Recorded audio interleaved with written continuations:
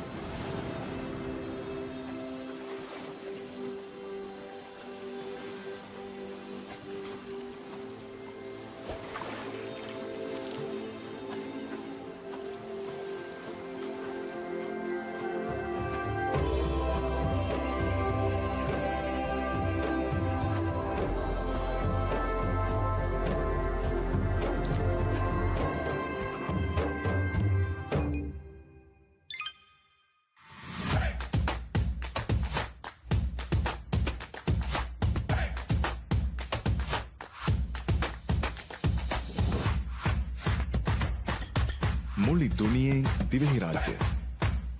උරීදුගේ එම්ෆෑසා මෙදුරිකෝ PayPal ගිහිතුමේ මිහාරු ලිබඩැන්නවන්.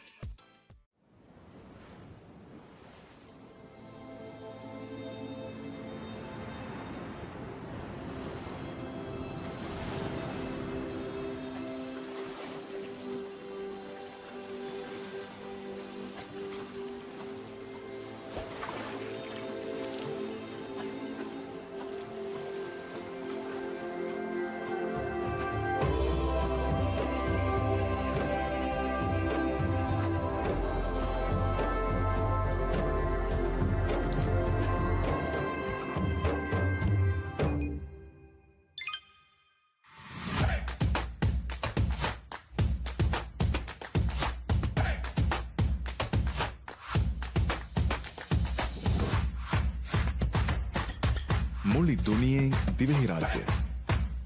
උරීදුගේ එම්ෆෑසා මෙදුරිකෝ PayPal ගිහිතුමේ මිහාරු ලිබඩැන්නවන්.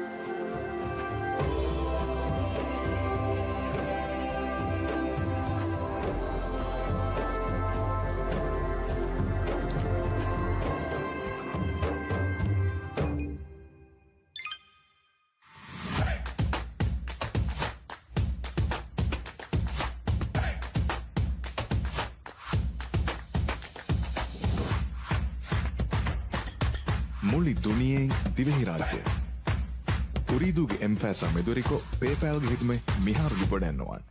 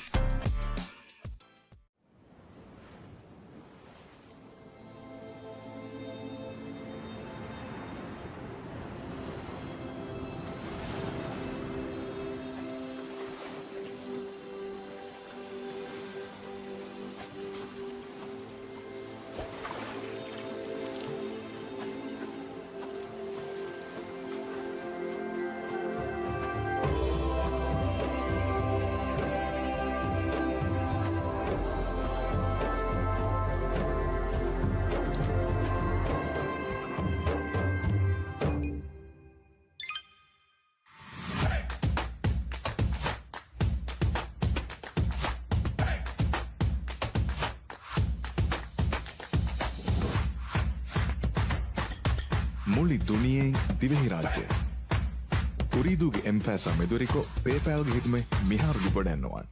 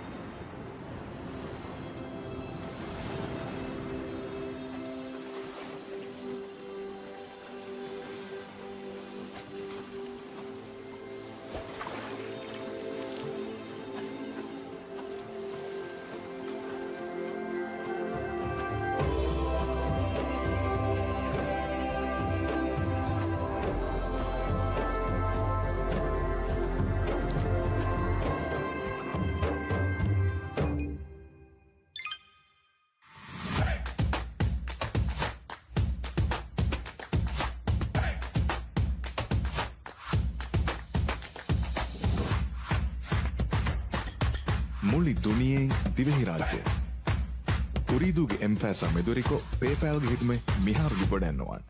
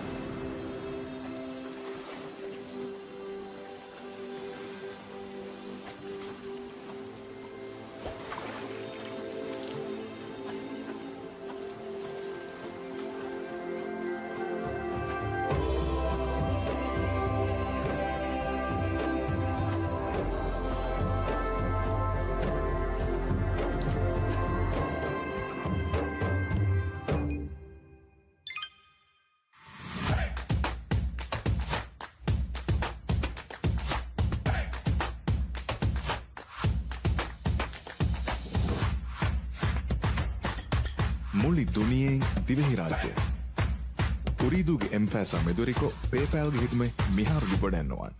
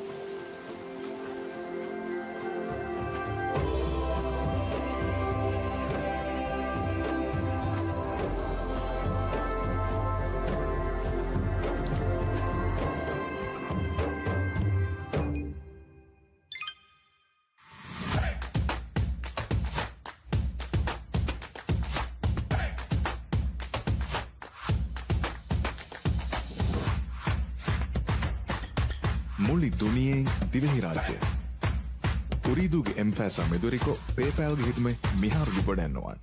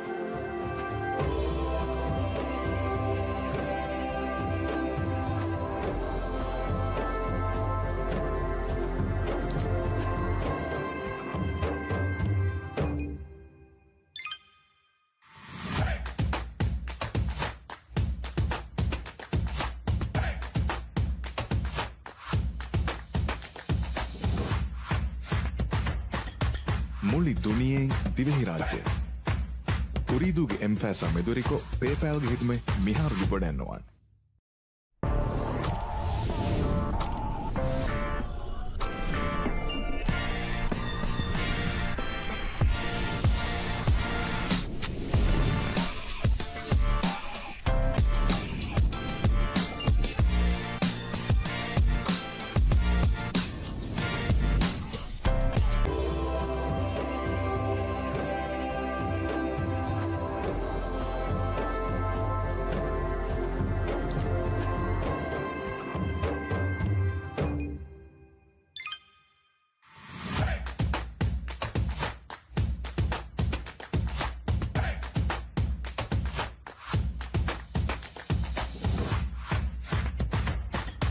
මුළි දුනියෙන් Dhivehi රාජ්‍ය Ooredooge M-Fasa meduriko PayPal ge hitme miharu lipodannuwan And welcome back once again to Ooredoo Nation Gamersland's esports flash series, Mobile Legends Bang Bang. So we're done with PUBG. Now we're here on Mobile Legends instead. And of course, I am your caster once again. It's Annie, and we're gonna have so much fun. We're already at the quarterfinals, so if you've been following our socials, you pretty much know how the roadmap has gone. So from 29 teams or all the way to the quarterfinals, we're gonna be seeing 8 teams play it out with each other on 4 brackets. So basically, well, like 4 best of 3s later on. But yeah, we'll see a roadmap later on.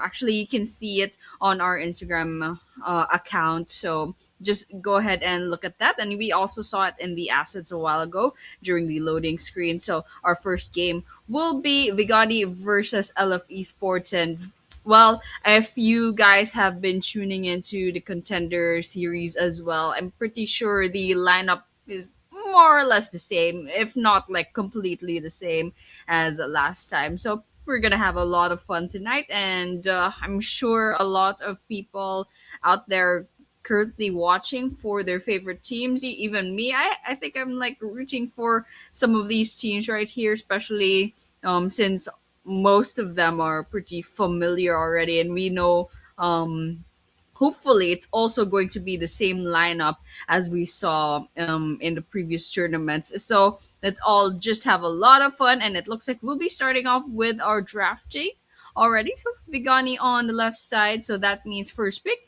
and then LF Esports on the right, which means a second pick. And just taking a look at the lineup, I'm pretty sure most of these are familiar names already. We still have Saini, Rafael, Yanyu, Lunar, I think Jordan Rules. I'm not very familiar, but to welcome here to Vigani, and also LF Esports. We got None, we got Dark, Mongrel, we have nobody in Sati. So yep, pretty familiar lineup here. Okay, we have our first ban actually on LF Esports. So either Vigani didn't get to ban first, or perhaps LF Esports is first pick. Okay, there we go. Vigani second ban. So this is basically, yep, they missed their first ban. So no problem right there. We'll just go ahead and see what the rest of the bans are gonna look like. Let me just I don't want to look a little bit too awkward. I have to squint as to which of these heroes are getting banned. There's a there's a character in LF Esports. She's kind of like she got her head twisted, so I kind of can't see much. But anyways, I can see LF Esports has banned Marcel, and of course, oh, is that Hirara? Wait, let me just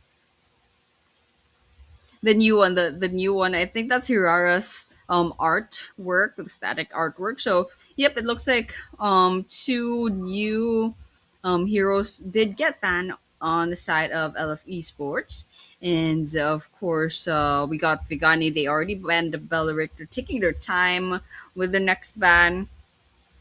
So let's just let them chill. We got like a half a minute left to go, so we don't have to worry too much. So let's just go ahead and see what they're gonna pick next. And pretty standard bans so far. So of course, as you can expect, most games they do like to ban the new characters, because no matter what game actually, as long as a hero or a character or a unit is new, they would usually make that unit quite strong, as to encourage players to use them for the first time, to maybe purchase them if that's part of the game. So to be fair, yes, LF Esports has banned the first two very, very newest characters. So Vigani did lose out on 2 bans. Not sure why. Maybe the players were AFK. I hope not. I hope they're gonna be waking up, or maybe this is strategic. I'm not sure. We can never tell. But yes, we do have our bans are done and dusted. We got Belleric on Vigani, and that's it. LF Esports has banned the Ikai after the Hirara and the Marcel, so that's what we're gonna be going with. So first pick, Saini will be taking the Atlas. On the side of LFE Sports, looks like Satsi will be going for the Claude. We got one more pick on the side of LFE Sports. And we got the gourd. And if you guys saw the contender series, I think more or less it's still the same meta. It's still the same season as the contender series maybe a month ago or so. So, yes, Claude, gourd, these are very meta picks. And okay, we got the Eudora going for Vigani, and we have the Ling. Amazing movement, amazing mobility from Yanyu's Ling over here. So um counters for Ling usually would go either Kufra or, man, I forgot the name. Um you know that hero where basically they have such an annoying ultimate where they just suppress you for so long. Oh my goodness. How could I forget that guy's name? Let me just check. Kaja. Yeah, Kaja. Kaja is also a a direct counter to Ling. But yes, so far Ling is quite a old hero, so they probably got power crept at this point, although a lot of players used to fear Ling. Right now they're all kind of just chill about the Ling. Right now they worry more about the Hirara, about the Marcel. Some people even worry about the Tsutia and the Kalia as well, but they've already been power crept by new heroes as well. So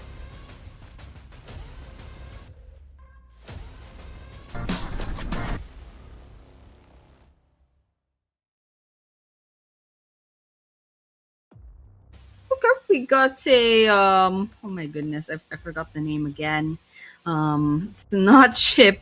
Wait, it's the one that spits you out. Hold on. Oh my goodness, I'm so rusty. That's Barats. Yes, the Barats ban on the side of Vigani, and then LF Esports will be banning that Carmilla. And then Vigani should be banning another unit after this. Go ahead. And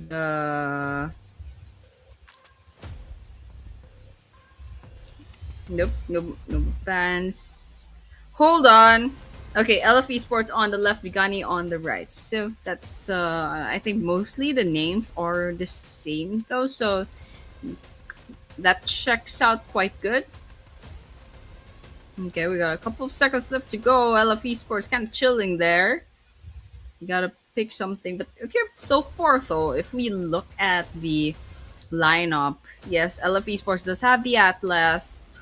We got the Eudora as well with a nice burst damage. I really thought Eudora wouldn't be usually used in the esports scene, but I did see one really good Eudora in the previous contender series, and it was executed so well. So you know what? I'm excited for this Eudora as well.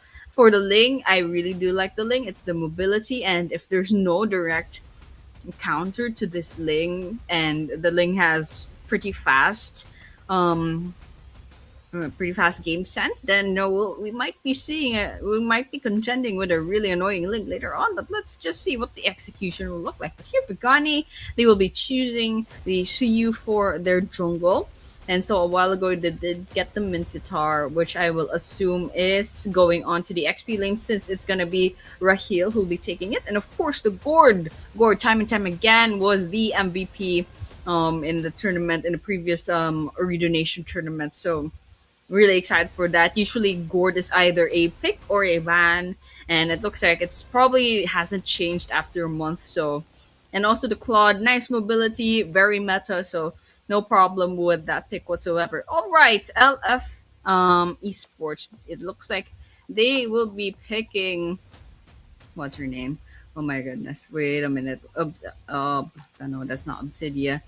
Let me just Melissa. Yes, Melissa. They all look the same. Oh my goodness. Okay. There's so many heroes already in MLBB. So Melissa will be taken by LF Esports. That's going to be the marksman. And then Rafael will be taking the Alice. So just looking at the lineup, we got Eudora probably mid lane. Sometimes people put Eudora on the XP lane just so Eudora can get that level 4 very, very fast. But usually Alice would be an XP laner because she's a little bit more sturdy, a little bit more tanky. So I would think this will be an Alice XP lane or Eudora mid Or either Eudora stays in the XP lane until level 4 and then they switch lanes. Alright, we got Vigani. They'll be using the Grok for their final piece of the lineup. So lots of sturdiness in Vigani. We got the Grok, we got Mintitar, and a little bit of Suyu, who's going to be absorbing a lot of that, a lot of the HP, a lot of the damage. All the while, LF Esports will be relying a lot on the Atlas, and hopefully Atlas will be tanky as well. So Atlas could be a tanky unit in this lineup. So that was it for their lineup. I'm really excited. I have no complaints whatsoever, and the picks have been meta, and it's all going to be on the execution. They're all pretty, well thought of. There's enough damage on both sides, and now all that's left is for the players to kind of outsmart each other. So let's just go ahead and see what the map is going to look like. Let's see if there's going to be a snowball situation. Let's see if we're going to have maybe an early game advantage on one of the teams all the way to the late game. So there we have it, ladies and gentlemen. Those will be our very first game for our quarterfinals, the very first streamed game for this esports flash series for MLBB this season, and it looks like we'll be on the map really quickly already. So no invades that I'm seeing as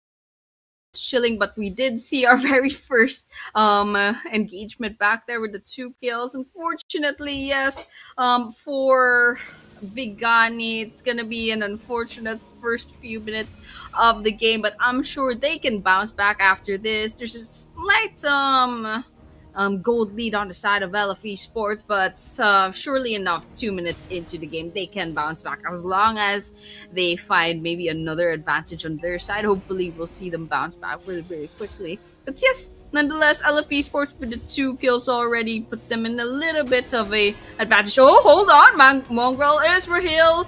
He's gonna be backing away, and it looks like Rafael managed to dive into the tower and unfortunately gets executed 1-for-1. But here on Turtle, we got a little bit of a dance happening. Hold on, Zany might be in trouble back here, taking out. Let's see which kills. Okay, nice going from Yanyu, using that ultimate to get away just in time. And we got the turtle. Let's see, it's gonna be a contest, and Yanyu does take the turtle for themselves. And Nanu might be in trouble. This is a 3 versus 1, and unfortunately, Nanu will be saying goodbye. Nice whole lightning shock using that Eudora. Nicely done. So there we go, 5-1 on the scoreboard, and unfortunately LFE Sports, yes, they do have a considerable goal lead now, and they're gonna be jumping into that top lane tower, and Sati unfortunately couldn't quite get away from that 3 versus 1, and 6-1 as of this moment. I don't like this look, especially for Vigani. But alright, we got Dark peeking in, and Raphael's already so tanky. Look at that level difference. Level 4, level 5s on the side of Vigani, and meanwhile, Raphael over here with the level 6. So, a little bit nerve-wracking. Even Nano's level 3 just turned level 4, by the way, so no problem with that. Gold lead definitely leaning on the side of LFE Sports. A while ago, it was just like a 600 gold lead. Now it's very defined now. It's about like 3k gold lead. Hold on, 2 versus 2 in the jungle right here, and Dark might be in trouble back there. And it looks like Dark will not be getting away from this. We got Yanyu diving into that turret, but the Atlas ultimate comes in, but will it help? Nope. It's gonna be Lunar who will be taking out Brock and Yanyu will be taken out by nobody, unfortunately, and this is a 3 versus 1, and Lunar does get taken out. Nobody gets the double kill, and with the Minotaur is going to be going for this. We got a little bit of a stun action. Left field is not going to be able to tank this. Nobody gets a triple kill. Nice job from Vigani, bouncing back just a little bit, but there's still a clear goal lead, so Vigani has quite a long way before they can catch up to LF Esports. So now that gold league is looking a little bit better. We got a 1k gold lead and they closed the gap. Vigani closed the gap just a little bit. This is what I'm talking about. We're still like 4 minutes, 5 minutes into the game, so a lot of things can still change, and nobody has been doing so well punishing LF Esports for diving just a little bit too much, and they're using the towers to their advantage. They're using nobody to their advantage as well, knowing that nobody has the best bet in the early game. That's what the junglers are for. But here, Vigani, Nanu try to poke at LF Esports as of this moment, but you can see they're not really overextending just too much. We got Rafael and Nanu just are a little bit of tankiness going about. We're not gonna be seeing any initiations from our damage dealers. So just a bunch of pokes here and there. A little bit of a stun. You're dancing around a turtle. And I guess they're not going to be starting off with the turtle. They're just waiting for any of these main damage dealers to make a mistake, and then they'll get started on the turtle. All right, we got a stack. We got a 4-4-5 stack, and nobody's up top, so that makes me a little bit nervous. Speaking of nervous, Ganyu does get dark, and so that's one less person on the side of Vigani. So it looks like LF Esports will be starting off with a turtle and Suyu, and nobody is way over there, so they can't contest that. Yanyu easily takes that second turtle, but Jordan Rules, however, gets one kill on Bag. One down inside of Vigani. 10-4 on the scoreboard. 2k on the gold lead, so it's not that stretched out yet. LF Esports, they still have the advantage, but alright, we got Yanyu kind of peeking in, using the ultimate, and Saini's just right around the corner. Being able to save. Oh, gets one. Nobody gets taken out of that picture from the stun. So nice job going. All right. Okay, Zati and Nanu are actually here. They're trying to do something about it. Get that revenge kill. Lunar almost loses their lives. However, Yanni is just a tad bit faster. Zati loses their lives, and Nanu will be punished for that. Double kill for the side of Yanyu for LF Esports. They got 13-4 on the scoreboard. Vigani needs to bounce back here. They did a little bit well. That one team fight where nobody got that triple kill. That was supposed to be their break, but unfortunately, LF Esports, they're pulling a lot of pressure right now. They're pulling a lot of pressure, and Vigani, they can't seem to bounce back that good.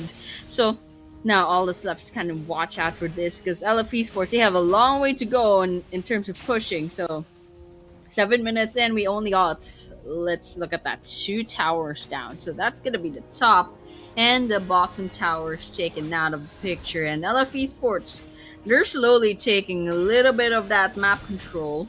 I think they'll be starting off, they'll be trying for that mid lane as of this moment. LF Esports, they're looking for an entry point. We got half a minute left to go before that next turtle, but looking at that the time, I think this is just gonna be a turtle that's like there for a couple of seconds. It's gonna turn into a lord. After that, we're not gonna be worrying about that too much. I'm sure they can't get that turtle in just 1 second. That's a 1 second turtle, I'm telling you. 1 second turtle. Ooh, okay, they'll be starting off with the turtle. Hold on, I think that's gonna be possible. Alright, there we go. We got the turtle. I was wrong. Okay, hold on, however. What's happening over here? Vigani does get taken out one for the Atlas, but Dark will be chased down anyways. There's another one that's about to lose their lives. Oh, Mongrel Rahil jumps in. Unfortunately, LF Esports has already disengaged, but up top, Saudi might be in trouble over here, and Saudi gets that 1 versus 5, but still they managed to get away. Raphael's just a tad bit faster, however, in the noggins. So Raphael does take that kill for themselves. 15-4 on the scoreboard as of this moment, and not looking good with Gani, no matter how you look at it. Yep, we got nobody peeking in, and I think nobody should not be there. There we go. LFE Sports finally taking that mid lane turner. Hold on. Dark is in trouble. Atlas does take one on. Who's going to be following up next? Will there be a next casualty in Vigani? It looks like it won't be the case. We got a disengage on the side of Vigani. Oof, what a first game, ladies and gentlemen. The Yanu's not even over just yet, Mongrel. That is the XP laner going down like butter. What is that XP? That's tankiness is not doing it, and Sati just getting deleted off the game just like that. Not looking good. It's not looking good, ladies and gentlemen. We got a very clear gold lead right now. Nobody can deny that gold lead right now. Got 32.8k on LFE Sports, 34.8k on Vigani. Oh my goodness. And there we go. Nanu says goodbye once again. 21 kills on the side of LFE Sports. Not even the Grok stands a chance. Not even the Grok, ladies and gentlemen. Oh my goodness. Well, we'll just have to keep watching. Let's see if LFE Sports can finally end this once and for all. They're just taking out towers after towers. It's just objectives as of this moment. 10-minute game. It's not really a snowball in the traditional sense, but okay, we got the first Lord 10 minutes in. Did they change the meta? I think they did, because there we go. We're going to be starting off with that Lord. Let's just a little poke. But nope, they found Suyu. They found nobody, and they're trying to give the chase. Dark manages to stun them just in time, and that Lord's gonna be taken care of really quickly. And let's see if Bigani will try to engage, because that's not gonna be a good idea. You'll need all of your players to defend your base in this situation. Not looking good. Definitely cannot make any mistakes, especially for the side of Vigani. And you can see LFE Sports are just poking here and there, but they have all the time in the world to try to take this fight. And there we go, Mongrel and Nanu half health right now, but Jordan Rose gets taken out. That's the main damage dealer to LFE Sports. Now I'm kind of curious, can they actually get this? Okay, we got the Eudora down as well, so where is the damage coming from? So nobody takes out the Atlas as well. Oh, hold on, we got the Ling. Yanyu tries to give the chase, but unfortunately, Vigani has already disengaged. And they're off to the Lord up top. So, nice defense from Vigani. I don't know if Vigani got LF Esports, by surprise, or maybe it was just the fact that they took out Jordan and Lunar first, but they got the breather that they needed. I don't know if Yanyu could have basically carried the damage back there, but Vigani, they definitely bought a lot of time. If Jordan was still alive early on into that team fight, then it would be a lot harder for Vigani to defend at that point. And considering the fact that Vigani wasn't tower hugging, wasn't base hugging during that defense, it was definitely a ballsy move, but it worked out really well because the defense was amazing. They didn't even lose any players, as far as I can remember. But hold on, okay, we got a little bit of a 5-man stack out the bottom, and it looks like Dark will be first. Oh my goodness, Mongols the heel is gonna be following up. Grok, nice stun, but it's not gonna be helping, especially with nobody following up after that. There's 4 down rather on the side of Vigani. It's just Sati, and everyone else has half a minute left to go before they respawn. I think the fastest 14 seconds. That's gonna be Dark as well. So okay, we got the Savage. Hold on, what in the world just happened, ladies and gentlemen? Just before the very first win of LF Esports, we got the Savage. What just happened back there? Oh my goodness, LF Esports, Jordan especially, amazing execution from LF Esports for very first quarterfinals match. What a showstopper. What a standard raised from LF Esports. 26-7 on the final scoreboard. Congratulations on this best of 3, by the way. So LF Esports has one more game left to go to prove themselves, and they can go ahead and move forward to semifinals. But these are our stats. Yes, most of the objectives does go on to LFE Sports. We got the 6 hours, we got the one Lord, and we got the three turtles going to LFE Sports. And we finished this off in 12 minutes, less than 13 minutes as well. So looking at the KDAs, we got Jordan and Yanyu kind of have a lot of kills on their side.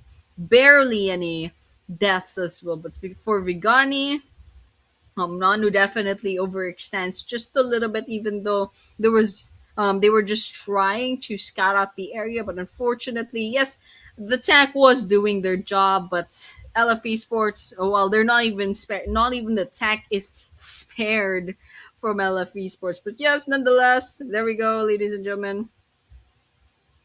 Let's go ahead and see maybe some other stats. Okay, we got the MVP of the game. It's gonna be Yanyu. So with the 8 to 1 to 11 on the KDA, I believe probably I think Jordan has one more kill, but the calculations, especially for the junglers, should include the lords and the turtles as well. So Yanyu did a really good job in terms of objectives. So nice, very very nice build as well. We got the Blade of Despair for a lot of damage around the last. We got the Endless Battle. We got the Has Claws for that life steal. Of course, we got the Berserker Fury for that damage, for a huge chunk of damage. They didn't even get their sixth item. So nice job. And this is our item timeline. A little bit messy, but yeah, we got a couple of boots at first, and then got Yanyu with their first Berserker's Fury at 3 minutes, of course. Blade of Despair at 9 minutes. Jordan Rules. We got the Corrosion Safe. We got the Windtalker at 6 minutes. We got the Boots at 8 minutes and 9 minutes. We got the Has Claws for Jordan Rules. And of course, the Berserker's Fury at 12, but they didn't need that at that point. That was just extra sprinkle on the top. For the rest of them, we got revealed full tankiness on that build. So that was pretty much just a tank Alice build that we've seen. Okay, there we go. Let's go look at some what Yanyu's rotations look like. So basically, just the jungle, normal jungler behavior back there. Kind of just chilling, going around the map. And you can see the map control that LFE Sport has been using. They're going slow but steady. They're not overextending, and they're making sure that they win the game, being playing as safe as possible. And that was actually the safest snowball that I've seen so far. It's quite amazing, actually. So congratulations once again to LFE Sports for a job well done. So well, I think that should be it for our assets for this time around. So we should be seeing our match number 2 after this, because this is a best of 3 on that quarterfinals. So just go ahead and reset things really really quickly at the back, and then we'll be going on to that's what do you call it, the drafting phase once again. So that lineup. I'm just thinking about what the bands will look like later on, because there's a lot of really good heroes on that lineup. Actually, on both sides, a lot of the heroes were really good, but it was all in the execution, especially on the side of LFE Sports. I think Vigani just needs a little shaking, maybe a little bit of coffee to wake them up really, really quickly. So yeah, that's it for the side of Vigani. There is some improvement that could be had, but then it's probably not going to be in the lineup and more on the execution. Maybe it's also the snowball that happened at the start. Perhaps that's also a what you call it. It's also one of the factors as to contributing to what happened back there in the first match. So hopefully we see some improvement on Vigani in this next game. So they're gonna be first pick this time around. Their first ban is gonna be the Marshall. LFE Sports will be answering back with a Belleric ban. Once again, I think this is still the same ban from the first time. And if I remember correctly, LFE Sports wasn't banning. They literally only banned Belleric. I don't know what they have against Belleric, but they banned Belleric. And that was their only ban. So you know what? guys. Don't pick the Beller. Okay, we got a nice respect band with the leg back there. Bigani. Perhaps the Eudora next. And okay, we have LFE Sports. They'll be banning that Atlas. That Atlas actually took out some players and like basically got the stuns just when it mattered. And LFE Sports, they want to play it safe this time. You saw the previous game, LFE Sports, for a team that won so well with their snowballs, they actually play quite safely, which is surprising, which I kind of like. So there we have it. Vigani will be banning that Hirara, I believe it's Hirara. Kind of looks like Jushin, except tilted just a bit. That's why I was a little bit confused as at first. I had to look up Hirara's official art. So LF Esports will have their next ban. And just thinking about what Vigani could do later on. Hmm, nobody did really well actually. Nobody's Suyu was amazing. They got the triple kill at first, but unfortunately, it's just not doing well in any other aspect. And it looks like Flash is 025 will be joining in for Regani this time. For LF Esports, let me just take a look at their lineup. Looks like Shizuku will be joining in as well. So, um, I guess this is gonna be fine.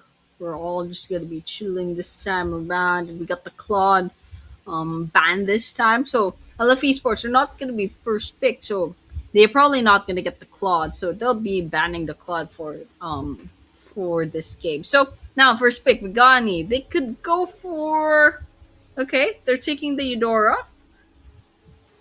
Okay, not a bad pick. If you can't have the Eudora, then rather if you can't ban the Eudora, then you take them, you pick them. Especially if you first pick. But LF Esports will be getting that gourd because the gourd was open, but Vigani would rather take the Eudora. So both are good. It's just gonna be on the execution. We got LF Esports Refuel with the Uranus, very tanky. You don't want to put a you don't want to be up against an Esmeralda if that happens. But Esmeralda, I don't think Esmeralda is that meta anymore. Okay, we got Flash taking that X-Borg. And we should have another pick for Vigani. And that's gonna be Beatrix. Mongrel will be taking the Beatrix. LF Esports. Anything goes. Anything goes. They can pick anything they want right now. So if I'm gonna be assuming Uranus will be in the XP lane, and okay, we have the Melissa. Did Melissa? I think Melissa got like a little bit of a buff, or maybe Jordan just really likes Melissa. So there we go. We got the lineup so far: Beatrix versus Melissa. We got gold laners, and then the XP laners, which I will assume it's gonna be Uranus and the X-Board, but things could change, especially since these heroes are quite flexible. But Uranus typically goes to the XP lane, and X-Borg could go.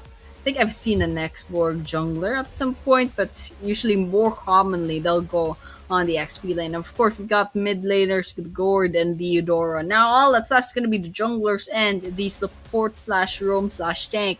And we're going to be seeing those bans really quickly. LF Esports will be going for the roam bans. They got the Akai.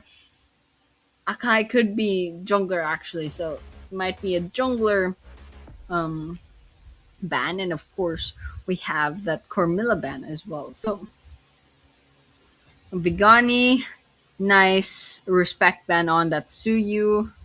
Definitely don't want to give that off to. Hold on, that's nobody got Suyu, so they're just banning Suyu for no other reason whatsoever. So Vigani, they should have one more ban, or did we just go to picking? Okay, we got a couple of seconds left to go.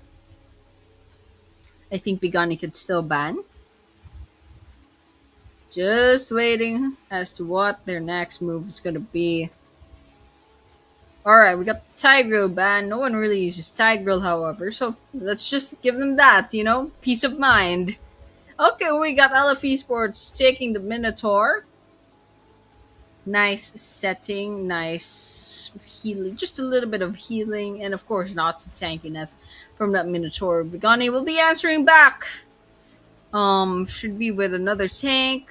Could be the Grok, could be anything goes actually. Okay, we got the Guinevere Rome probably.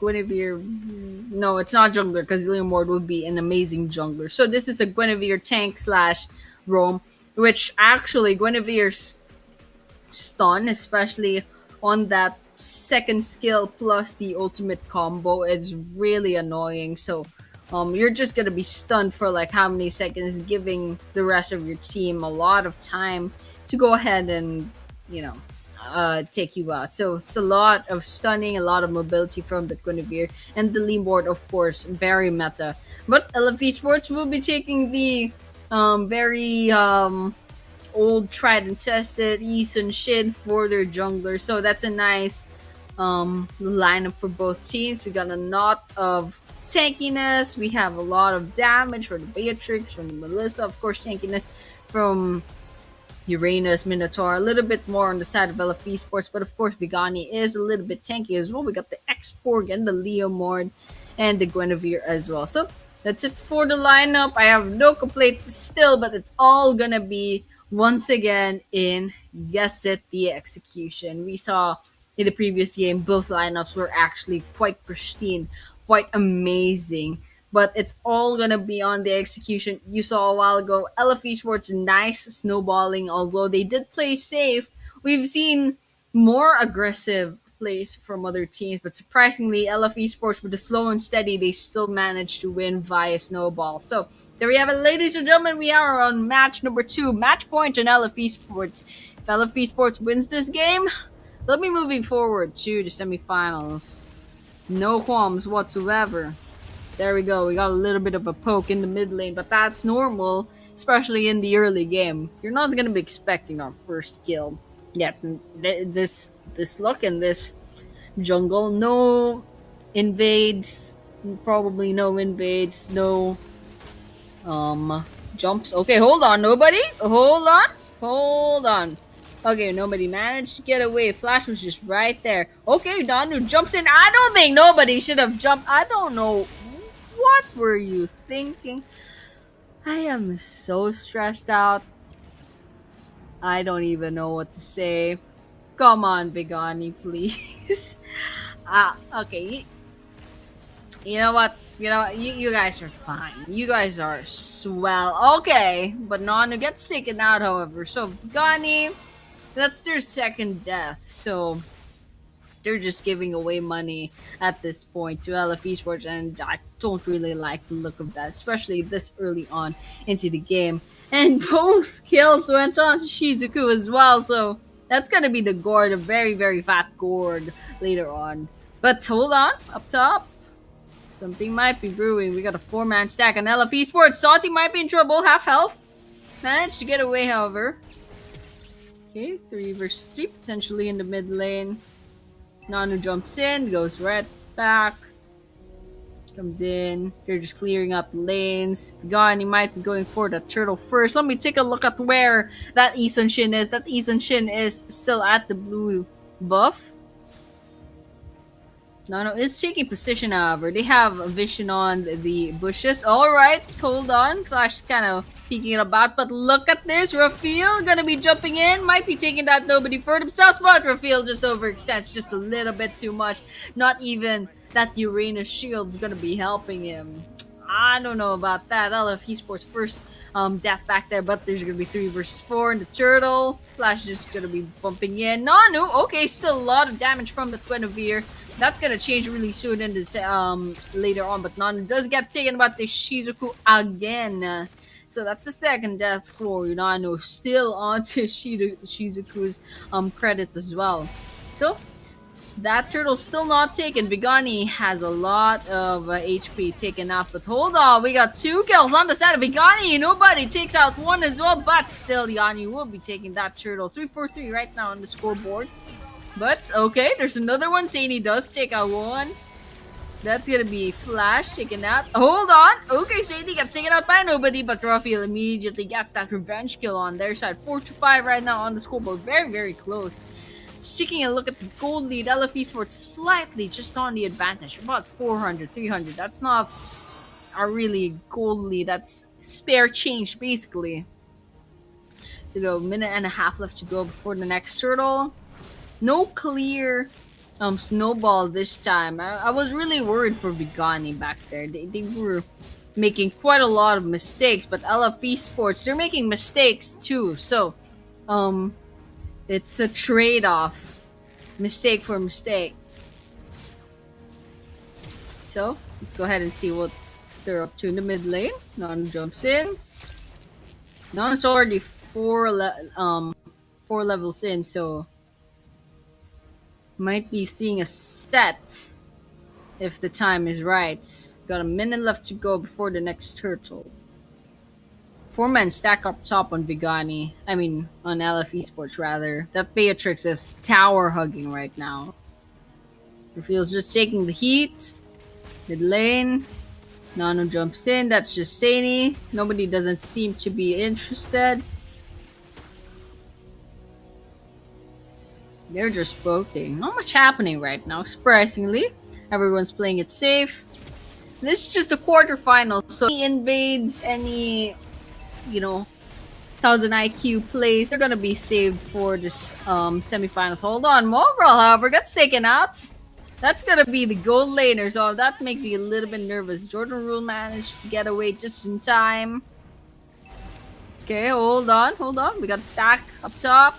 They're just poking. Okay, we got the Gord ultimate coming about. No kills, however. Nanu managed to get away just in time.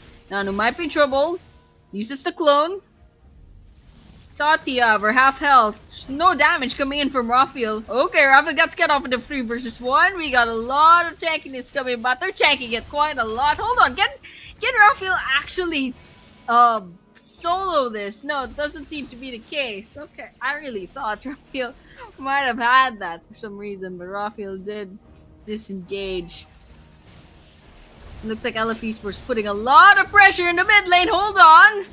We got that ultimate coming about and nobody in Flash gets taken out. So that's 2-0. LF Esports won that team fight back there. And now there's a clear distinction between the two teams. 4-9 on the scoreboard favoring LF Esports. We got 2k gold lead for LF. Yanyu does take the turtle. That gold lead's gonna get a little bit bigger. And now there's an invade on the red buff. Sati's poking it, trying to see if they can get that red buff, but doesn't seem to be the case. Oh, Mongrel does take Jordan Rules. That's the marksman. Not really good look.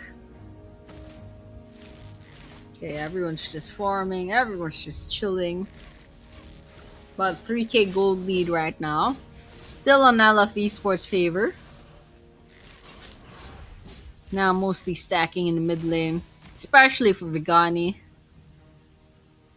And we got the Lord coming up.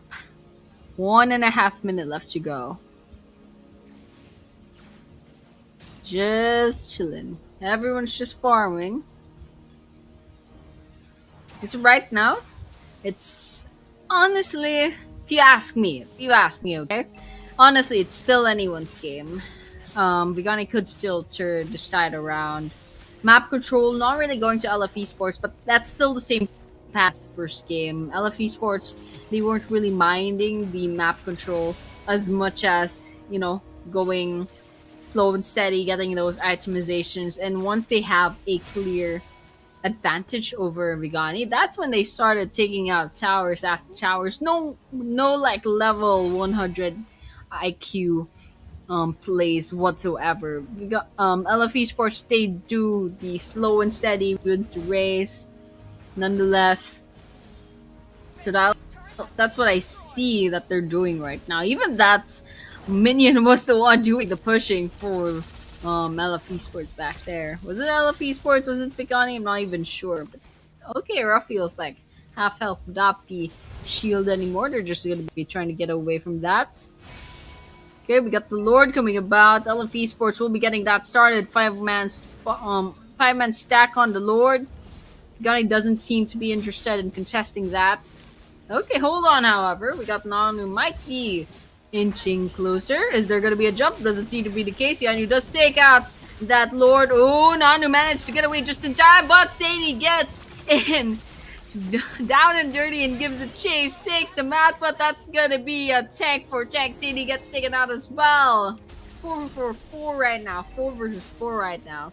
And that Lord's gonna be marching all the way down.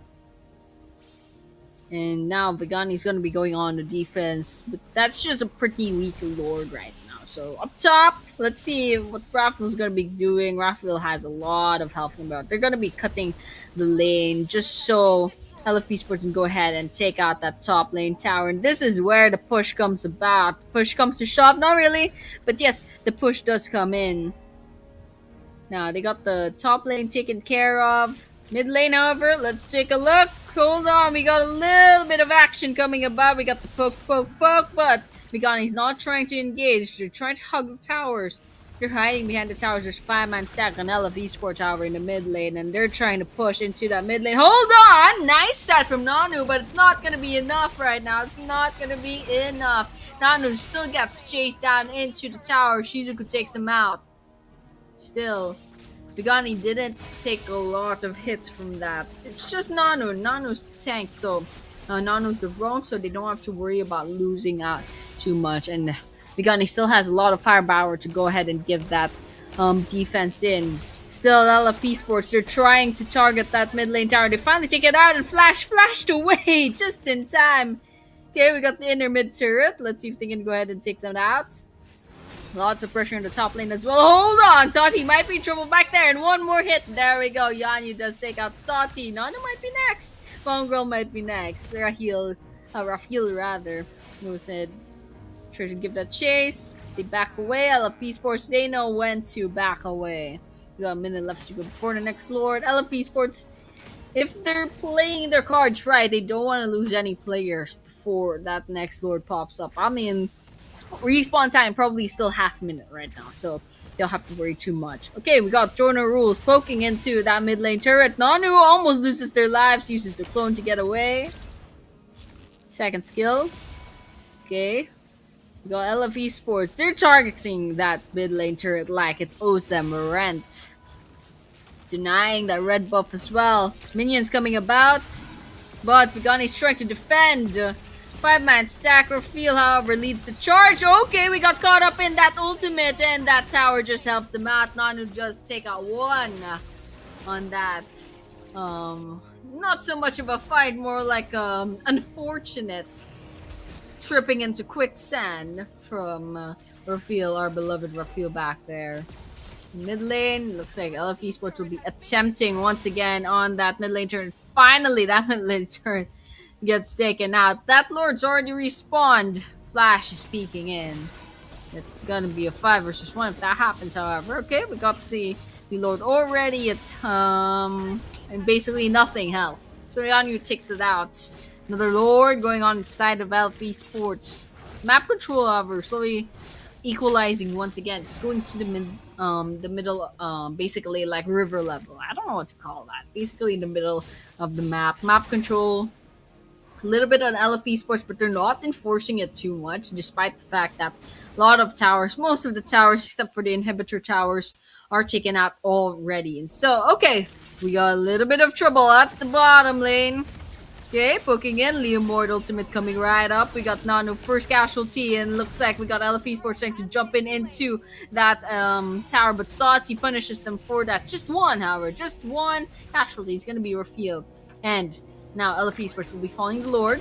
Mid lane, Vigani going on for that defense. Gord ultimate coming right about, but no casualties from that. Flash half health, and I think that's going to be our first casualty. Flash taken out by Shizuku. That Lord's already out of the picture. Nobody tries to give the chase, but Yanyu, they'll be getting away with their lives. Another wave of minions are coming right up. Okay. Now it's all about slow and steady wins the race. Taking out that inhibitor turret. Vigani jumping in, jumping right back out. Just in time. Minions going on. Putting a lot of pressure on Vigani, but Vigani's fighting back. You're defending quite well. 13 minutes already. A little bit longer than our first game. So nice defense so far. Even up top, those minions are already on river level. Okay. Looks like LF Esports backing away for now, saving their strengths, waiting for that next lord to help them out. Now, Gani, they could take this time to farm as much as possible. They're still level 13, so if LF Esports wants to win this, they cannot allow Vigani to catch up in terms of items, in terms of levels. Quietly, that Lemord Sati is trying to push the top lane, but Yanyu already smells that. Okay, they're just a little bit too late in that. Trying to take out Lemord, trying to take out Sati. Yanyu, Nanu's there. Four men stack up top. Let's see if they try get one. Alright, Nanu spends their little dash. Okay, not much. Just chilling. LF Esports already taking position on the Lord. 10 seconds left to go. Checking bushes. Okay, Nanu jumps in, jumps right out. Or the spawned. LF Esports already in position. Taking out that Lord. Bit by bit. Flash is just right around the corner, but hold on. Who takes it? Oh, it's gonna be Yanyu who's gonna be taking the Lord. I really thought Rahil took the Lord, it was just a tower, but okay, we got Yanyu and LF Esports getting another Lord on and checks out Nanu. Will there be another casualty? Ooh, Sati's trying to get back into the base, but unfortunately gets caught up by a 5-man stack. Okay, well, Sati managed to get away. It looks like they'll be punished for that. It's an unfortunate positioning for the side of Bigani, and there we go. We got the Lord in the mid lane. There's three down rather, on the side of Bigani, and defending this is probably gonna be hard, especially with just Rahil and nobody in the scene. And it looks like just like that, LF Esports will be easily taking this not so easily, actually. Hold on, we got a nice defense from Vigani. What just happened back there? We gotta wipe out all of a sudden LF Esports. I just blinked and like, hold on, why is everyone from LF Esports gone? What just happened back there? Oh my goodness, just a tad bit of a mistake, unfortunately. So Shizuka managed back away just in time. So Vigani, nice defense from their side. LF Esports will have to find another way to end this. And as long as Vigani keeps on defending, it just gives them a little bit more opportunity to try to catch up in terms of XP, in terms of itemization. And LF Esports, they're losing their opportunity to end this game easily. If this hits 18 minutes, it's going to be anyone's game once again, especially if Gani has a lot of items already. Especially if Mongrel is going to get those items. It's just going to be hard to beat them already. Hold on! Okay, Shizuku gets shut down. Rahil gets a lot of money from that, but Yanyu does get the shutdown as well. They got the double kill, so like 2-for-1 trade right now as of this moment. So I don't know if that was a win for Gani. If they didn't lose Rahil, it could have been a little bit better. But Rahil did get a tad, quite a bit of money from that situation, especially with the shutdown on Shizuku. So hopefully, let's just cross our fingers. Hopefully, let's see LF Esports try to win this using this push. Okay, hold on. We got a 4-4-1 stack on Nanu, and Nanu, okay, managed to get taken out, and there we have it, ladies and gentlemen. Finally, LF Esports managed to finally end this game. They'll be moving forward to semifinals, ladies and gentlemen. Congratulations to LF Esports once again for a nice victory. There were a lot of hiccups on that second match. And I mean, the first match there was like maybe one or two hiccups. In the second match, on both sides, actually on both LF Esports and Vigani, had quite a lot of hiccups. So most of them equalized, but this time around, LF Esports, they do have the advantage. So game time, 17 minutes and 38 seconds. Slight goal lead on the side of LF Esports. You saw Vigani a while ago. They actually tried to catch up. Not enough. LF Esports managed to end the game just in time. So Turtles and Lords all went to LF Esports this time. So most of the objectives went on to Yanyu. So congratulations once again to LFE Sports for a job well done. The MVP is Yanyu once again. The KDA of 7-1 to 10. As once again I say, since the previous game with the Ling junglers, their objectives also gets calculated in the scores. So the MVP, despite the fact they just got 7 kills, pretty sure some of the other players have better KDA ratios, but still Yanyu did a really good job in terms of objectives. Here's our item timeline. We got a Sky Piercer from Shizuku. Good, I think that's a really good bet. They started off with a glowing wand, and then they have Sky Piercer at 8 minutes. So Shizuku got a lot of damage, a lot of kills rather, in that match. So that Sky Piercer is going to be stacking quite a lot. Just taking a look at the rest of the item timeline, I'm not seeing any other Sky Piercers other than that. So Raheel actually took that Blade of Despair. That's the first item at 4 minutes. Jordan took this Corrosion Scythe, just like in the previous game. Okay, let's look at the heat map for Yanyu. And it looks more or less the same as their Link performance, just going around mostly on their side of the jungle, keeping themselves towards where the map control is for the team. Slowly but surely, steady, slow and steady wins the race. Once again, that's the motto of LF Esports, as I've seen in the quarterfinals. But I'm sure it's gonna look a lot different in maybe the semifinals later on. Right now, what I'm thinking right now in the quarterfinals, most teams. Sorry about the motorcycle. That should be illegal. Those motors should be illegal. But yes, usually in the quarterfinals, people will try to keep their best cards to themselves until maybe the semifinals, finals. But of course, that was our very first match. Congratulations once again to LF Esports, and of course, we'll be moving forward to our next brackets after a short break as usual. So, guys, do not go anywhere. We'll be seeing you soon in a few minutes.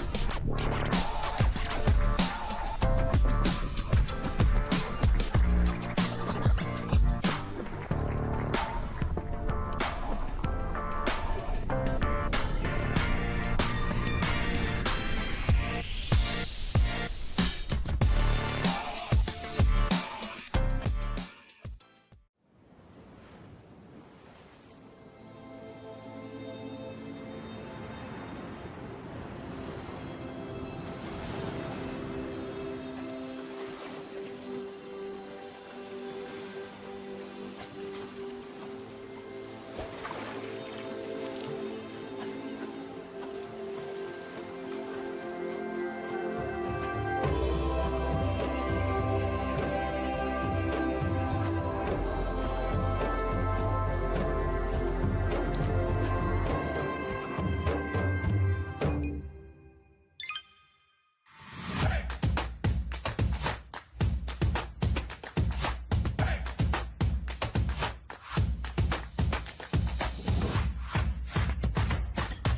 මුළි දුනියෙන් Dhivehi රාජ්‍ය උරීදුගේ MFASA මෙදොරිකෝ PayPal හිතුමේ මිහාරු ගොඩන්නවාන්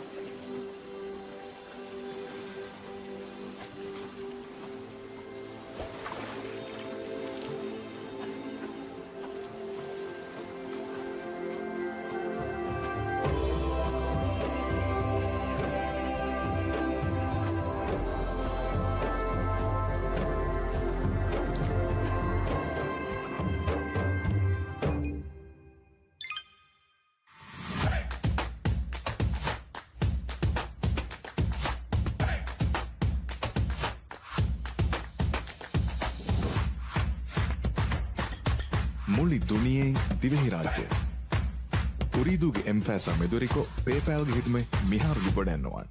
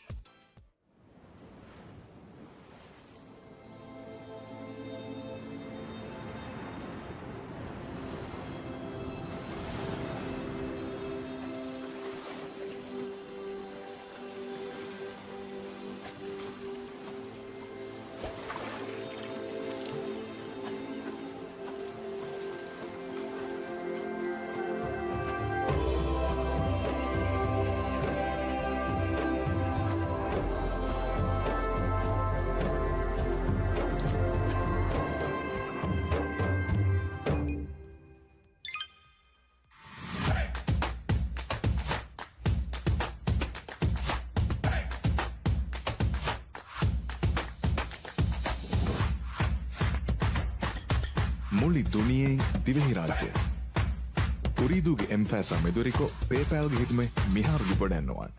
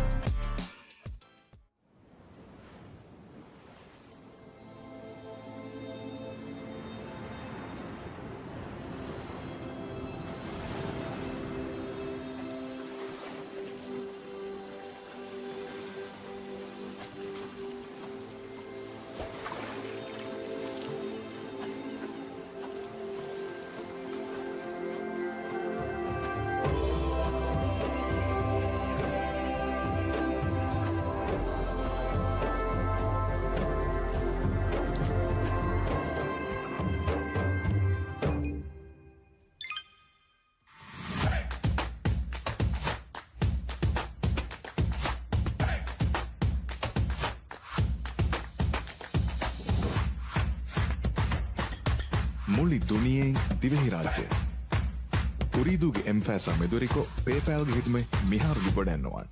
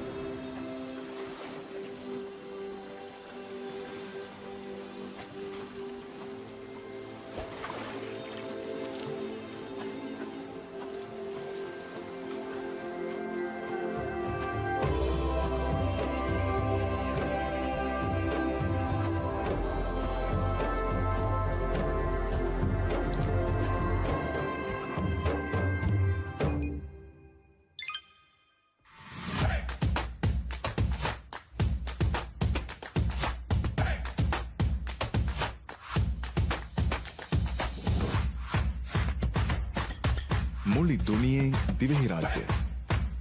උරීදුගේ එම්ෆෑසා මෙදුරිකෝ පේපෑල්ගේ හිතුමේ මිහාරුදි ගොඩැන්නවාන්.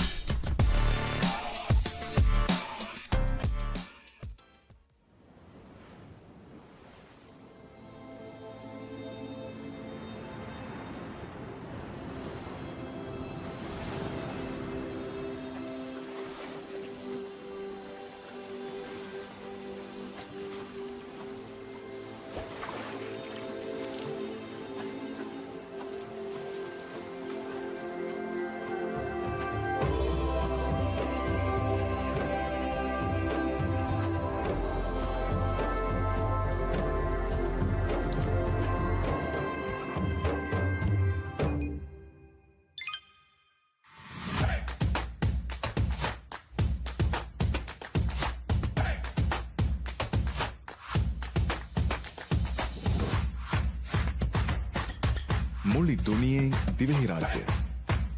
උරීදුගේ එම්ෆෑසා මෙදුරිකෝ පේපෑල්ගේ හිතුමේ මිහාරුදි ගොඩැන්නවාන්.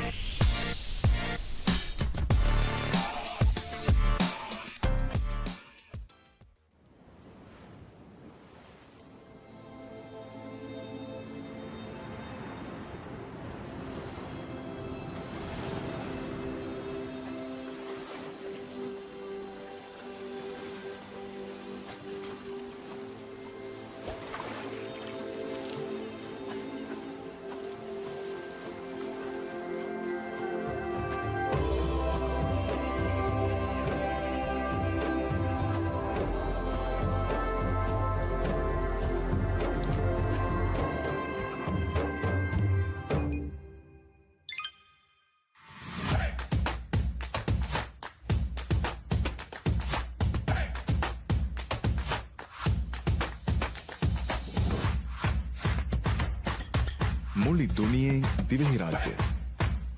උරීදුගේ එම්ෆෑසා මෙදුරිකෝ පේපෑල්ගේ හිතුමේ මිහාරුදි ගොඩැන්නවාන්.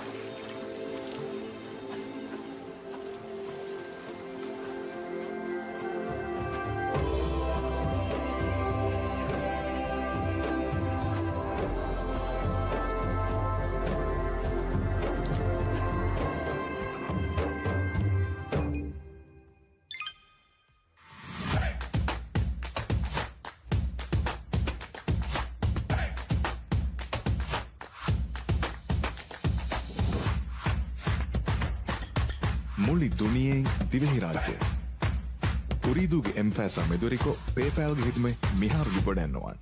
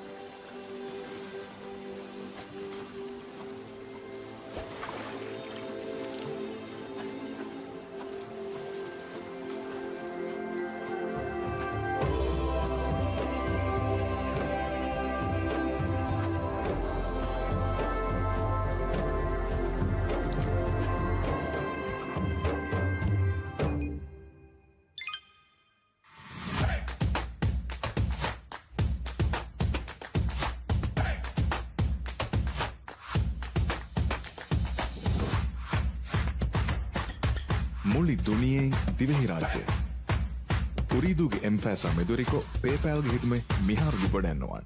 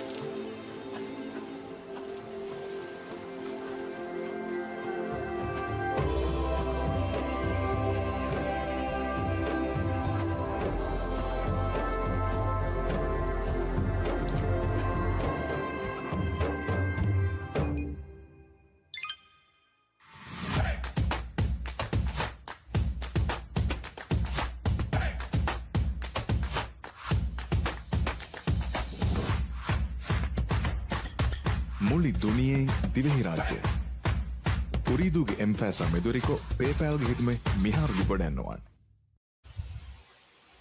We're back once again after a pretty fast first bracket, and of course, we're moving on to the next bracket of this esports flash series under Ooredoo Nation Gamers Land, which is going to be our MLBB, our Mobile Legends Bang Bang tournament. So, yes, we did see LF Esports move forward to the semifinals, and now we are going on to our second bracket, which is going to be Banas versus LNN SLFO. So, you guys know we got our champion from our contender series playing about on this bracket. So now I'm really excited to see what they have for us here. So just taking a look at the brackets, which was published in our Instagram account. Yes, mostly sweeps actually. For the first three brackets, Actually, all the teams had pretty much sweeps during their single eliminations. It's just gonna be our fourth bracket where both teams that are gonna be playing on the fourth bracket, they did have like a 2-4-1. I don't know if it was a reverse sweep or whatever the situation was there, but yeah, it's gonna be a little bit tougher for their side. So there we go. We have our quarterfinals once again. Bigani. Okay, never mind. Banas. I just realized I'm like, oh, that's not Bigani. Okay, but Banas will be getting the first pick, and they already banned Marcel first and foremost, and followed up by the Yuzhong. SLFO will be banning the Diggy, and then next up, we should see another ban as well on the side of SLFO. I mean, I'm just looking at what's open as of this moment. Okay, we have the Hirara ban, of course, just typical bans. Take out the early, not rather early, the new heroes at first because that's where all the buffs are right now, just to promote the characters. And on the esports side, it's banned, especially in ranks as well. I'm pretty sure Hirara, Marshall are still getting banned pretty often. You'll find the Hirara pretty used maybe in the lower ranked games where there's no banning yet, or maybe in classics. But yes, we do have our banas will be going on for that Isun Shin ban. And of course, SLFO will have their one final ban on their side. Let's go ahead and take a look at as to who that very last ban is going to be. So, Midnight could take that Granger once again if they are using their usual lineup. So it hasn't gotten banned by Bana, so it's possible. Okay, SLFO will have that Florian Bana. I don't know why, but I guess they don't like healers. Bana's first pick. Anything goes. There's lots of votes open. Atlas is open. Gord is open. Wells is open. I mean, the Isenshin is gone. Okay, we got the Suyu. First and foremost, they'll be going for that jungle. Banas. SLFO will be answering back. Let's see. We do have the Sicilian Carmilla combo that's still possible. And, of course, Midnight's Granger is still possible as well. Okay. I think safest bet probably go for the jungler first. Okay, we got the Eudora coming about. So Eudora slowly but surely making themselves known in the esports scene rather. And we got the Atlas, which is really good for the Eudora. So I believe Eudora skills as compared to years ago, Eudora skills was mainly like just targeted to one hero. It's just like that kind of burst from Eudora. And then after the remake, if I'm not mistaken, a lot of her skills are actually AoEs right now, like technically AoEs. And then the Atlas is really gonna help out quite a lot with that.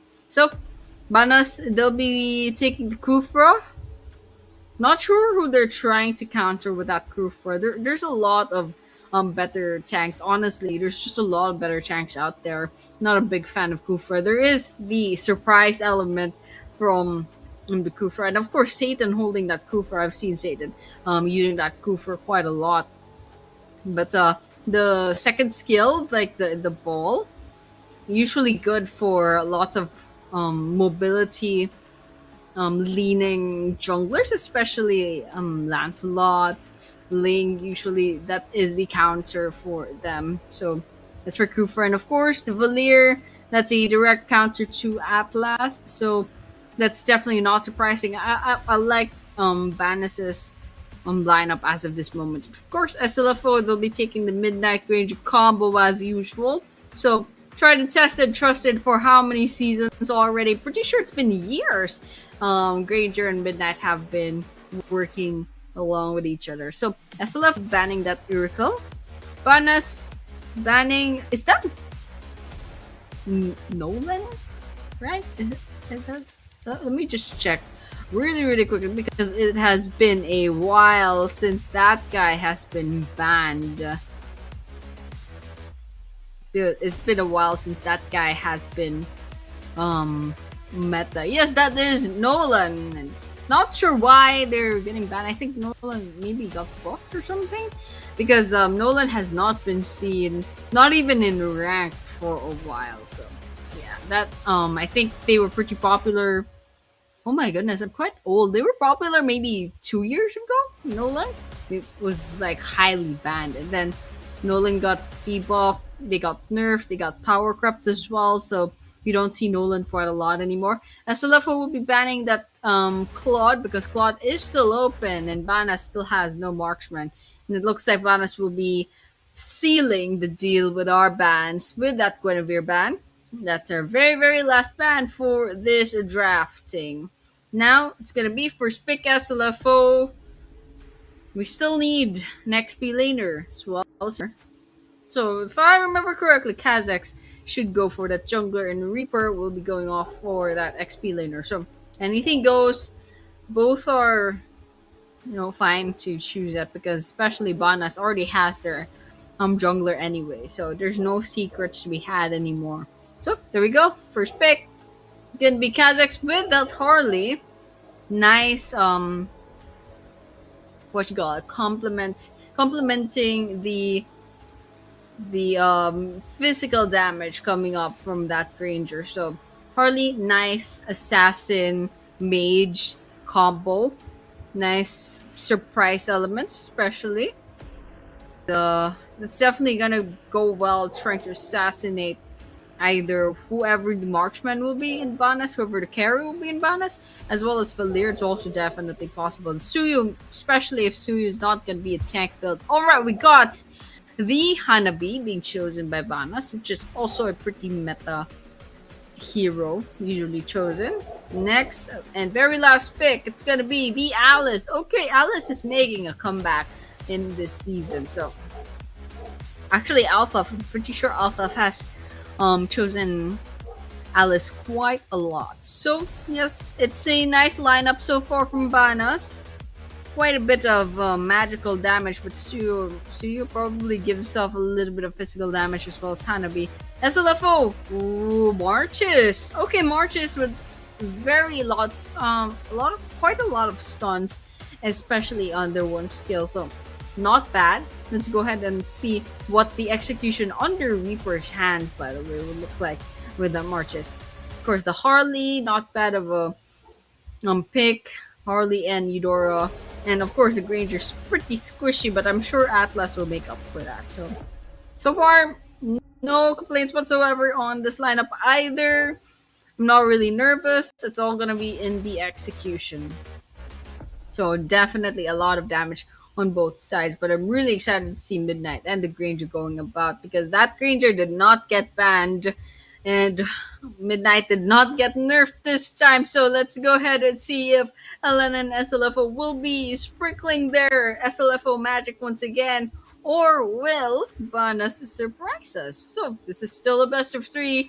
Whoever gets to 2 victories first will be moving forward to the semifinals. And so, no pressure whatsoever. It's still the quarterfinals, but I'm definitely hoping that SLFO will defend their title as the champions for. I'm not quite sure if they won the last Flash series. All of these tournaments are actually blending together for me.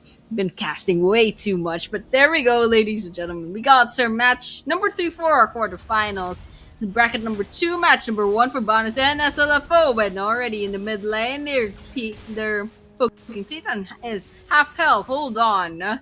Panic's not panicking back there. She even had to use their heal. So, not bad. Too much. Not sure what Kotham is trying to do here. They should probably go ahead and get to farming so they don't panic. But here she didn't panic, both half health. So let's see if Madspeed goes again and get the chase, but we did use the dash. We did expend that flash on the side of Satan, and I'm a little bit worried about that. But it's still early game, so there's no more escape route for Satan, at least for the first couple of minutes. We got about half a minute left to go before that first turtle is going to be coming right up. So that gives a lot of time for the junglers to go ahead and get this ready. And I think Altaf might be in a little bit of a pinch right here. But okay, and that's a nice Alice actually. Already so tanky. Even with the 3-man stack. Okay, nice heal up. Boom, we got a 2-for-1 here. Ooh, Matsby's actually taking a bit of damage. But Altaf's tanking it quite a bit. Reaper's trying to shave them down in terms of HP, but Altaf is holding on to dear life. Oh my goodness, but Kozume comes in right just in time. That's a bait and switch. Nice job to Banas getting that first blood, by the way. And now they have the opportunity to go ahead and get that turtle. But as you can see, Kazak's already lurking there, ready to steal that turtle. Are they ready? Are they really ready? Nope, Kozume easily takes that turtle for themselves. First few minutes goes on to Banas, and okay, we got a little bit of an invade coming right up, and the Kazakhs might be in trouble. Hold on, it's a 4-man. Oh, what in the world is going on there, Mads? Let's take one. Kazakh gets taken out of the picture, and Panic is panicking right now. Satan, as well as one other person from Banas is in there. Altaf has to get away, but Reaper gives that chase, taking out Altaf, and Satan falls up right about there. SLFO punishing Banas from that invade, from that overextension. Miras, nice finisher. Nice Valir finisher on that last kill. So Batsfeet, oh, they're giving the chase. Miras, unfortunately, should have just gone home, man. Should have just gone home. They're like, well, it's just an Atlas. Well, look at the Atlas for you. Now, 3-4 on the scoreboard. Just a slight. What is going on? I'm just trying to read the stats here, and Kothman just died. Hold on, Satan might be coming up next. Hold on, Kazakhs. They don't have the burst anymore, so they don't have a lot of damage. They're on cooldown. Okay, just as I was saying, I was looking at these stats. So Banas 3 on the scoreboard, SLFO 5 on the scoreboard. Not much of a gold lead. It's pretty much negligible. You can see they're actually trying to beat each other out, and they're just equalizing. But hold on, Tatum might be in trouble. Midnight takes out one. Is there gonna be another? There's a double kill. Miros gets taken out as well. Midnight doing their magic as usual. Already 2 kills in. I don't know if that guy has a Sky Piercer already, but they're starting it out quite nicely. Okay, 12 seconds left to go before the next turtle. We got Banas already in position. I don't know where Kazakh is. Kazakh is trying to take out the Hanabi Virtue. It looks like we have to jump into that tower up top, and Virtue does get taken out. But on the other hand, Banas is already ready with that turtle. I don't know if they can be contested. They're way too far off, and you can see Valir already trying to keep them on the other side of the river. Even though Mods does get the Valir just in time. Mirrors just in time, but still, I don't know if this is a good trade-off. Banas does get 2 turtles, but SLFO, they got 10 kills. No turtles, but they do have the gold lead. Now, let's just take a look at what the map looks like right now. So there's no priority on taking out turtles towers rather, and as well as map control just yet. I mean, the gold platings just got down just now. Hold on, Virtue gets taken out. That was a 1 versus 1 up top. Hold on. Not looking good, especially with the Hanabi. Hanabi does need to quietly. Oh, hold on. Speaking of which, Mirrors just got taken out. SLFO is very aggressive right now. Satan follows right up. 13-3 on the scoreboard. SLFO's favor as usual. Hold on. Reaper's giving the chase. Midnight destroys tower up top, giving Virtue just a little bit of trouble trying to catch up. Hold on. Suyu might be in trouble. It's a 3-man stack. We got Midnight and the Kazakhs jumping in, and Mad's feet helping them out as well. So that's still up top. Still got a bunch of pokes coming about. But it looks like Banas won't be overextending. They're just hugging the tower ass at this moment. But SLFO, they're trying to make their entry. Okay, they're jumping in, and that's a monster kill. Mirrors gets taken out again. Hold on, let me look at the KD. Oh my goodness, that's a nice Step coming in from Banas, and that's just a slight bit of a breather, but still it wasn't enough. Satan gets taken out. Triple kill! Midnight, calm down. Oh my goodness. Finally, we got the shutdown. Ultimate. Take that shutdown for themselves. Atom gets taken out, however. Still not over. It's a 3-man stack, and SLFO Ultimate gets taken out as well. So, 5-19 right now on the scoreboard. Very first death of Midnight after 8 kills. So that is a nice, big, fat shutdown money on the side of Banas. But will it help? I don't know, since SLF was already quite far off. I mean, not really much in terms of gold. It's just a 3k gold lead, but still, they're quite far off in terms of map control. But hold on, Midnight takes out Satan. Midnight's had it again. I think this guy has a Sky Piercer, because that's a lot of damage from Midnight as of this moment. It's 7 minutes into the game. Okay, we got the turtle coming right up. Finally, Banas did get 2 turtles, but SLFO, they're getting this 3rd turtle uncontested whatsoever. And slowly but surely, we're seeing the snowball take shape on side of SLFO. They already have 2 towers. How is there 2 towers? If I'm not mistaken, there's just 1 tower taken out. Now there's a 2nd tower just down at the bottom. SLFO stacking in the mid lane. Midnight taking charge. Just clearing out the lanes really, really quickly, especially in the mid lane. And then Mod's feet. Just trying to cut the lanes, trying to see if they can find a nice set. Okay, there's a little bit of a stun, but Satan's just right behind them as well. Miros gets stunned back there. Midnight keeping themselves safe and sound behind Mod's feet, as well as Panic. Ooh, Satan gets caught up. Altaf is moving to the mid lane. Okay, Midnight does get the double kill already. Satan and Miros get taken down. Kulthame gets assassinated by Kazakhs. That's 3 down on the side of Banas, and now SLFO will easily take that mid lane.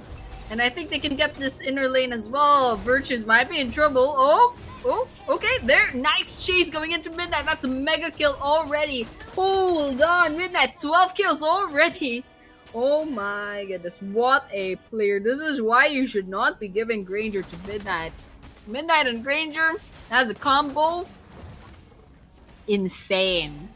Ladies and gentlemen, you do not want to give... Oh, nice set, however, with the Atlas. Madspeed takes 2, and Midnight follows up with a really nice kill as well. And so they'll be eyeing that lower turret. Altaf gets taken out, gets caught up in the wrong place at the wrong time. Miros also gets taken out of the picture. 27 kills already. SLFO at this point. Banas, the best bet will be hugging their base and just taking out the minions, not even minding the players, because right now there is a clear gap in terms of XP, in terms of gold.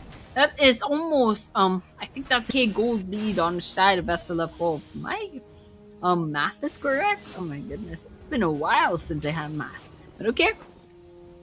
We have the Lord already being taken care of by SLFO. Kazakhs takes that Lord for themselves easily. And now mid lane, we got 4-man stack. Oh, Altaf gets taken out of the Godlight from Midnight. Midnight's taking the lion's share in terms of kills right now. 15. I think, ladies and gentlemen, we'll be seeing our MVP already. Clearly, if Midnight is an MVP, I think that's going to be more of a surprise. Here, Lord's going to be marching up in the mid lane. Now, Bana's best bet is the top lane, however, because it looks like SLFO is going to be giving that up. Okay, Bana's backing away. Satan going on for that set, but unfortunately, it's just not going to be enough. And now SLFO going really aggressive. Hold on, what just happened back there? Really nice stun. Took out a lot of SLFO, but still SLFO managed to tank it just in time. What in the world just happened back there? Really nice stun. But SLFO managed to tank it. Still alive. They did lose Midnight and Reaper, and so they're backing away just in case. Banas did lose 3 players.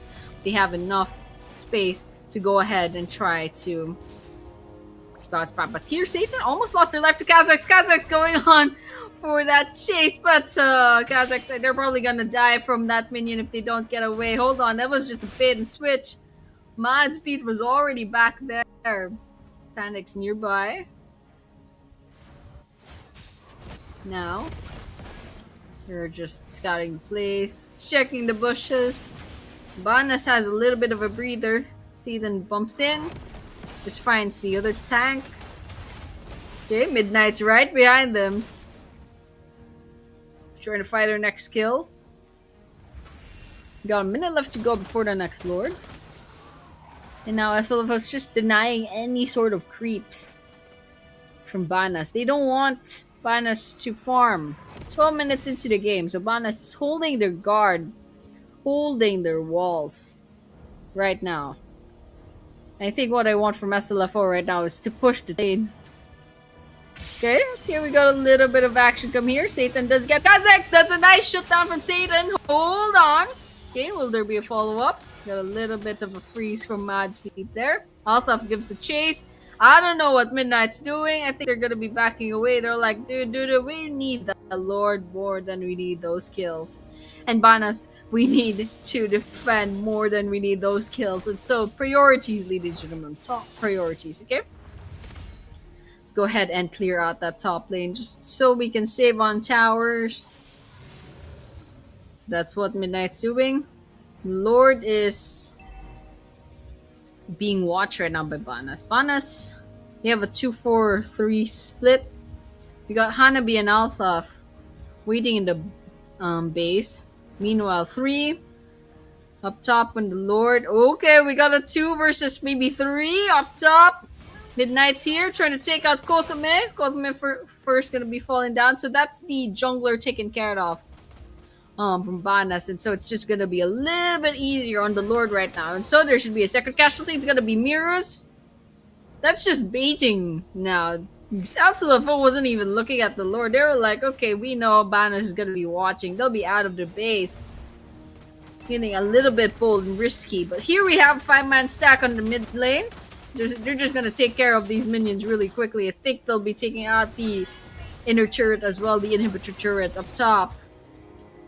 And so, Banas, they're trying to defend. And finally, Kothame respawns, so that just gives them a little bit of breathing room. SLFO waits for those minions. I think they're gonna be deciding to take that Lord this time. Now, they're just gonna easily take that Lord for themselves. Now, half health. Banas doesn't seem to be contesting this. Just not enough time or effort or leeway, wiggle room to go ahead and get that contest. But looks like we'll be going back here. It's gonna be a while before the next minion wave, so we'll be a little bit patient with the Lord. Now, I think there's still a possible way to take out that bottom inhibitor turret. Okay, they ran out of minions, so they'll be waiting for the next minion wave. Okay. Slow and steady wins the race, but SLFO, they're not gonna wait around to try to win this. They took a bit of risks, which I'm saying Kazakhs took a bit of a risk back there. Kothame, however, still managed to tank that ultimate from Kazakhs. Okay, we're starting off. The Lord is coming about on the base. Kothame, Mirus does go down. Reaper Mal takes out that inhibitor turret. Shut down on Midnight. Hold on. Okay, there's a little bit of a chance here for Banas. They took out Midnight. Satan, however, gets taken down, and that's a tower lock on SLFO. They're trying to go for that base, but okay, what a defense from Banas. Hold on, what just happened back there? I really thought that tower lock's gonna be coming about, but okay, Mad's feet comes back just in time. There's no more minions. Mads is trying to end this game, and Kazakhs is trying to clear out those minion waves, but yeah, SLFO was like, you know what, let's try again. There's no rush, you know, guys. There is absolutely no rush whatsoever. And now Banas, they've almost, and now they have fully respawned. SLFO will take a little bit more time. Panic is about 17 seconds in. And SLFO, they almost had it. But it's just not favoring them right now. They're just gonna go ahead and try to reset. Let's just take their time. 16 minutes into the game. Banas probably managed to farm just a little bit. You can see the Malefic Roar going into Virtue already. So that just gives a little bit of that makes SLF probably makes SLF a little bit nervous. They could have ended it, but I don't know what happened back there. They just lost their players, especially Midnight. Midnight was the first to go down from that last team fight, and Banas just took advantage of that. But here might be starting off once again. Half a minute left to go before the next Lord responds. Now there's another minion wave coming about. I don't think SLFO is risking it, however. Okay, oh, hold on in the base. There's an immortality coming in, Kazakhs. Okay, with the freeze. Oh, still after all that, Ultimate takes on Kazakhs. Meanwhile, in the mid lane, Panic's about to go down. Midnight might be falling up right about now. Double kill, however, on the side of Midnight. Hold on, is there going to be a third? Is there going to be a third? It's going to be a shutdown. Virtue goes down. That's a triple kill. And Reaper Maw follows up. Mad's feet quite low on health, and Midnight's trying to end this already. And Alpha, he could probably go ahead and try to tank this. I don't know if this is gonna be smart. 2 for 2. Mad's feet quite low on health, and Alpha is tanking all of that. Hold on, we got a little bit of a set. Still immortality. We have a little bit of time, but Midnight backs away, disengages. So that's a decision that SLFO decided to make. So, oh my goodness. So, still no end. We got an involved Lord right now. And Midnight is waiting patiently for the rest of their team to try to bounce back.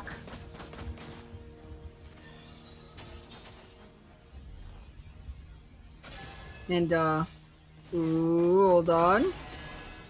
Hold on. Let's go ahead and see if they're gonna get the Lord. Oh my goodness, Gotham is starting it off. Midnight nearby. It's gonna be a contest. It's gonna be a Lord Dance. Oh, it really is a Lord Dance. This is an evolved Lord, ladies and gentlemen. Alpha! It's a 5-man stack even with that Alice. And Alice just couldn't tank all of that. Satan might be next. It's gonna be a divide and conquer situation. There we go. Midnight takes out Satan, and now the 2 tanks are out for Banas. That's the 3rd casualty. Miru's following right up. Virtue, Kotame backing away, but no! It looks like SLFO won't even be bothering with that Lord. They have enough chance right now. They have a 5-man stack right now to end this. They can end this, and we got the jump in, trying to take out Kotame and Virtue. Okay. That's a nice one. Virtue's done and dusted with that ultimate from Kazakhs. But that looks like, ladies and gentlemen, finally after 19 minutes, SLFO seals the deal, takes out that stall, and that is our very first victory on this match number 3 for our quarterfinals. And of course, yes, congratulations once again to SLFO for that wonderful victory. Nice stats, 69.2k in terms of gold. And then we got the 9 towers, 0 towers on the side, Banas. So SLFO did not lose any towers whatsoever. He did get, Lord did go to SLFO twice. And then just 1 turtle for SLFO. They conceded the rest of the turtles to Banas. So 24 kills on the side of Midnight. 7 kills on Kazakhs and Reaper. On the side, however, in Banas, there's way too much deaths on their side. Okay, we got the MVP. It's gonna be Mad's Feet, actually. So surprisingly, it's not Midnight. It's Mad's Feet with 5-1 to 38 assists on this Atlas. No wonder this guy had the MVP. So what are we talking about here? We're talking about 43 kills. This guy was involved. That's a kill participation of 98%. So Mad's Feet 1 death as well. So that just contributed a lot onto this MVP. So nice build. We got the Dominion Eyes and of course the Winter Trunkian just to give that a little bit of immunity.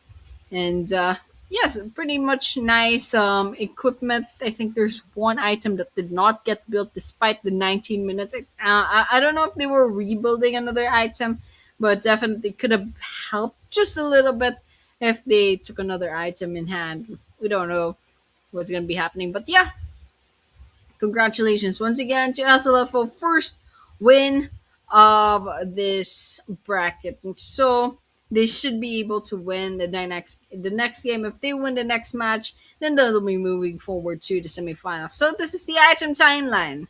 I'm just gonna look at any interesting looking items I can see. So I actually want to take a look at some Midnight's build. So looks like 3 minutes and 49 seconds in, they did get the Sky Piercer. And then after that, quite a lot of itemization already, because so it's talking about the fact that this guy had like a legendary, perhaps maybe 10 minutes into the game. So that's a lot of money already coming about to Midnight. And so for the rest of the team, not bad in terms of the itemization. There's just way too much time that passed, so it's a little bit confusing in the item timeline. But here's the MVP's heat map, Mad's feet, basically just roaming around the map just like a roam should. And you can see they're not really going for the jungle near their base. So this is scouting. This is scouting behavior from our roam from SLFO. So it's really understandable. They're just putting a lot of map control, a lot of vision onto SLFO. So not bad for the MVP's heat map. It's really good rotations from our roam. So that's it. But I think that was the heat map, and that should be it for our very first match for our bracket number 2. And of course, Bana still has a chance in match number 2. If they win this next match, then we'll be pushing this into match number 3. If not, then SLFO will win. That's going to be a sweep, and they'll be moving forward to the semifinals if they win this next game. So let's look forward to that, ladies and gentlemen.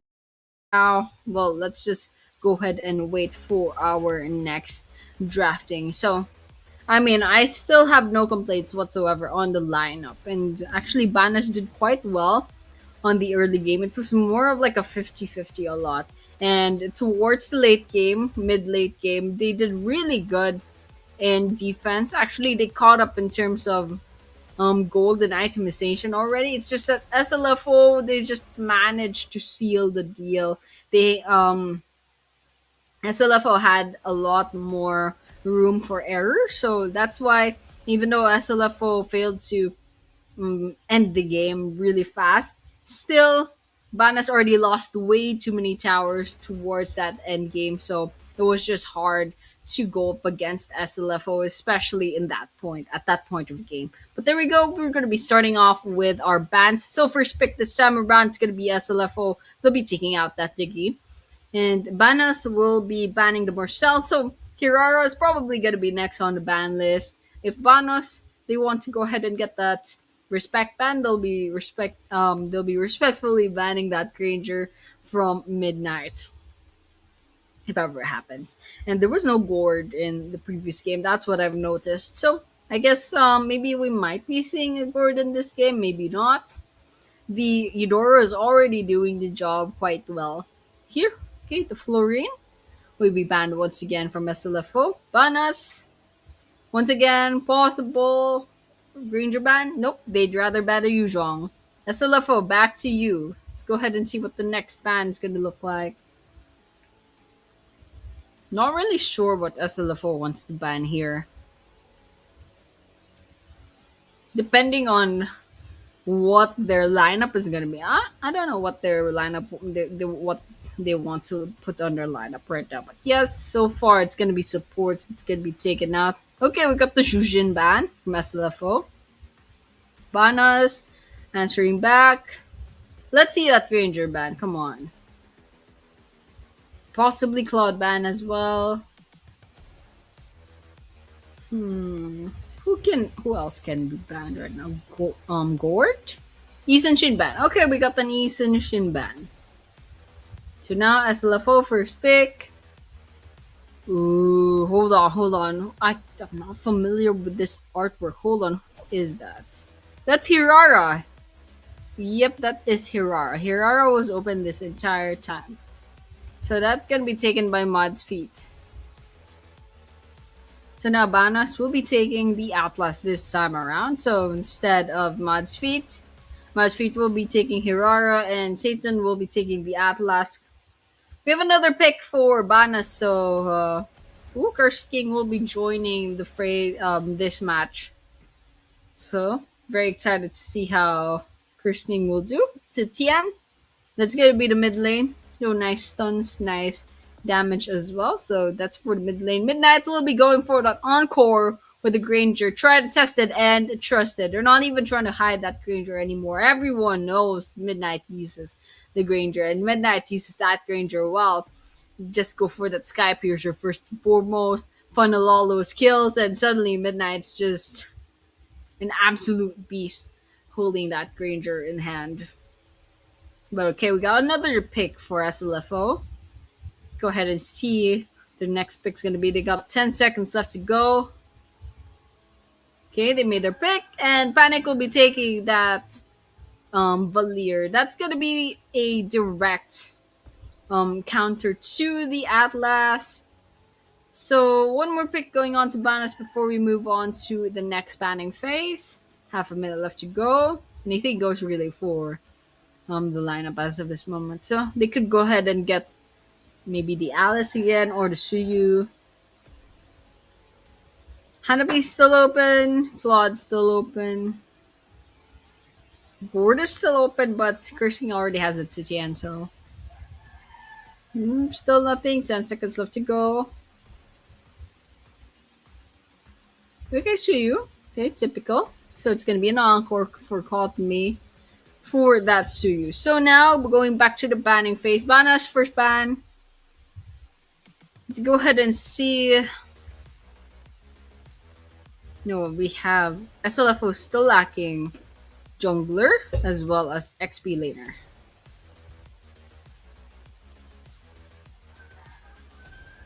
So just waiting up. We got the Minotaur ban. Next up, SLFO. Who could they ban? Who could they ban? There's still a lot of open actually. They could ban the Claude. Do you want to? Okay, that's a Claude ban. Okay. Banas. Could ban. Research already banned. Could they ban on Jungle? Harley, perhaps? The Harley ban, just in case.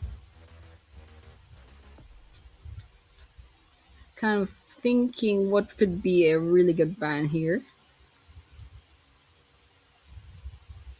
Still nothing. Actually, I can't guess the next ban. Anything goes this time for Banas. Because I think they covered most of the bans. 10 seconds left to go. Still nothing. Okay. Okay, we got the Alice ban. SLFO one last ban. It's gonna be Irithel. Okay, we got the Irithel ban. So 2 marksmen banned on the side of SLFO. They already have Midnight and the Grader, so they don't have to worry. So now, Bana's first pick. Badang. Nice. Nice pick from Badang. So going on to the XP lanes. And Satan's already holding the Atlas. So Badang, really nice set, really nice stun as well as that little wall. That makes things really annoying. If you get caught up in that combo with that Badang, you're just in trouble right now. SLFO next. Their last 2 picks, Kazakhs and Reaper. So we could see. Ooh, a Nolan. Okay. Nolan's making a comeback in this meta. Okay. I want to see what this looks like. Reaper Mal will be using that Akai on the. If I'm not mistaken, since it's Reaper, probably an XP laner Akai. So, Hirara on the. I believe Hirara will be. Hold on. Where is Hirara gonna be? Jungle. So Hirara on the jungle. Hirara on the jungle? Okay. Where is Nolan going to be? You know what? Let's just look at what SLFO is gonna look like later on. Hold on. I assume that. Um. Hold on. Can Nolan be uh tank? I'm not quite sure what the lineup is going to look like right now. Because there are two assassins. Kazex is the jungler, however. So Matsui, maybe Hirara will go Bro, I'm not sure actually. Okay. You know what? Let's just look at what SLFO is up to because I'm a little bit confused. I was going for their username, so I was pretty confident that Hiraro would go for Rome until I realized he was an assassin.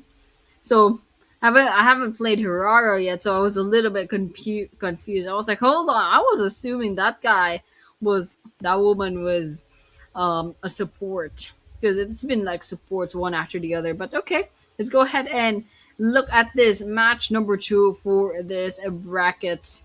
And so, well, now I'm really excited to see what goes up to because that is a pretty interesting lineup. Like, okay, we got Mod's feet.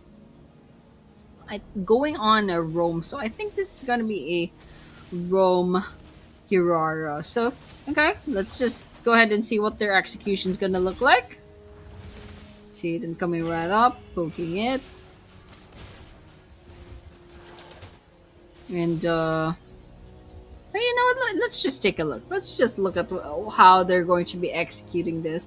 Okay, might be 3-man gank at the bottom, but the 3-4-3.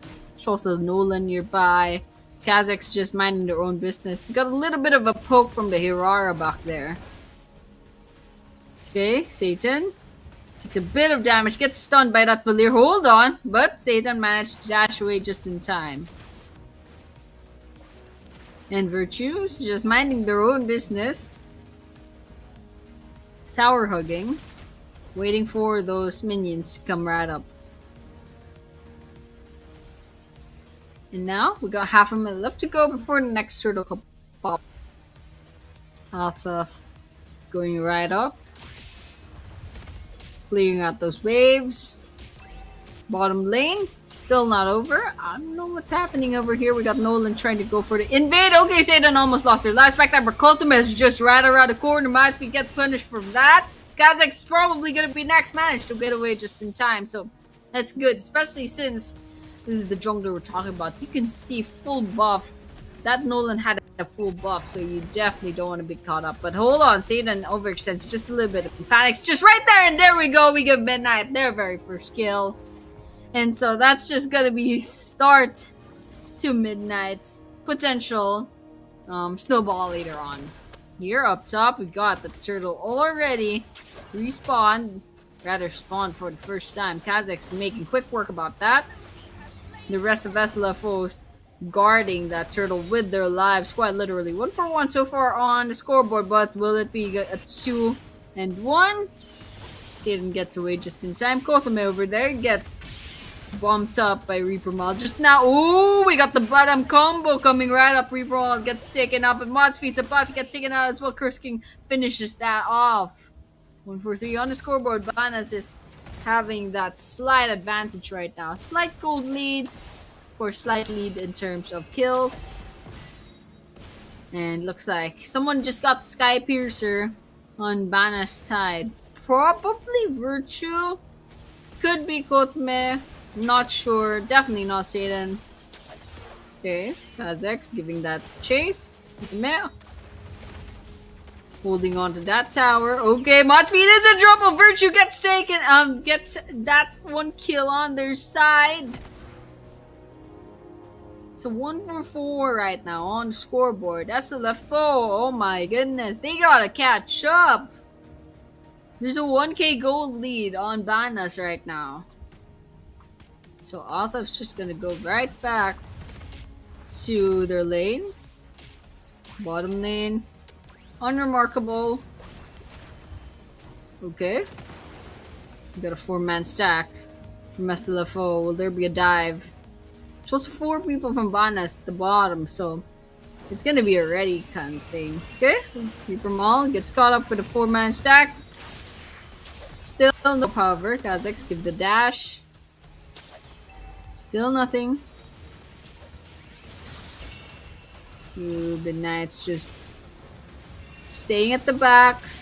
Ooh, that's a nice Atlas set, but unfortunately Atlas will be taken out first nonetheless, but that's gonna be trade up to Reaper Ball. So 1-for-1 trade. Still not over, I think. Atlas giving the chase up against Kazakhs. Still no casualty from that. Oh my goodness. Modspeed was in the wrong place at the wrong time. Gets taken out just like that. We got the turtle coming right up top. Looks like Panas will be taking that easily. I think more or less quite a bit of mistakes happening in SLFO right now. So I'm a little bit nervous for SLFO. About 2 minutes left to go before the next turtle. And everyone's just going back to their lanes, going back to the jungle. And we're just watching out the map for anything interesting, anything fascinating. So the XP laners are minding their own business up top. 4-man stack at the bottom. Satan, you don't want to get caught up by the ultimate by Atlas. So it's a good thing SLFO dispersed immediately. Because that was their demise actually in that last team fight. But okay, we got a little bit of poke here and there. Okay, Reaper Mal uses their ultimate, pushes back Satan. It's a little bit of a stun. Ooh, there we go. Panic takes out Satan. Would be a second casualty. It looks like Midnight will be taking out Koto Mid. It's a 3-for-1. 3 versus 1 situation in the mid lane. That was not looking good for Koto Mid whatsoever, no matter how you look at it. And now SLFO, they're using safety with numbers right now. Fast nearby. But Ban has managed to push the minions back into SLFO side. 3-man stack of SLFO at the bottom. Let's see if something happens here. See then? They're definitely lurking, trying to get a set in hand. No. We're just peeking in. Now, a couple of seconds left to go before the next turtle, and you can see already the Suyu's already taking position. Hold on, Kazakhs! Ooh, gets taken out by the Satan and Altaf combo. Ooh, but the Clint gets traded off quite immediately. Meanwhile, Kotame is actually minding their own business, trying to take this turtle for themselves. But Kotame, yes, they do get the turtle. They get the turtle secured. SLFO, not sure what they're doing right now, actually. So I'm not really reading their movements right now. But they did catch up in terms of kills already. 5-7 on the scoreboard. And Satan's nearby. Got a little bit of a cleanup happening for SLFO. And I don't like the positioning where Satan is. And that's just a 4 versus 1 that happened back there. Now Banas is left with no tank. Midnight putting a lot of damage up against Banas. With no finisher after that. There's no follow through, no confirmation after all of that damage being done. It's quite a shame actually. I think Midnight immediately disengaged from that situation, knowing that their formation has been broken already. Now, we got a minute left to go before the first Lord comes right up. And, okay, we got a little bit of poke here and there. Oh, Reaper might be in trouble. But Reaper managed to get away just in time with the ultimate. Oh, pushes back Satan into the tower. Let's see if they're going to be finishing that off. Satan gets taken out. Ultimate follows up. Midnight's unstoppable, ladies and gentlemen. There we go. SLFO bounces back 8-7 on the scoreboard right now. Still Banas. You have 3 stacked on the tower right there. We got a tower dive. Oh, the stun just right in time. Kazakh gets caught up by the tower damage. Looking good, but Badang joins in just a little bit too late. Altaf does take a little bit of a stun for their side on that ultimate, but SLFO is just a tad bit faster, tad bit tankier for that. No follow through from the rest of Banas as well, which is quite unfortunate actually.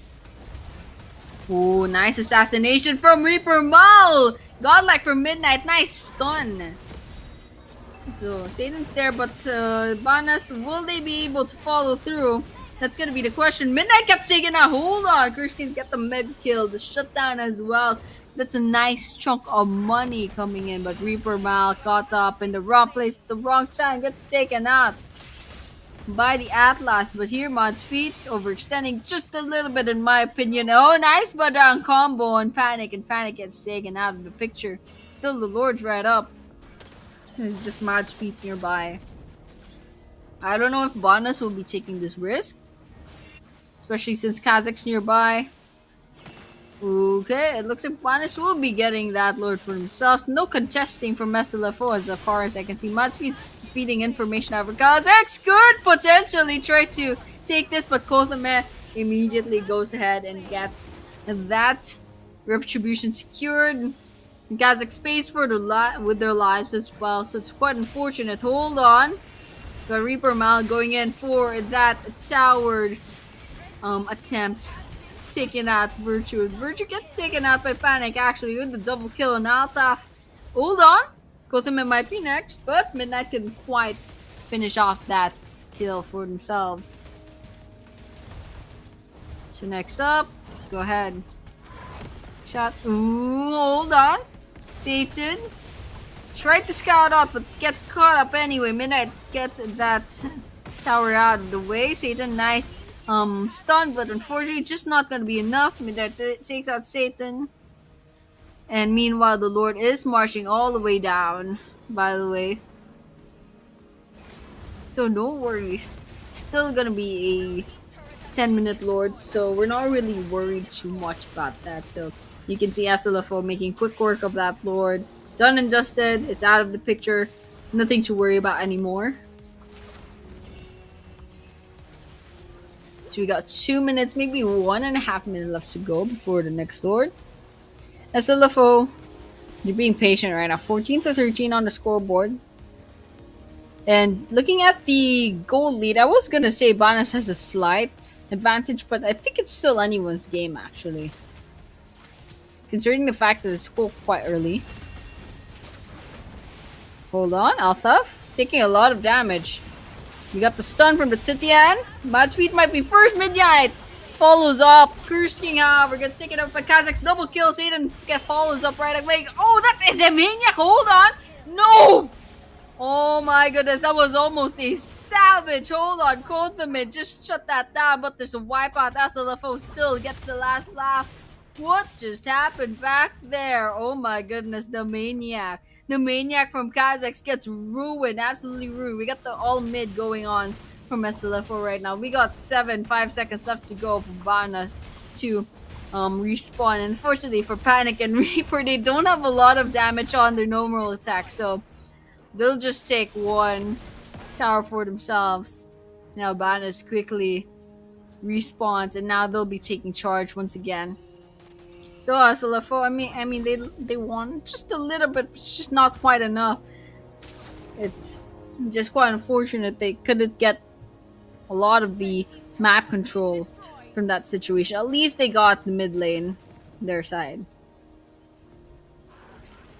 So SLFO is gonna be chilling, and okay, we got the blue buff being invaded by SLFO right now. Okay, we got the pokes. Lord is still right up, but Banas isn't really looking at it. SLFO has the map control. Hold on, wait a minute. Virtue might be in trouble. Gets tower dived in their. Mod feet sacrifices themselves, and it looks like Kothame is giving the chase to Midnight, but it's not going to be enough. I think holding on to dear life as well. Satan trying to scout out the area, but backs away. Everyone else actually just disengages from that situation. Meanwhile, Kazakhs is there for some reason in enemy territory. Midnight pushes back the minions. Okay, we're just getting started. Lord Banas might be getting this next Lord. Doesn't seem to be contested. It looks like Kothame will be taking that next Lord, so that's pretty much it. So we go a little bit of a skirmish here or there, a little bit of pokes. SLFO definitely doesn't want to lose any players from situation, especially since they do need to defend against that 14-minute Lord. So, okay, we got a little bit of a tit for tat in the mid lane. Reaper Mal using their ultimate, expending. Meanwhile, the Lord's gotta be marching up top. Now, just a little bit of a cleanup. Banas is extending just a little bit, but here in the mid lane, hold on! First casualty, Matsby is gonna be falling. Ultimate gets traded out. Midnight, oh no, Midnight gets taken out. It's not looking good for SLFO. They should probably back away and go for the defense instead. Please, please go for the defense. You already lost Midnight, girl. You already lost Midnight, girl. Okay, there we go. Let's go ahead and clean up that Lord real quick. Okay, Virtue gets taken out, however. Hold on. Kazakh soloing this situation. Curse King takes advantage of the chaos. Takes out one tower. Now, the Lord is out of the picture. We're just gonna clear out the waves real quick. And you see Panic is just there like, guys, please, I'm the mage. Please don't leave this to me. Don't leave this job to me. Hold on. Kazakh is cooking, however. Put a lot of damage in Altaf. Hold on. Okay, we got a little bit of a 3 versus 4 situation. 4 versus 4 situation in the mid lane. Kazakh joins in the fray. We got a little bit of a chase with Kotome. Managed to divide them from versus Banas, but immediately. Ooh, okay, hold on. Satan uses up their immortality, but Altaf gets caught up in the raw place. Satan gets chased down. Banas gets pushed back into their base. Meanwhile, SLFO should probably worry about the top lane. Medicaid. Oh, wait, hold on. Kotome took a lot of damage back there. 4-man stack on SLFO trying their luck on the top lane. But we got half a minute left to go before the next Lord's gonna come right up. Now let's just clean up the lanes. Okay. Clean that up. Satan. Half health. We're just looking around the map real quick. We got 17 seconds and left to go. And SLFO, I think this time around they'll finally get the next Lord this time around. But you can see Banas, they're definitely not letting this go easily for SLFO. We're almost 17 minutes into the game. We got the Lord spawned. SLFO has the best spot right now, but Banas is definitely lurking about. They'll be starting it off. It's a 40k HP Lord. And Banas is trying to contest this. Okay, Banas making their entry. Ooh, Altaf might be the first casualty. Hold on, we got a little bit of a stun from Sitian. They'll be resetting the Lord. Satan gets drawn out, gets caught up and divided from the rest of their team. Now there's no more tank on Banas. Let's see what is going to be happening next. Midnight is way too low on health, but Kotome couldn't quite finish off Midnight. It's the immortality doing their job, but the rest of SLFO, they couldn't quite protect Midnight, and now they should probably back away. They don't have a lot of damage anymore. I'm not saying I think the Valir might not have that much damage, and Kazakh is definitely holding on to dear life. I don't know if they can solo that Altaf. Hold on. Now Panic has to clear up the waves again. Okay, Altaf managed to finish off Kazakh. No, SLFO, once again. Well, they could have had the Lord, but now Banas is going to be taking that enhanced Lord for themselves this time. And now SLFO is left to try to defend once again. Now Reaper is just making their presence known. They could probably go for the contest. Reaper's pretty tanky. Hold on, you can go ahead and use that ultimate. Maybe it's possible. Hold on, hold on, hold on. Are they cooking? Are they cooking? Are they cooking? Who will get the Lord? There's gotta be a little bit left. Altaf takes the Lord. It's gonna be Banas once again, but there's one casualty on the side of Banas. Still, that enhanced Lord unfortunately goes on to Banas, and so SLFO, it doesn't look good in this team fight. Hold on, let's see. Madspeed falls down. Okay, Midnight takes out Satan. I'm just looking at this situation right now. We do have a 2-4-2 trade, and there's an enhanced Lord marching up top.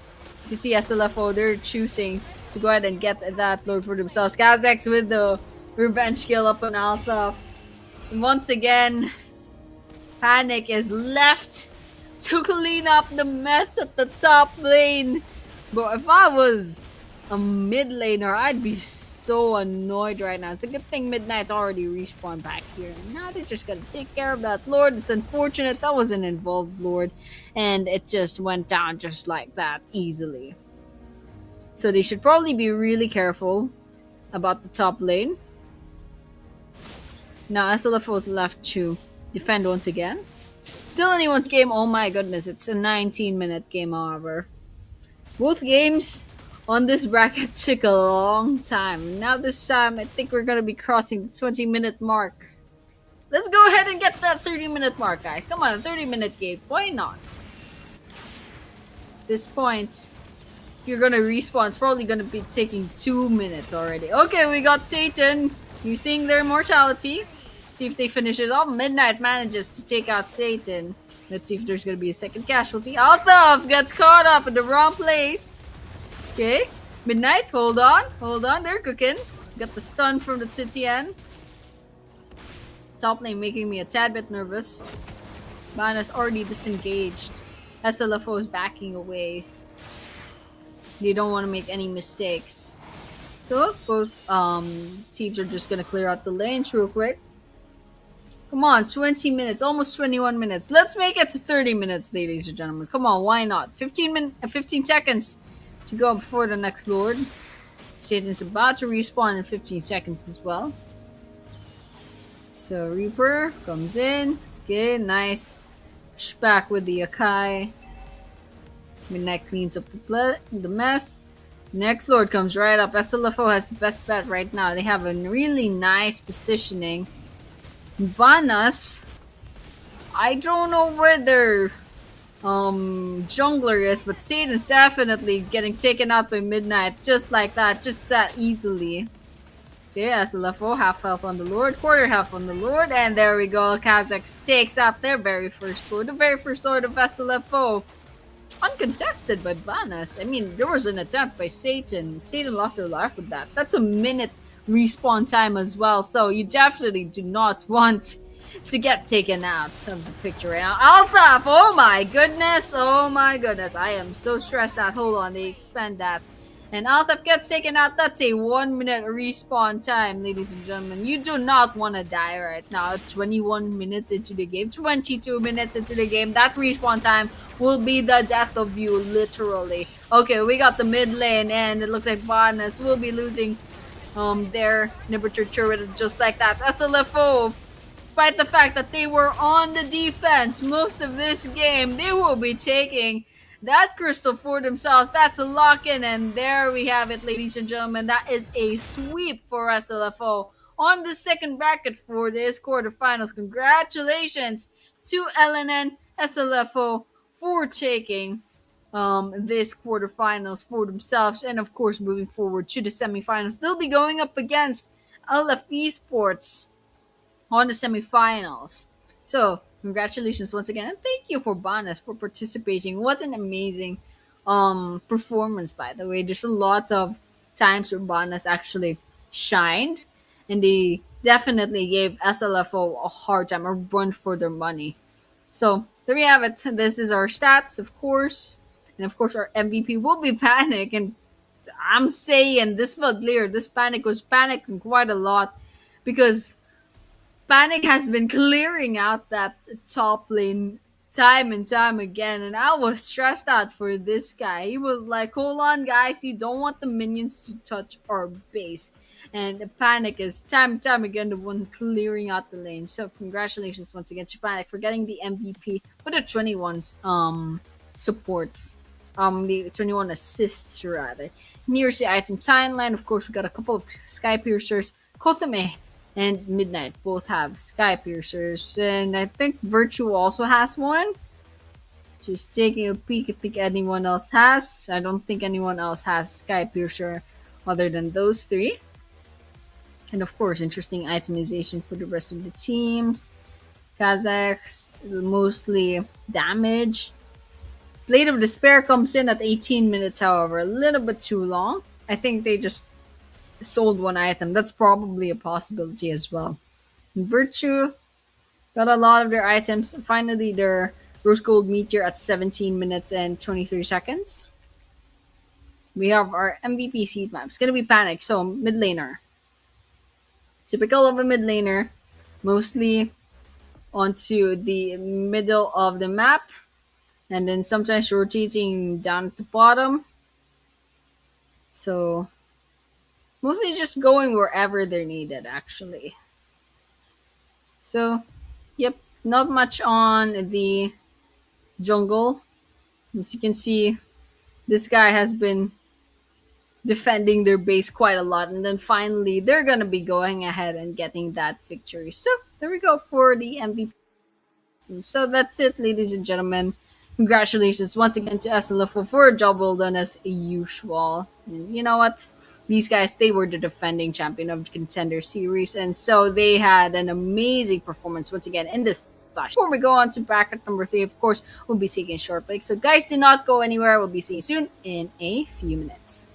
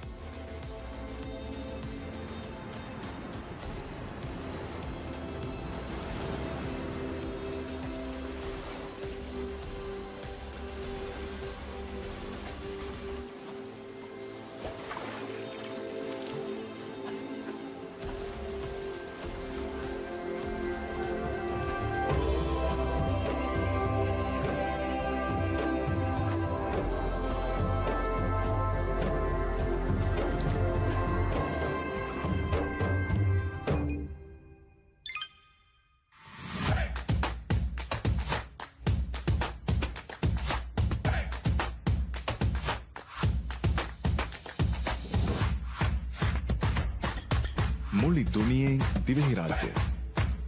උරීදුගේ එම්ෆෑසා මෙදුරිකෝ පේපෑල්ගේ හිතුමේ මිහාරු ලිබඩැන්නවාන්.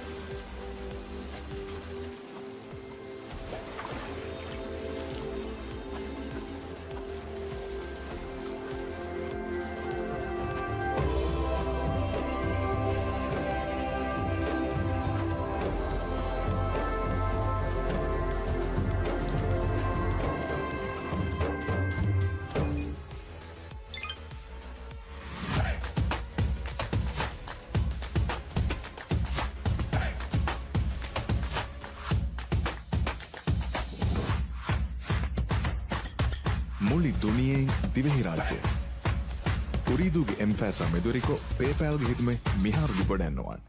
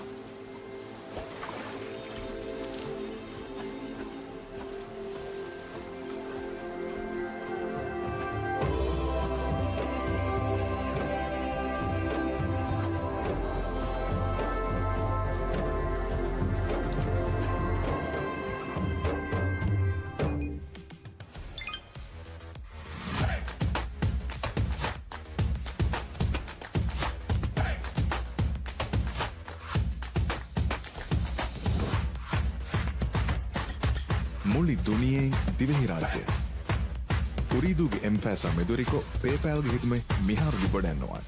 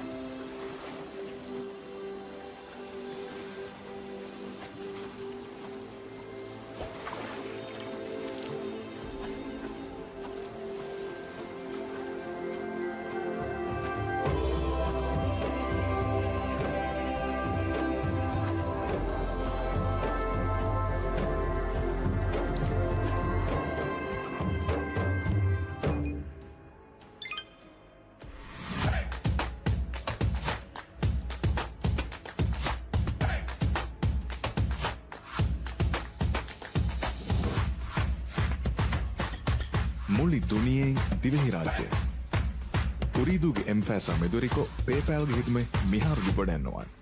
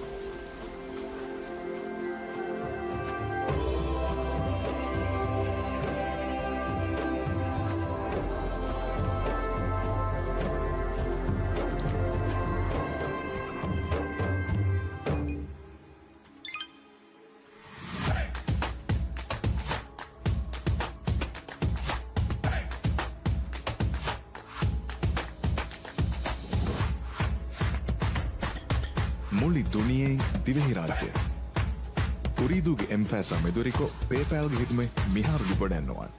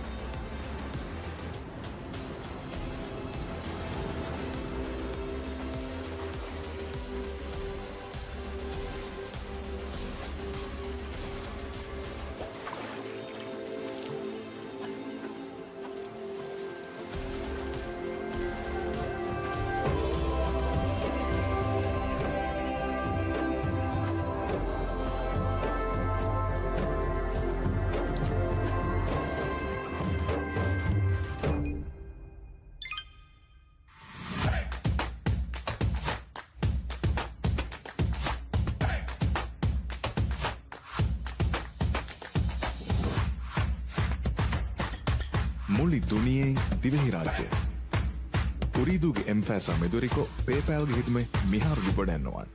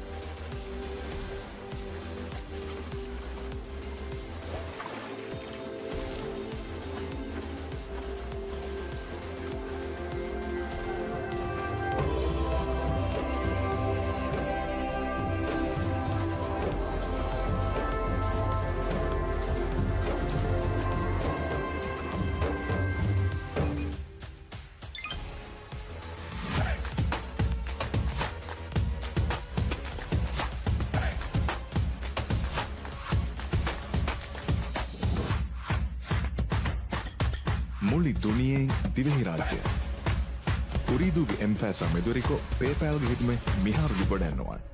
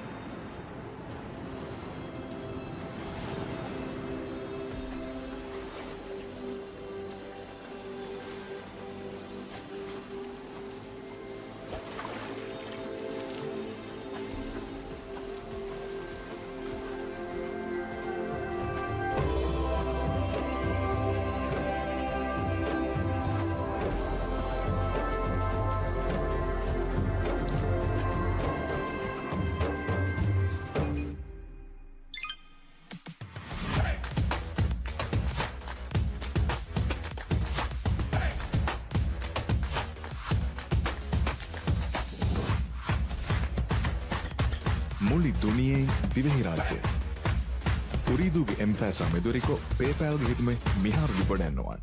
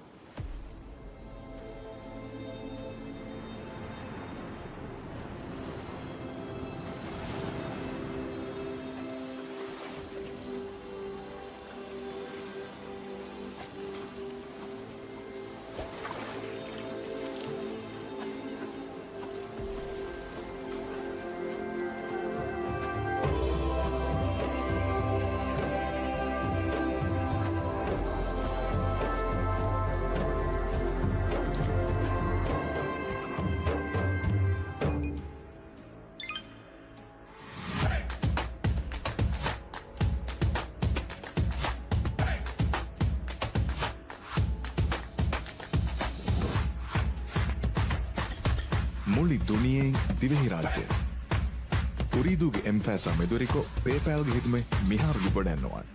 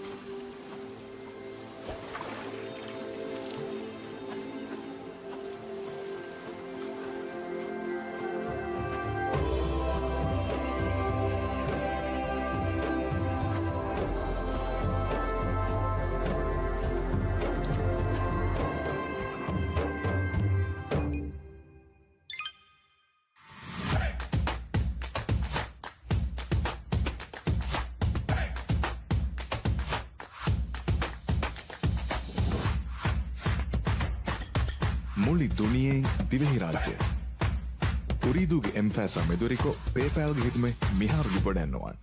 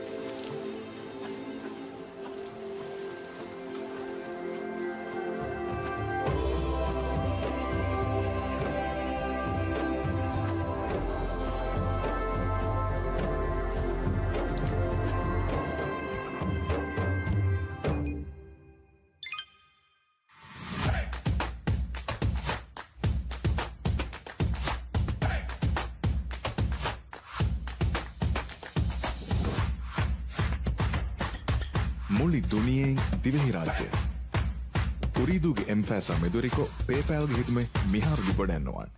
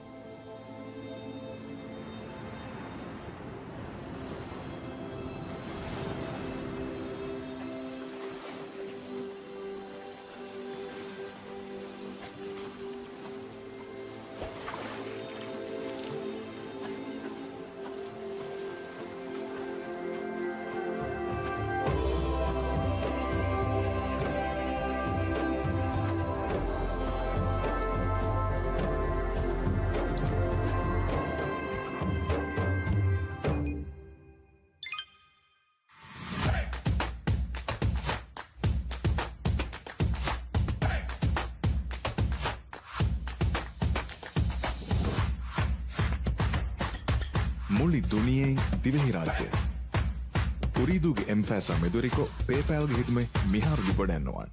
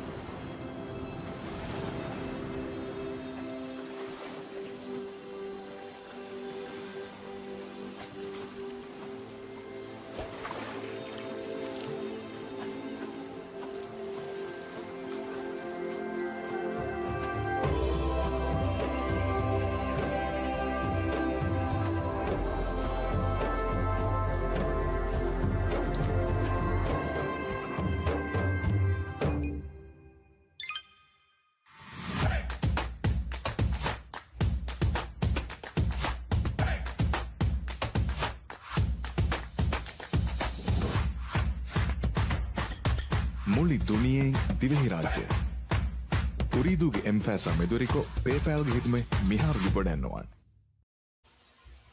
And we are back once again. This is still Ooredoo Nation Gamersland Esports Flash Series for Mobile Legends Bang Bang. And of course, as we all know, if you've been sticking around for the stream, we are still in the quarterfinals and we're just following right on schedule since, well, the first two brackets were sweeps. So things picked up quite fast.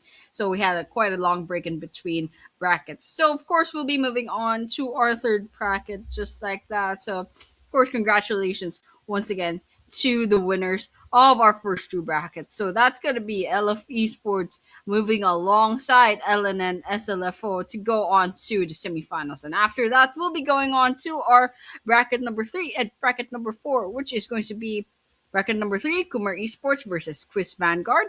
And bracket number 4 will be BRX Axis versus LNN SLFO BLMV. So, guys, do look forward to it. I am looking forward to it as well. So, two more brackets, all of them best of threes, still in the quarterfinals for tonight. So, guys, let's just all have fun and, of course, cheer for your favorite teams.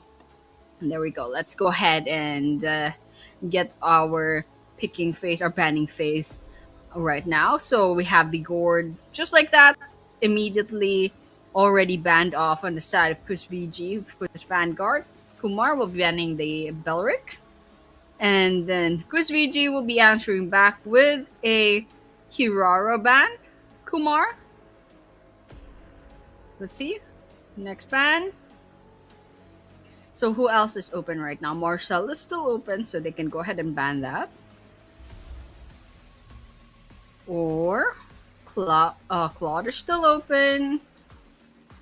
Probably Sunshin is still open if they want to ban that. But it's not really a priority ban. Let's think of priority bans. Okay, Suyu, not much of a, like, in my opinion, okay, not much of a priority ban, but I think this is a very specific ban as well. So, okay, back to Quiz Fiji. Let's see what they answer back with. Kind of just waiting it up. We got half a minute left to go, so no pressure whatsoever to Quiz Vanguard. So they're taking quite their time. I think they're just hovering on who they want to ban right now. I don't know if they're going for some sort of respect ban or maybe some generalized ban, because if it was a general ban, there's still quite a lot of bans that are possible. So let's go ahead and see. All right, we got the Marcel ban. They did not forget about the Marcel, despite the fact that Quiz VG could have probably gotten away with our Marcel, considering the fact that they are the first pick. I guess they just don't want the Marcel that much. So Kumar answering back. Let's go ahead and see what their next ban is going to be. So still open will be Atlas. Who else is still open? Gord. Okay, we got the Diggy ban. Now let's go ahead and get the picking phase. Okay, Gord was banned, so there's no more Gord in the game. Let's go ahead and get that picking in. Okay, we got the Atlas. If it's not banned, you pick it. That's what Kusvichi's doing. Now Kumar 2 picks. They could get the Valir to counter against the Atlas. That or, just spread out. Try not to get set by that Atlas. So Kumar, first 2 picks, anything goes. Claude is still open. Eudora is still open. Now let's just wait for Kumar. Still, it's quite early into the game. So, we got about 10 seconds left to go. I think we're just going on the hover. Alright, we got the Zushin. Zushin pick for Dino TZ. One more pick. Got a couple of seconds left to go. And that's going to be a... Oh my goodness. Pack... What's his name? That's not Fredrin, because Fredrin's facing the other way, okay? Akito. Paquito. I was gonna say either Pacquiao or Pac-Man, because I think that's what Paquito is inspired by, but yeah, okay. Paquito for the XP laner of Kumar. I'm gonna assume they're gonna put Paquito in the XP lane. Okay, Quiz VG, they'll be going for the Joy. I believe this should be a Joy on the jungle, if I'm not mistaken. And we got the Hanabi for Omega. Of course, Omega is a gold laner. If I remember correctly, Deathfat is a jungler. So that checks out quite nicely. And then we have Kumar. One last pick for Kumar. Still anything goes. We could go ahead and maybe get a tank in there, just in case. We have Badang, Yamor, they're still open. Xborg, if they want it, it's still open. There's a lot of choices right now for both Quiz Fiji and Kumar. Ooh, okay. We have a Fanny. Okay, we have a Fanny. So, What Quiz VG could do right now is don't give the Fanny any buffs. Don't give a Fanny any chance to use their cables because that cable is very heavy on the. I don't know if it's still considered mana, but then yeah, they need the blue buff and maybe the red buff for the damage as well. So take that away from the Fanny, and it's gonna have a really hard time. She's gonna have a really hard time um giving those assassinations those kills. And also one other counter to the Fanny is staying away from the walls. You definitely don't want to stay in the walls. Okay, Kumar, next ban will be Minstar. Chris VG, they could follow it up with something else. Kumar is missing their carry as well as their roam. Chris VG, they're still missing mid laner as well as XP laner. So still anything goes in terms of the lineup. Because VG still they could go ahead and ban. Looks like we have a Carmilla ban. Kumar, answer back.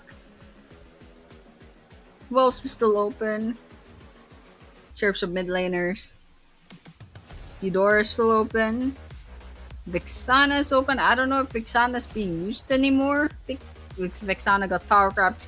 Oh my goodness. This is like a separate lovers ban sort of situation. So Sicilian banned on Kumar. Guess they really do hate the Sicilian Carmilla combo. Here, Quiz VG, one last ban.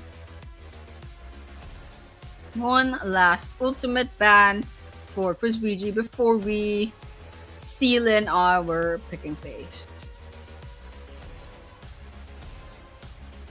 Just waiting it out. They're taking their time. We got 16 seconds left to go. Ooh, they're really letting that timer run out. But really, they could just ban anyone. They could just pick the first thing there. Layla could be banned. There we go. We got the Minotaur ban. Okay. Kumar, let's go ahead and pick that roam slash carry. Who could he pick as a carry? Claude, that would be a really good choice. Or Irithel. Claude, Irithel, Clint, or anything that whom is comfortable with will be fine. 20 seconds left to go. Taking the time once again. You're kind of just chilling. Okay, there we go. Ooh, Hylos. Okay. We got the Hylos. Really good initiator. Nice buffs. Definitely if you have a Hylos against you, they can use that team fights against you, that the ultimate especially makes it really hard to walk up into Kumar. Like it could be used as a game, or it could be used for Kumar to break into the front lines. But here we have Quisfiji. They'll be answering back with the Arlott and Matilda.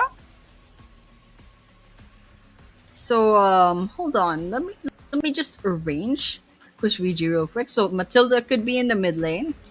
And then, of course, gold laner Hanabi. We got Joy in the jungle. Atlas in the roam. And, of course, Arlott on the XP lane. So, it looks like we won't have a proper mage per se. Have a support kind of mage if you build it as a mage. But here we have Kumar solidifying their lineup with the Claude. So, there's a lot of mobility, especially with the Claude and the and Hylos just helps out Paquito and Jushin with the mobility as well. So we have it for our lineup. It's good. Makes me a little bit nervous, especially with the Fanny on Kumar and Quisviji, the Matilda for the mage. So like a little bit nervous on those parts of the drafting phase. Otherwise, we'll just have to wait and see in the game later on how exactly will they be executing this really nice draft, this really nice lineup. So with that, ladies and gentlemen, this is bracket number 3. This is going to be Quiz Vanguard versus Kumar Esports. So let's look forward, and whoever so will win this bracket, this best of three, will be moving forward to the semifinals, and they will be going up against whoever will win in bracket number 4 later on in the next bracket. So as of right now, as of the first two brackets, they were all sweeps, although the one with SLFO took a bit of time, it's a back and forth. There were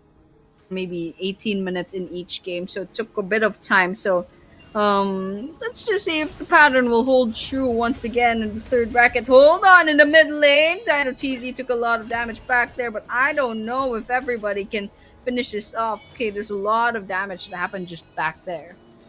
So, Dino TZ using their lamp, trying to get some damage in. They're just poking right now in the mid lane, but basically both teams are pretty balanced out. Here, top lane, they're just minding their own business. Right now, the Fanny is slowly getting their blue buff.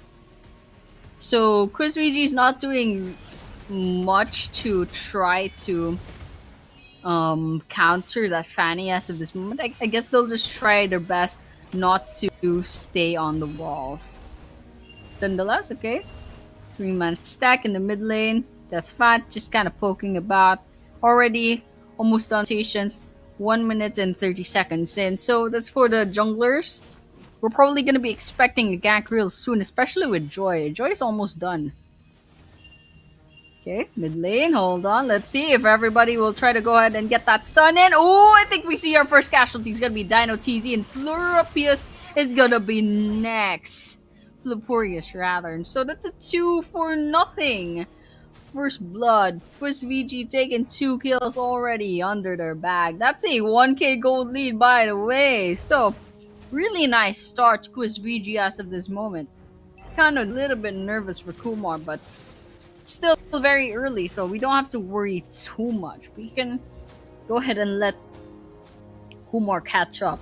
It's just a tiny bit of mistake. They can still bounce back. Right now, okay, Chessman's finally using up their fanniness. Oh, Chessman took a lot there. Now that Fanny's gonna be really useless. They'll be expending a lot of time trying to heal up in the fountain right now. So, unfortunately, no assassination back there from that Fanny. Okay, let's start it off. Batalu's quite low in health. Everybody's nearby. Lupurius poking in. Yasin, however, tries to contest this turtle. Then TZ's nearby, and Chessman right there. Unfortunately, couldn't quite steal that. Deathmat takes that turtle for themselves, and you can see Quiz VG poking about in the blue buff, trying to see if they can make an invade. Okay, there's 4-man stack on that blue buff, and I think Chessman's trying to come in, and that is it. That is 1 kill on the side of Kumar. It's gonna be the Arlet Batalu who's gonna be saying goodbye for now. And so with that, 2 for 1 so far on scoreboard. Top laners are just minding their own business. Hold on! Duburius almost got taken out back there. It's a good thing that was a claw that we're talking about. Just left their monkey in there. Dashed away. Just right on time. We got almost a minute left to go. We got the next turtle in. We got the mid lane, however. Oh, that's a stun to Dino TZ once again. And Kami finishes that off. Yasim, I don't know if we can go ahead and finish that off, but I think it's not going to be possible. Hold on, Chessman's over there. Takes a lot of damage. Not using their cables. Got frozen back there. Chessman's lacking their blue buff, if I'm correct. Ooh, that's a lot of damage taken, but they can't quite catch Chessman. It's just a little bit too slippery. Hold on! Dino TZ is about to lose a lot of health. Once again, that's a little bit of a stun. Coming back, Chris VG takes 1. That's Dino TZ is going to be the first casualty, but there will be a second. There will be a third, and that is it. Omega getting the double kill.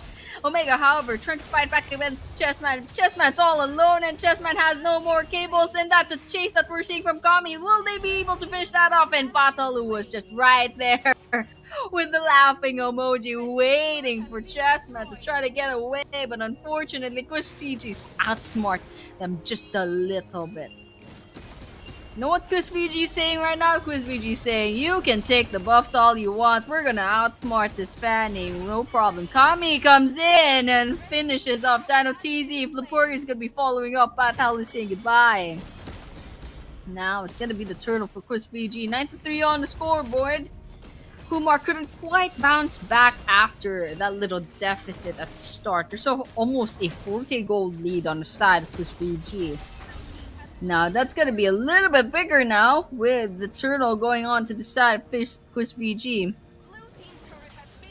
Now you can see an invade going about on the red buff on Kumar's jungle, and I'm not liking this position that Omega's in, but it's a good thing that was a really nice bait because the rest of Quiz VG comes to the rescue. Chessman's a little bit off on that positioning, but there we go. We got the killing spree coming in.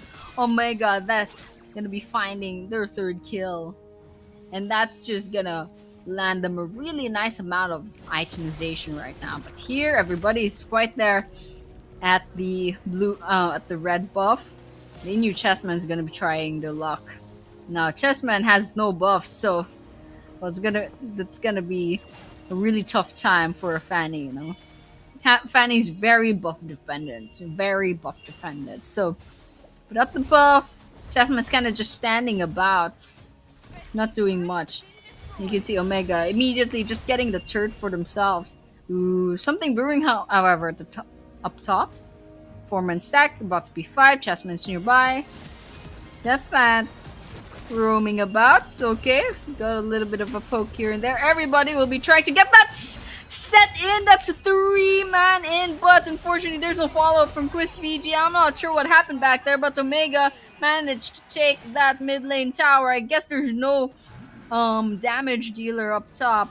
Omega is minding their own business here. Oh, Chessman's about to get soloed, but however, the rest of the backups coming back from both sides. Dino TZ nearby. Not really a big fan of this positioning, but Dino TZ is acting like a tank right now. Come on, you have to hide from the rest of your teammates. There we go. Demurius attempting that ultimate, but unfortunately, it's gonna get taken out anywhere. Quiz VG, they'll take this mid lane turret. Chessman's attempting this little stunt as a Fanny, but unfortunately, Batal is gonna be taking care of that easily. And now, this is quite an interesting game, you know. We got the Atlas starting off with the turtle. Omega all the way there, minding their own business, cleaning up the turrets. Up top, we got Death Pant. Yes, they did get the turtle. Ooh, Flipurius is about to get soloed. Omega, everybody's trying to finish the job. Now we're just clearing up the lanes. This is gonna be a fast game. Look at that. 8 minutes into the game. Omega already snowballing. Just cleaning up the lanes. And our chessman's just minding their own business, trying to clear the lanes. This is not how you use a Fanny, ladies and gentlemen. Unfortunately, if you're being denied the buffs, this is exactly what happens. Omega cleaning up the lanes. 14-4 on the scoreboard as of this moment. Ooh, hold on, who's that? Dino TZ once again. This is a very insane game, you know. I'm seeing Zushins acting like tanks. We got the Atlas acting like a jungler. It's really quite insane. Okay, hold on. Deathpat took a lot of damage back there, but managed to heal up just in time. And now Omega's taking care of that mid lane inhibitor turret. Unfortunately, they already ran out of minions. And Chessman's minding their own business, just pushing there. We got a Fanny acting like an XP laner. So, XP laner slash gold laner. Basically, someone who's pushing the lane. So, it's quite a very strange game that we're watching right now, but it's moving on quite nicely. Okay, you can see at the bottom, Chessman's using their cables to try to get away, and immediately they ran out of cables already. So there, Kushviji's trying to take care of all of this. Turrets. Get quick work of that.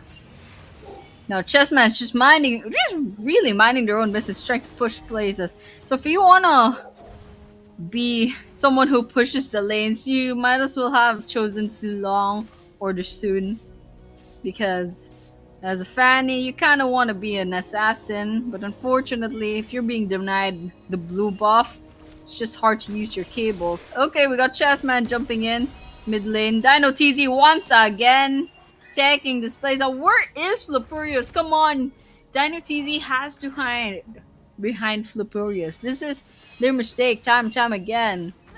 If your mage is more ballsy than your tank, this is what happens. So Kami spots Dino TZ, does a lot of damage, and I'm really sorry for saying something about Kami's Matilda. It's working out so well even on the mid lane, so kudos to them. Okay, Chessman was on the red buff. It's a good thing it was just everybody there, so they don't have to worry about getting taken up. Lord's already marching in the middle. And you can see the rest of Quiz Fiji's clearing out the lanes as much as possible, putting a lot of pressure onto Kumar. Mid lane, they could clear that out. Bottom lane, they could ignore that just a little bit longer. Just basically a dump stat. Dump lane. Now that Lord is closing in. Could be a 5 versus 5. Flippurious gets stunned.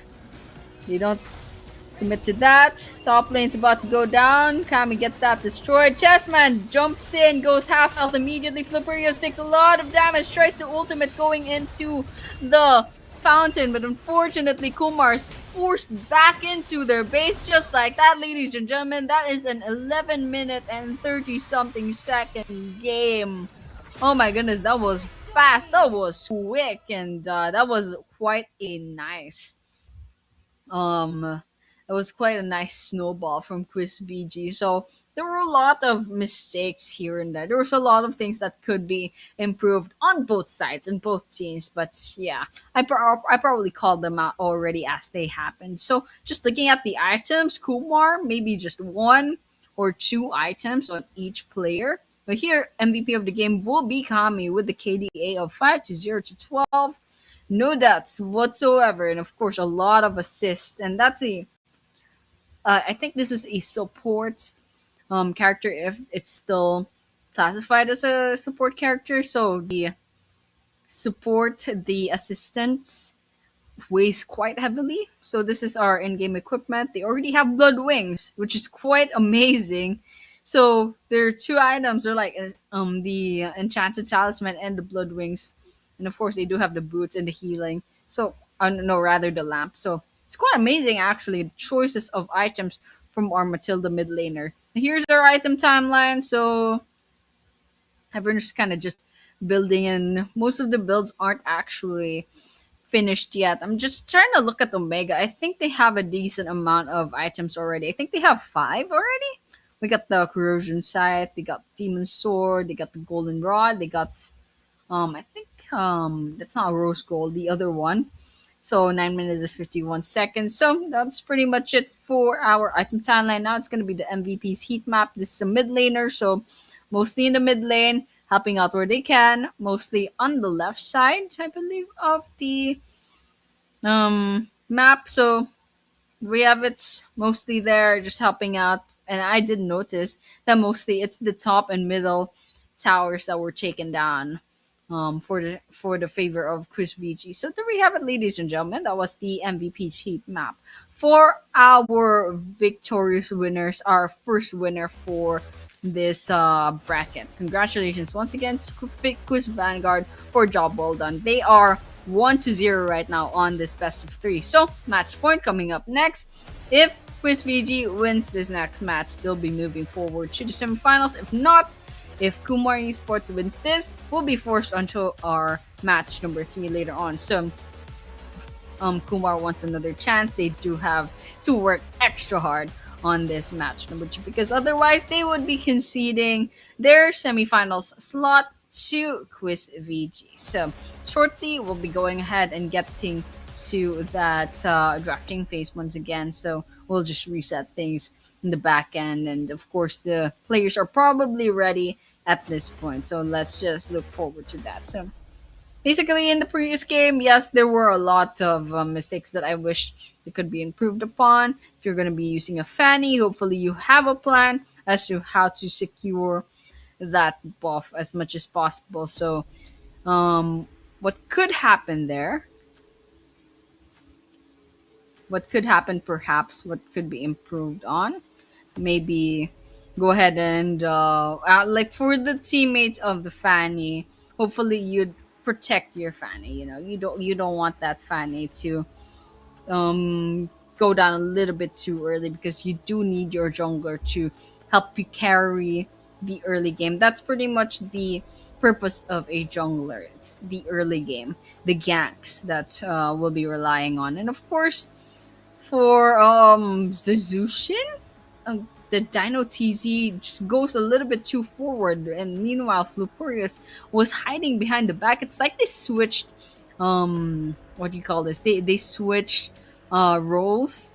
It's the mage that turned into the tank, and then the tank turned into the mage. So we don't want that happening, please. So the other things, I think basically everything else is fine actually. There were a couple of hiccups here and there on both sides, but otherwise, it's still Chris VG that came in with the snowball with that 11-minute victory. So there we have it. Let's start off with our banning once again. So Chris VG already banned the Hirara. Kumar will ban the Marcel and Diggy. Let's go ahead and see what the next ban is. That's going to be Chris VG's side this time around. So if I'm gonna think any respect bans, probably a high loss. But any universal ban, let's think of the universal bans right now for now. So let's go ahead and try for the Diggy ban. Okay, the Diggy's already there. I'm pretty sorry. So Marcel and Hirara, yes, universal bans. Let's go ahead for maybe the Gourd ban. The Gourd is still open. Atlas. Okay, Atlas was banned, so that was in the hands of, my goodness, I already forgot.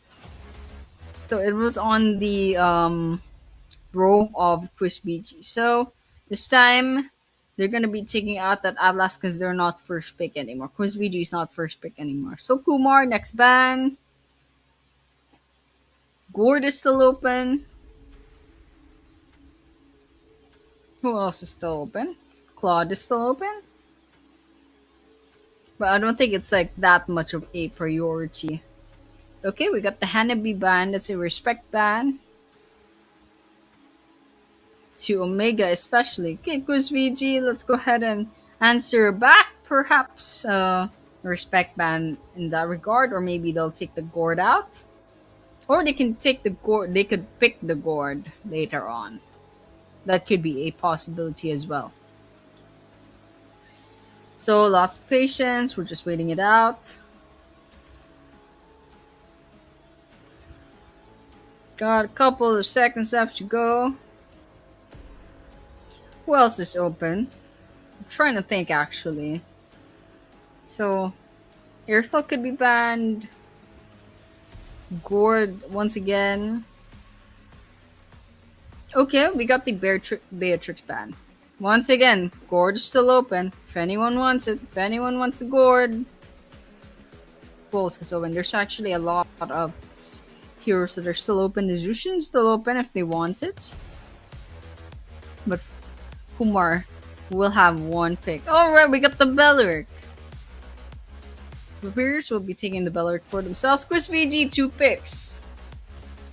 Anything goes as of this moment, so you could be picked. Okay, they'll be taking the Gourd. They realized it was open, but Kumar would rather get the Belleric instead, so Quiz VG will happily take Gourd for Kami. And now they have one more pick.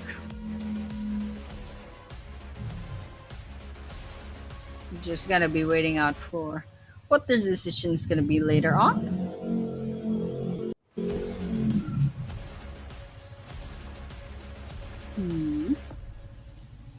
I mean, Omega could probably get.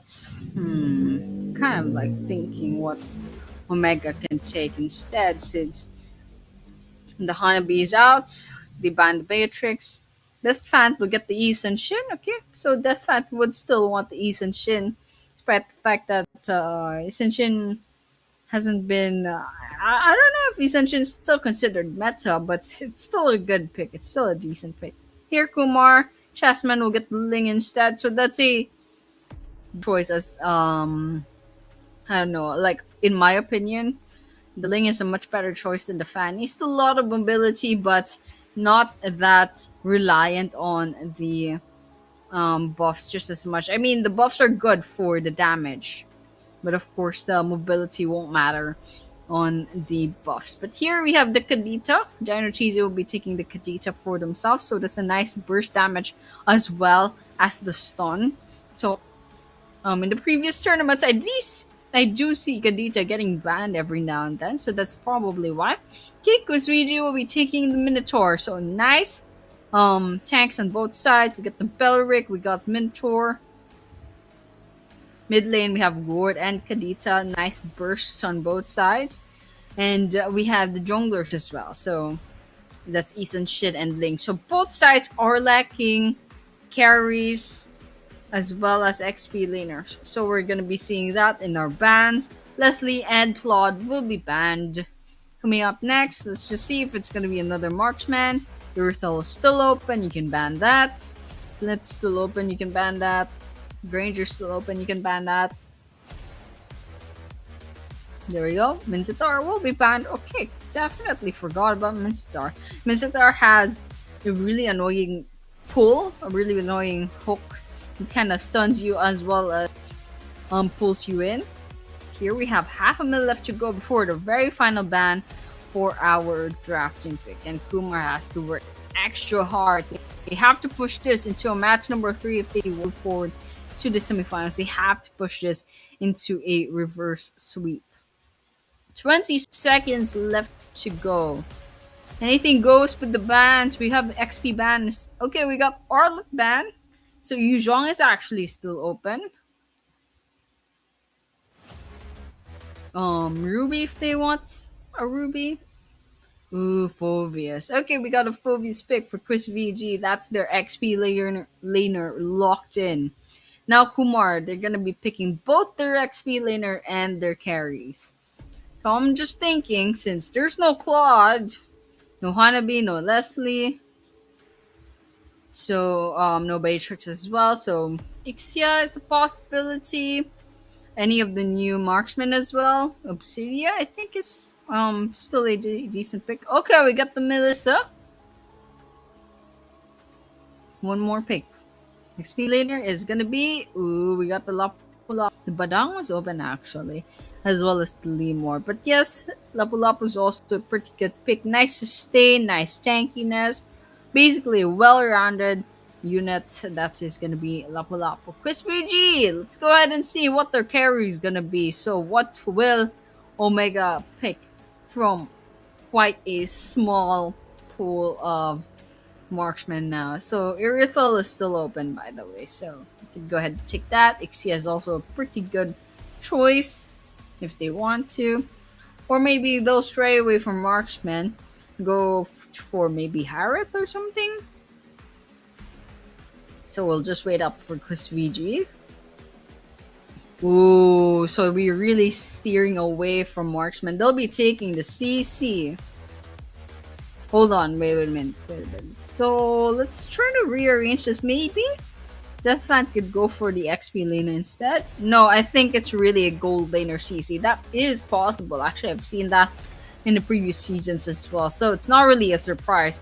So it looks like Omega will be going for that CC gold laner carry instead. So what I'm thinking right now is Quiz VG has to end this game really fast, because Kumar has the Melissa. Kumar has a proper carry, has a proper marksman, and CC just doesn't scale as well as that Melissa, as a typical marksman. So Quiz VG has to end this as fast as possible if they don't want that Melissa to be getting so much damage. And CC's a melee character, so it's not really that big of a distance that CC can use. And so I like arguably CC should probably build some physical defense items as well in order to go ahead and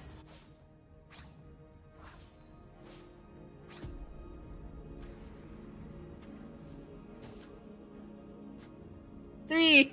Quiz Vanguard versus Kumar Esports going up against each other. Match Quiz Vanguard.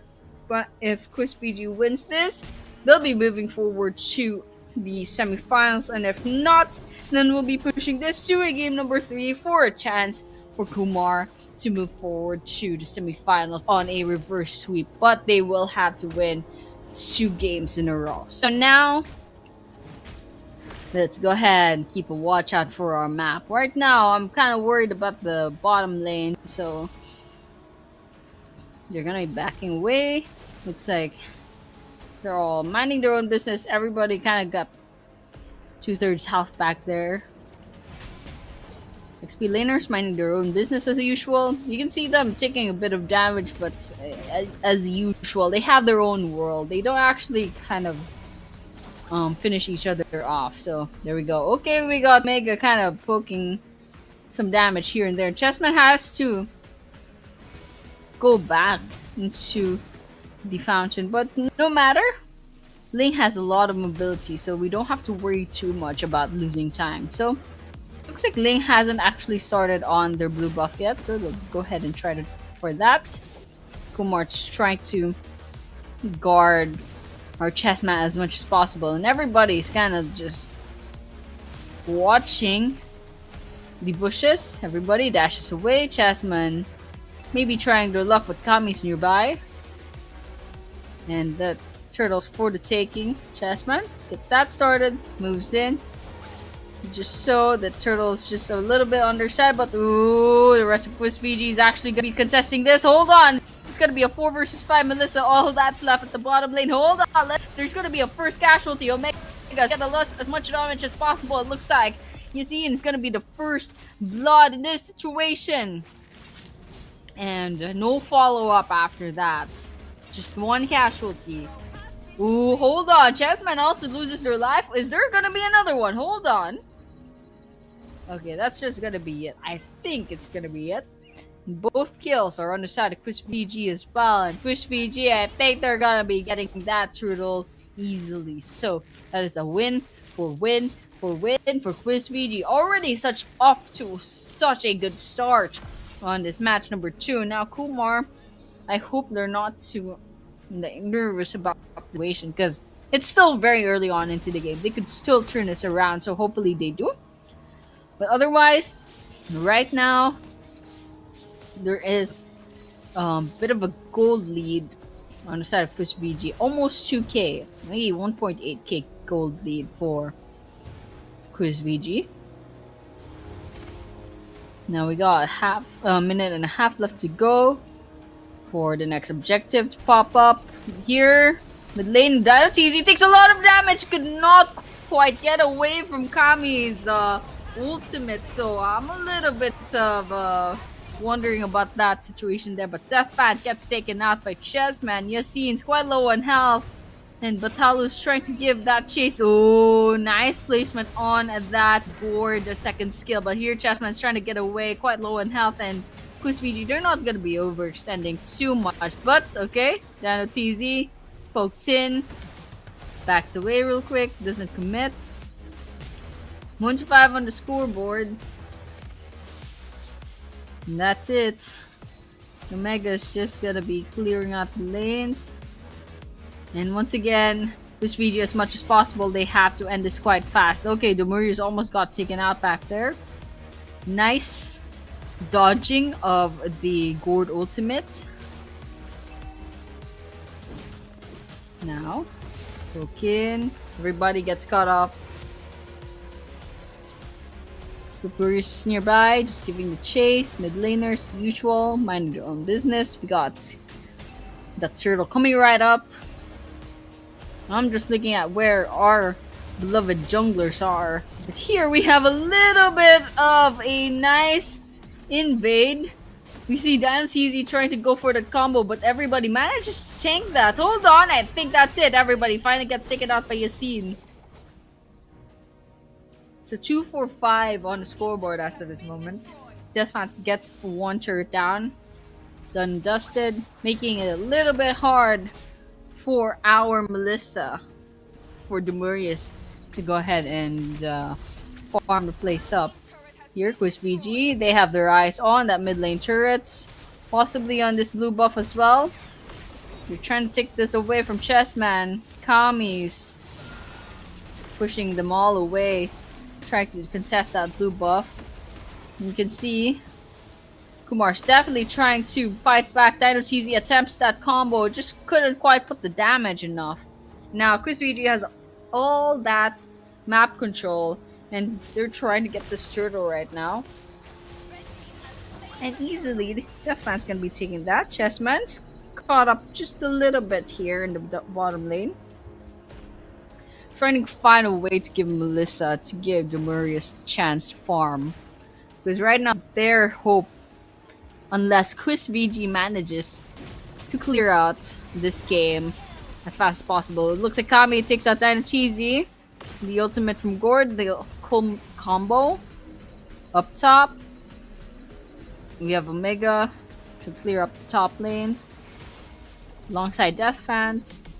Mid lane's already pushed quite enough. And you can see at the bottom, the Phobius try to clear us out as well. Kumar, 4-man stack on that top lane turret. Did not stand a chance whatsoever. The Bruce is nearby, however. No, everybody's just going a little bit of a sweep. But there's no follow-up, so any attempt on an initiation is just not going to be fruitful. Kami's nearby, trying to see if they can find a gank. Could have been possible, but they didn't commit to that. Especially since Dino CZ probably has their combo already done with the cooldown, already cooled down well. Here at the bottom, okay, something might be brewing. Omega's gonna be cleaning up that turret. Nice map control, nice objectives on Quiz VG. Very systematic in clearing out those towers. Ooh, Dino TZ gets taken out by Kami once again. Nice combo with that gourd as usual. Now mid lane, we'll be trying to go for that mid lane turret. But Kumar's also nearby. They'll be trying to contest that. Here, Chessman's watching from the walls, trying to see if they can make an entry. And Chessman does make an entry at the wrong place at the wrong time. They expand. Their ultimate gets those 4 swords just in time. But unfortunately, Quiz VG jumps in and dives into the tower. And there's going to be 2 casualties on Kumar. It's going to be Flapurious and Chessman. And still Quiz VG is alive and kicking, but not for long. Dino TZ does get taken out first, but Quiz VG actually tanked all that damage. You can see most of them is actually losing a lot of health, but still it's Kumar that will be moving back to their fountain. Forced back into the fountain, and you can see Demurius trying to get away from that ultimate, but Yassine's nearby trying to get a little bit of a revenge, but this is the 3 versus 1. Kami managed to get away just in time, and Batalu takes out Yassine instead. Ooh. Kami, however, gets taken out by Chessman. Nice assassination from that Ling. That is what a Ling is for, ladies and gentlemen. Ooh, gets away with that ultimate. Managed to get away just in time. Looks like Quiz VG, they're not going for the chase. Hold on. Deathfant does have the turtle. It's still turtle. It's still the turtle era, so we're still 9 minutes into the game. Hold on. Okay. Something's brewing here. Chessman managed to use their mobility to their advantage. Now, ooh, Batalu gets comboed by Dino Cheesy back there with the Candita. Deathman's bringing the artillery, bringing that minion wave for themselves. Now they're trying for that mid lane turret once again. Okay, just tower lock, ladies and gentlemen, and there we have it. Kami takes out that turret, and now it's all about the inhibitor turret right now. Bottom lane has the Lord. They're gonna clear out the waves. Flapurious is about to lose their lives, and there we go. They get finished off really quickly, and Kumar's forced back into their base. They're gonna be backing away, and they're gonna be going for that base instead. And there we go. What is happening already? We're already seeing an attempt on the base. The Lord is still up, by the way, focusing on clearing out the minions, but meanwhile the Lord's just taking out health after health after health, and you can see QuizVG's locking in! They locked in! Hold on! The minions respawn on the side of Kumar. There's just a sliver of health on that base. Oh my goodness. Come on, someone hit that freaking base. Oh my goodness. They're drawing this out once again, but Kumar's losing their players. There's half a minute left to go before that next spawn, and it looks like there we go. That is it. I really thought this game is gonna drag out for 5 more minutes, but there we go. QuizVG secures this victory, and they will be moving forward to our semifinals once again. That's a nice done and dusted, and a really good sweep on our first 3 brackets so far on this quarterfinal. So these are our stats. Game time, 10 minutes and 40 seconds. Let me just take a look at the itemization. Unfortunately, Kumar couldn't quite itemize that much. I can see maybe at most 3 built items on Kumar. QuizVG, probably about 3 to 4. Here we have our MVP. It's going to be Kami with the 12 kills. This is why Gord gets banned, ladies and gentlemen. This is exactly why Gord gets banned. And you can see they're so confident they're taking the Sky Piercer in hand. And of course the Glowing Wand is also alongside it. So Kami's build is basically just the boots. And then after that they go for the Glowing Wand. And then the Sky Piercer at 6 minutes, which is also not bad. And they have the Ice Wand and it's at 35. So really interesting build. Still a lot of damage nonetheless from that Gordon. Here for Chessman, unfortunately the first real item was all the way at 5 minutes. So that's probably why they had a little bit of a hard time catching up and maybe damage as well. So other than that, no qualms about the rest of the itemization. And this is our MVP seat map. It's going to be Kami going about in the river mostly. So this is the movements of a mage, and then you can see as slowly but surely QuizVG starts getting more map control. Kami's invading just a little bit in the jungle and then pushing into the mid lane as well, assisting on the other lanes as well. So that was it for the 11-minute MVP heat map. So it's quite interesting. You can also see the build having about. So we got the Glowing Wand first, then the Sky Piercer, and then after that should be the Wand. And they're trying to build something else, something not quite sure what their build was, but yeah, nonetheless that was it for our Kami. So well, I think that should be it for our bracket number 3. That was quite fast actually. I think we only expended maybe half an hour, but well, Chris Vanguard made quick work about that, and they'll be moving forward to the semifinals after this. So, congratulations once again. So, after this bracket number 4, whoever so wins that bracket will be moving forward to the semifinals and will be going against QuizVG. So, of course, before that happens, before bracket 4 happens, we'll be going on to a short break as usual. So, guys, don't go anywhere. We'll be seeing you soon after the timer ends.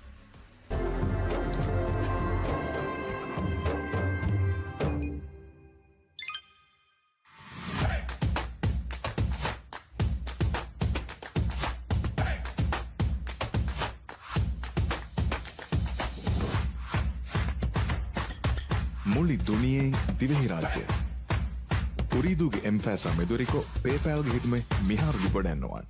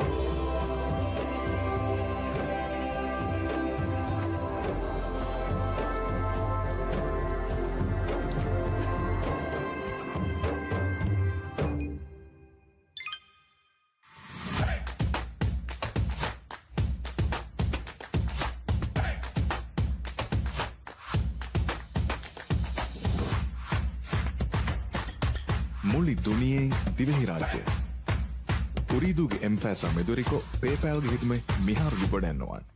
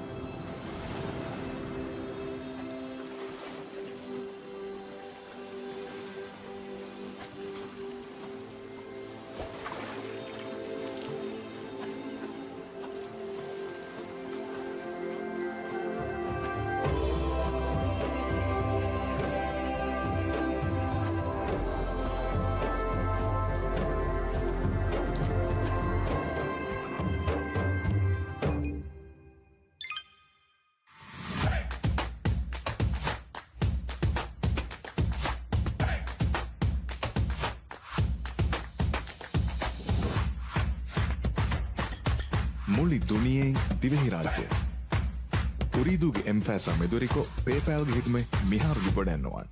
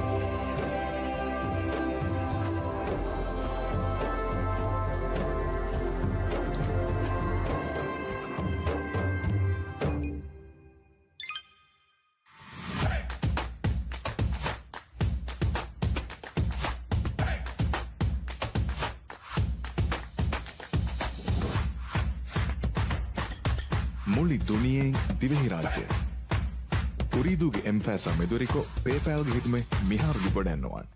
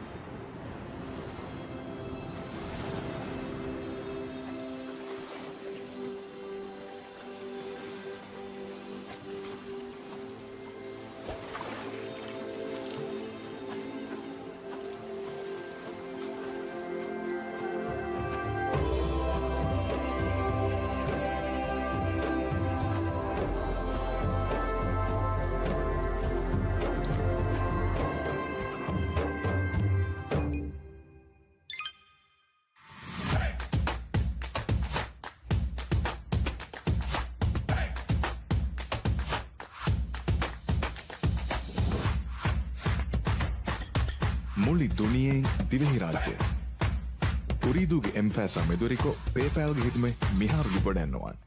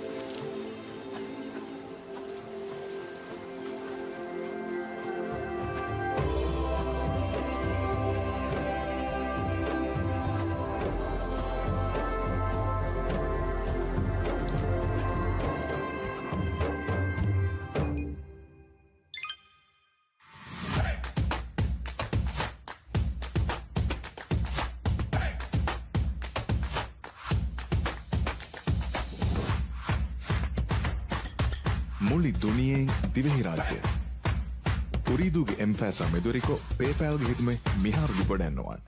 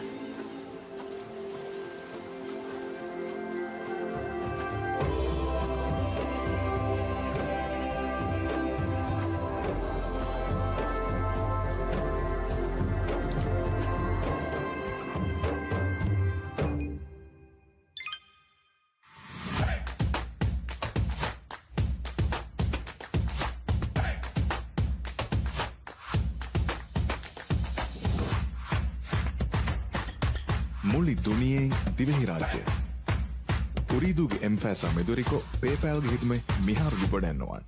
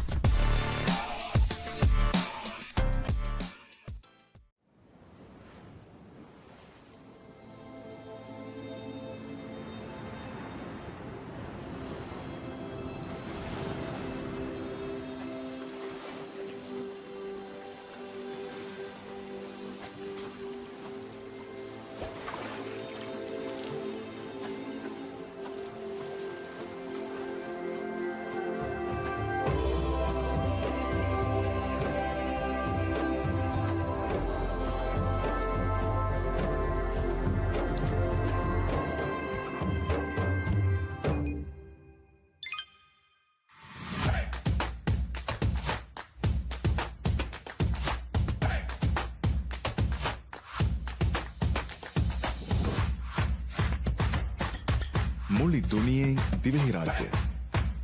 උරීදුගේ එම්ෆෑසා මෙදුරිකෝ පේපෑල්ගේ හිතුමේ මිහාරුදු ගොඩැන්නවන්.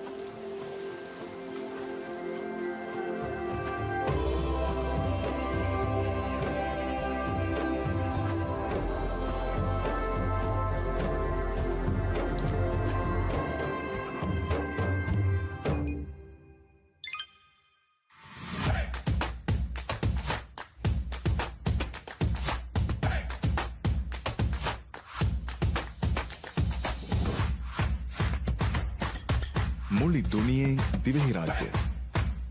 උරීදුගේ එම්ෆෑසා මෙදුරිකෝ පේපෑල්ගේ හිතුමේ මිහාරුදු ගොඩැන්නවන්.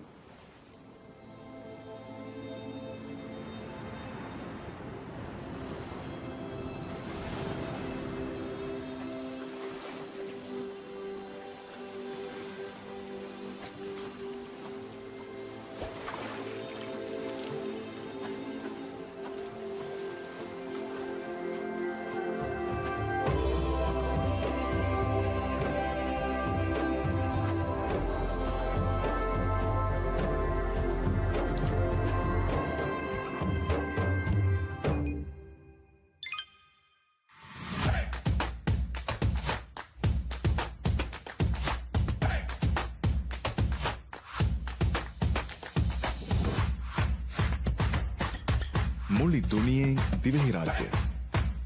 උරීදුගේ එම්ෆෑසා මෙදුරිකෝ පේපෑල්ගේ හිතුමේ මිහාරුදු ගොඩැන්නවන්.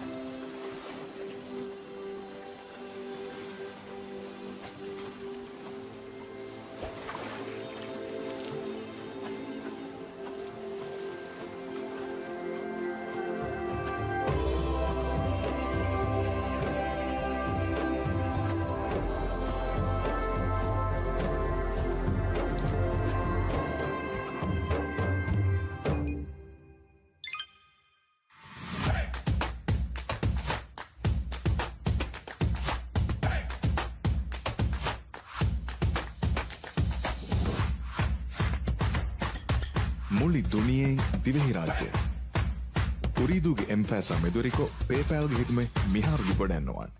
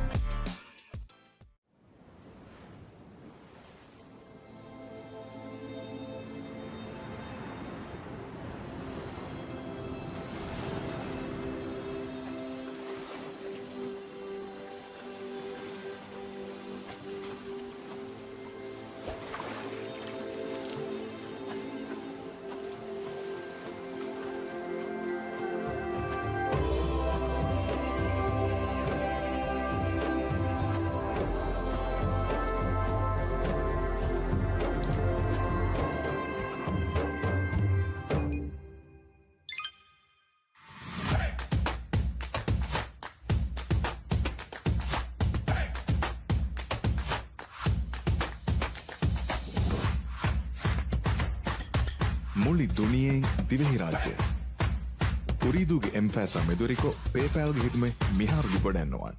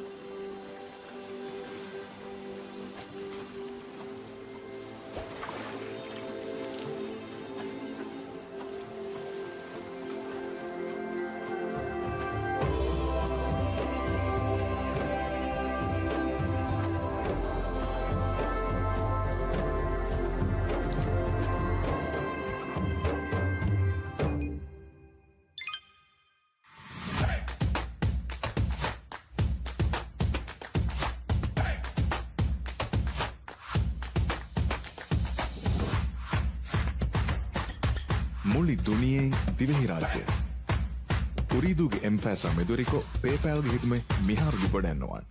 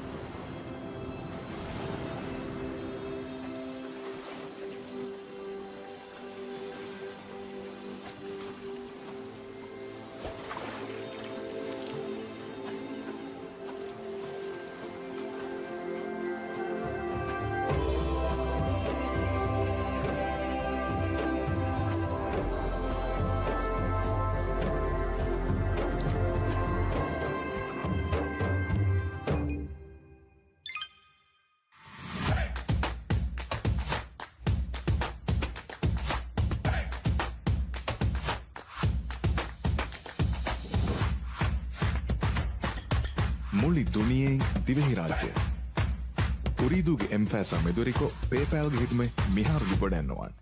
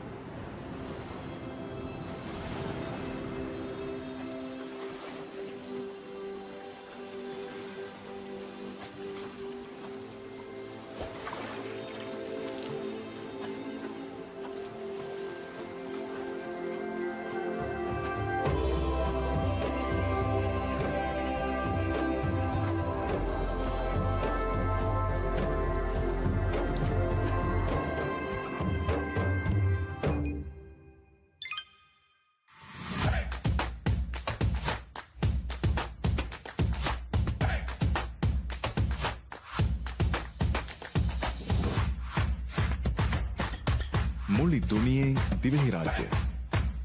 උරීදුගේ එම්ෆෑසා මෙදුරිකෝ පේපෑල්ගේ හිතුමේ මිහාරු ගොඩැන්නවන්.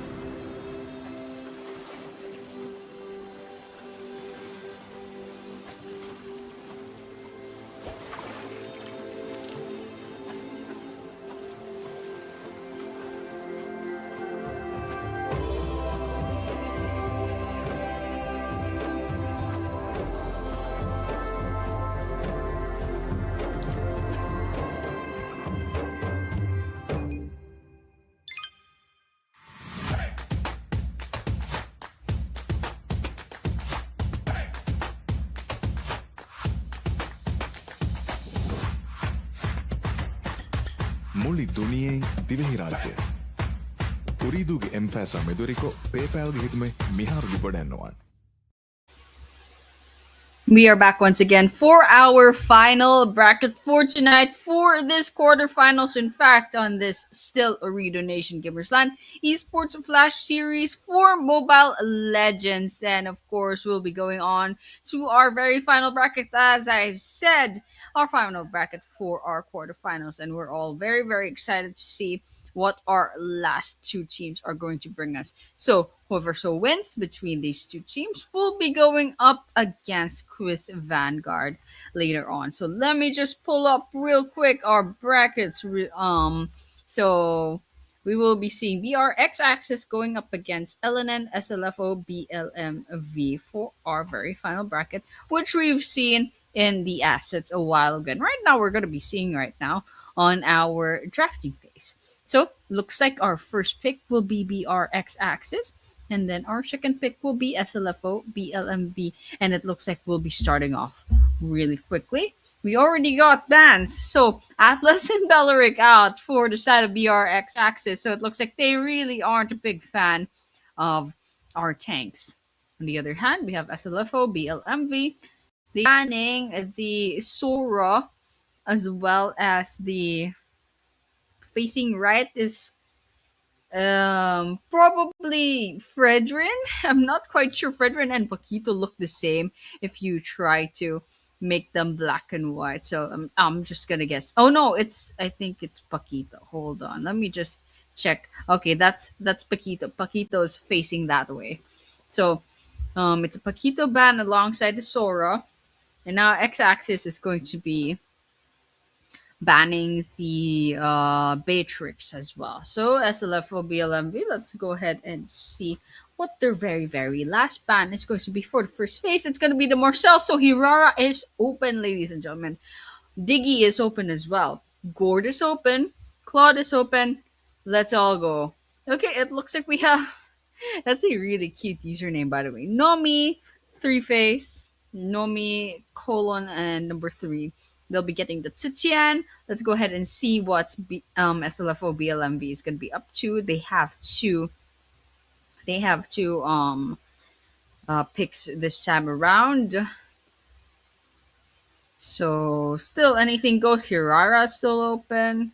The Claude is still open if they want it. Diggy's still open. I don't know why they would want it because Atlas and Belric already are out of the picture. I guess he could counter a Minotaur, but usually Diggy. I don't know why it gets banned quite a lot, but usually we have other ways of countering tanks already. But okay, we got Nicorette with our glue, and then we have the Guinevere as well. So two like Rome adjacent heroes, but the Guinevere could be maybe pure Roman, and glue could go ahead and go to the XP lane. We are X axis. We got the Yuzhong in. See what else they put in. So we have the XP laner and the mid laner. We still need gold laners and roams and the jungle as well. So still anything goes. There's a lot of open. Hirara still open. By the way, if any of these two teams know how to use Hirara, then they can go ahead and take that as well. Jushin's still open. Gord is still open. Okay, we got the 1-1. 1-1, right? If I'm not mistaken, that should be 1-1. So haven't seen 1-1 quite a lot, and I think technically 1-1's quite a like I don't know. In my opinion, it's quite a complicated marksman, especially trying to activate that ultimate. It's just a whole ordeal. And looks like BLMV will be closing in the first phase of the picking with the Swin. So, almost called them Wukong because the full name is Sun Wukong, if I'm not mistaken. So, okay, Sun in this game, it's called Sun. So, okay, we're going back to our banning phase. So, BLMV will be taking the Shuyu. Then, X axis. Let's see what's next for x-axis. One more ban, one more ban. BLMV still missing their carry, missing their mid laner. Actually, BLMV, I'm not quite sure where everything goes. So let me try to arrange this. Srin for the jungle, and then Rome for Guinevere, and then Glue for XP laner. So BLMV needs their damage dealers. They need a mage as well as the carry. So as far as I know, animation is a mid laner, and Bummy QT could be for the gold lane. So that's their plan basically. So x-axis, let me just take a look at what the ban is. Is that Aurora? I'm not sure. I need colors. That's why. That's why I'm a little bit confused as to who is who. Let me just check at the artwork real quick. I don't think that's Aurora. That looks different. That Moskov? Okay, Gord for sure. Gord just got banned back there, but oh my goodness. Okay, I think that's Eudora. Oh my goodness, that's Eudora. Eudora looks so different in black and white. Okay, there's a Eudora ban as well as the Gourd ban, and SLFO will be banning that's is that Arlott? I'm not quite sure if that's. It doesn't look like Arlott. Arlott has curly hair.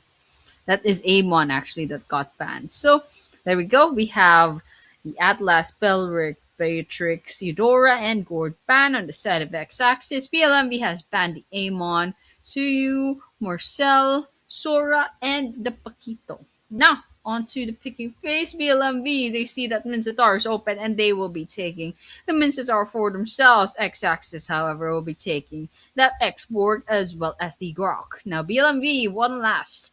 They need a carry.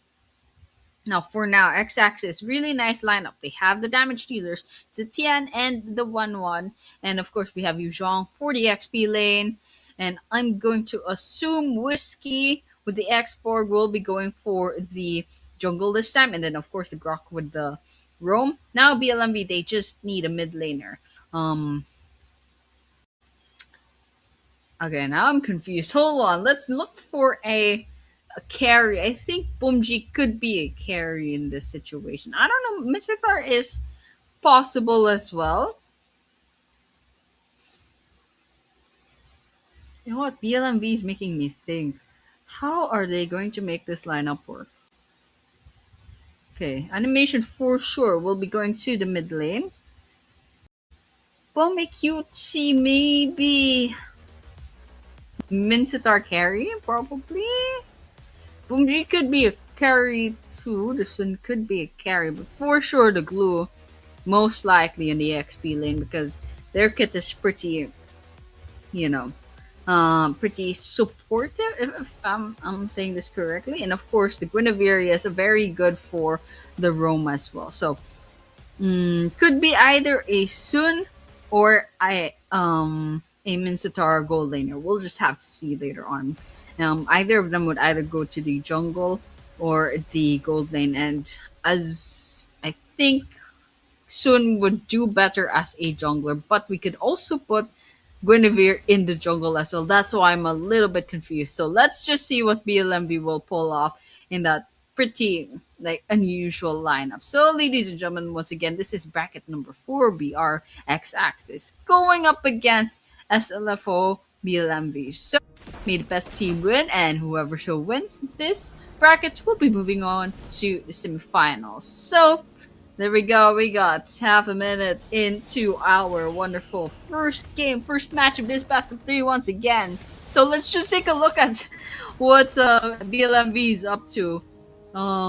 The retribution really did go to our Guinevere. So now the question is, who is the Rome? Who is the Rome? Let me look at the map. Let me guess from the map. So it's a Minster gold laner. And then we have blue on the XP. So it's really the Sun that is the roamer. So it's not bad. And I'm just thinking like Sun is usually a really good normal attack sort of hero. So I guess the fact that they can make clones is also a pretty good roam strategy. So not bad as well. So um, otherwise, everything is going quite well on the map as of this moment. No qualms about it. Everyone's minding their own business. Pokes here and there. Still no kills for about a minute and a half in. So that means the junglers should be done with their rotation. So you can see they're trying to wait up for a situation where they can go ahead and jump in for a gank. Boomji's hiding about. There's another clone in. Just making things a little bit confusing. Up top, it's already Turtle waiting, and Guinevere's also nearby. So, they'll be waiting on for that Turtle, and it looks like X-Axis might actually try to contest this. You can see Vamp kind of poking it really quickly. Branky is trying to get this started, but they're half health, and it looks like Branky managed to snag that retribution just in time. We got Blue using the ultimate. Oh, first blood, and it's the jungler too. It's quite unfortunate for BLMB, they already lost out in one player, but still, nonetheless, we do have another casualty still in the favor of X-Axis. Not looking too good for BLMB, not looking too hot. Still, we can bounce back once again. Ooh, Tata gets taken out as well. And that's the marksman. So, marksmen are supposed to basically just mind their own business as much as possible and farm. They don't want to get taken out too early on because every second wasted is another second denied of gold. So, you have to farm as fast as possible. That's your job as a carry. But, okay, 2-for-1 so far on the scoreboard. We're 3 minutes in. No goal lead whatsoever. Look at that. They're head to head. Hold on. Boomji, however, takes out 1-1 once again. That's the second death of Tata. So that's not looking too good. So, the bottom, it looks like Rock has managed to almost trap Bunny QT. This is a really nice set. Unfortunately, Vep is just all alone, so there's no follow-up in terms of damage. So if only Whiskey was there, if only Tata was there, actually, would have been really good. It was a really nice wall combo. There we go. Everyone's going back to minding their own business. And you can see Branky's camping on the turtle once again, just like last time. Got a couple of seconds left to go. The river's going upstream. Now we're just poking. That's us nearby. Boomji's there. And looks like there's a little bit of a turtle dance up top. Nigarette's nearby. We got 3 from BLMV. Okay, but QT almost lost their life back there. Ooh! Oh, nice ultimate from Nomi. That is communication between teammates, ladies and gentlemen. That is nice ultimate. But here we have the glue attaching themselves up. And BLMV, they're trying to contest this turtle, but that turtle is just backing away, back and forth. Nigarette's about to lose her life. There we go. Whiskey finishes them off. Let's see if there's going to be any follow-up. There's still a attempt to steal, and Branky actually takes that turtle for themselves. So that's turtle for BLMV. Hold on. Hold on. Ooh, something's cooking. Branky gets taken out by Whiskey. And there we go. That is a 5-3 on the scoreboard as of this moment. And let's just look at the gold lead. Still not much of a gold lead. They're pretty much head-to-head right now, even until now. So still anyone's game. I don't actually have any bets right now because it's literally just so good. It's it's push and pull, tug of war. No clear domination yet from any of the teams. And Boombi's just trying to annoy BRX Axis, trying to confuse place. The next turtle's some minute left in. The junglers are trying to mind their own business. And well, everyone's just farming. 6 minutes in. And everyone's just calming down. I think there's something happening in the mid lane. I don't think that's gonna turn into any kills.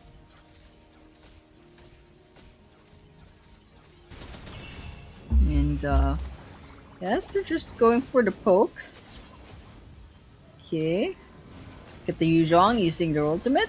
Jumps in. Ooh, Bumji took a lot of damage back there. Okay, we got a little bit of a bump. Ooh, nice grok. Skill. Oh, look at BLMV. They're losing their damage. They're using their HP just like that. 3 down on the side. BLMV. Nice damage coming in from X-Axis. That's crazy, actually. 8-4 on the scoreboard right now. But still, look at the gold. Still so close to each other. I think that's just a 600, 700 gold leads. Not that much, actually. Hold on. I think someone's about to lose their life, and that's going to be Utah. But Branky will be traded off immediately. 1-for-1, just like that. A little bit of a sprinkle of trade from Whiskey over there. An eye for an eye in that situation. We have the third turtle. There's no Branky here to get that retribution. Whiskey takes that instead. Understandably. Oh, Bummy cute. See, take away and re-heal all of their life as well. So this is a Mincetar that I really like to see. Oh my goodness, that's a nice hook. And Vap pays for it with their lives. You don't want to get caught up by that Mincetar hook whatsoever. So there we go. VLMV is actually catching up just a little bit, just a tad little bit, but still never straying too far in terms of kills, in terms of gold. Never too long, never too long. But looking at the bottom lane, really nice push coming in from the Mincetar. Hold on, what happened to Yuuzhan back there? So there's another kill, 9-8 right now on the score. Boom G! Nice ultimate coming in from Tata. Okay, Branky's just minding their own business, trying to take out this top lane tower. Grok's nearby, as well as Tsitsian. Ooh, Bummy QT gets jumped into their own tower, and there we have it. Whiskey walks away with the kill with themselves, but the animation's over there. Just a tad bit too late, but Whiskey pays for it with their life. Immunity, or rather immortality, paying for that. Tata is quite low on health, and just to get away just in time. Nice use of the passive, but still, will it be enough? Will it be enough, especially since Nigaret's trying to jump in, and it looks like it's just not gonna be enough. Frankie, half health already, a little bit too late to the party, but didn't quite get the chase. Branky goes in with the blue buff instead. So it's all to eat right now on the scoreboard, and still the gold lead's not that noticeable actually. It's just a very, very slight advantage on the side of X-Axis, never enough to be significant. But here, okay, map control actually mostly on BLMV's side, so they have the objectives in their mind.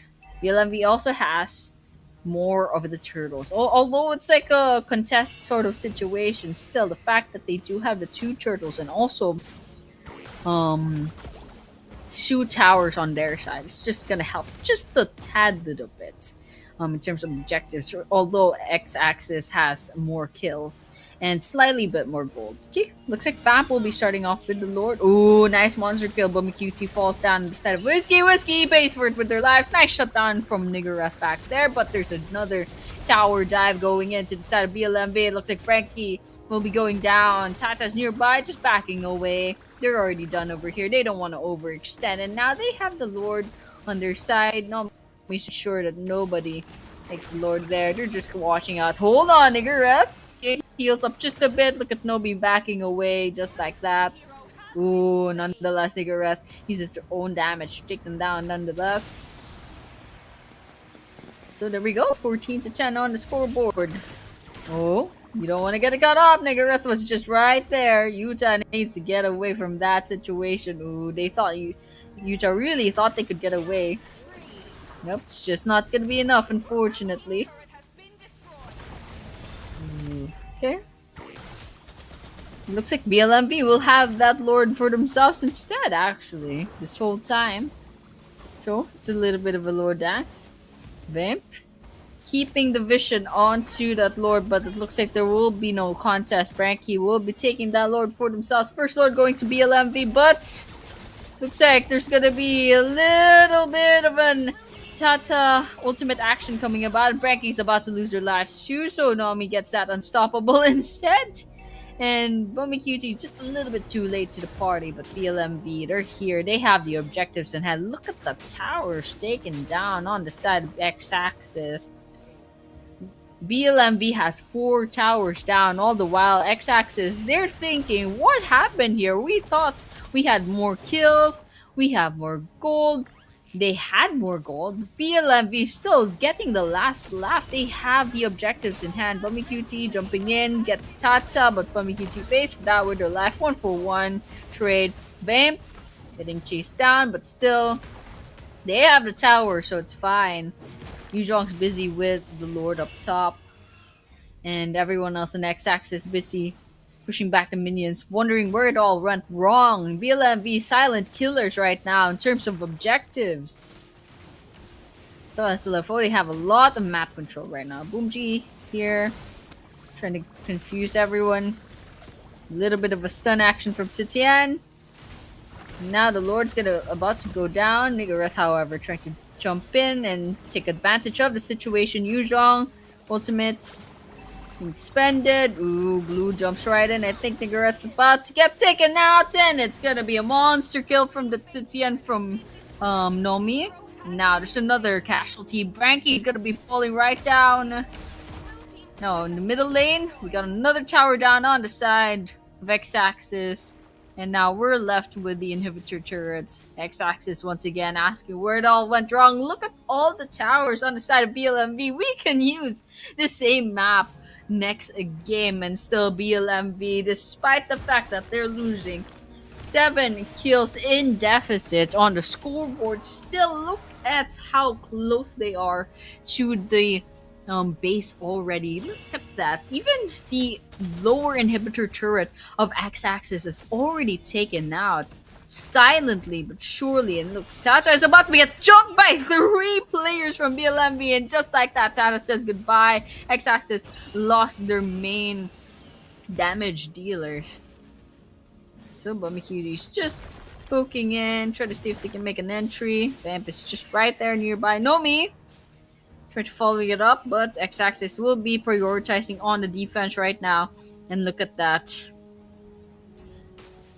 BLMV is just not giving X-Axis any room to breathe whatsoever. They're pushing the minions as much as possible. So with that, put pressure on the bottom, on the top lane. The bottom lane is a little bit neglected, just a touch. And now the Sun's just gonna take care of that. So I think I see the vision. At first, the Sun was a roam, and then now it's just the pusher, and Sun is really good at pushing. Meanwhile, the rest of BLMV will be taking that next Lord. It's gonna be the second Lord on their side. And X-Axis once again left to the defense, to the side of defense, wondering where it all went wrong. 19-13 on the scoreboard, but gold lead is on BLMV. That is the power. That is the power of objectives. That is the power of playing the game for the objectives. Because no matter how many kills you have, you only win if you destroy the base of your opponent. So it doesn't really matter who gets more kills. So we're just gonna be marching right down from the bottom because that's where the inhibitor turns down. Hold on, what's gonna be happening over here? I really thought something was happening, but that was just Branky's clone. But here, finally, it's for real this time. Boomji will be taken out. Really nice set, but Branky will be followed right up, and we got the double kill. Bobby QT is also gonna be falling. Botata gets taken out by animation.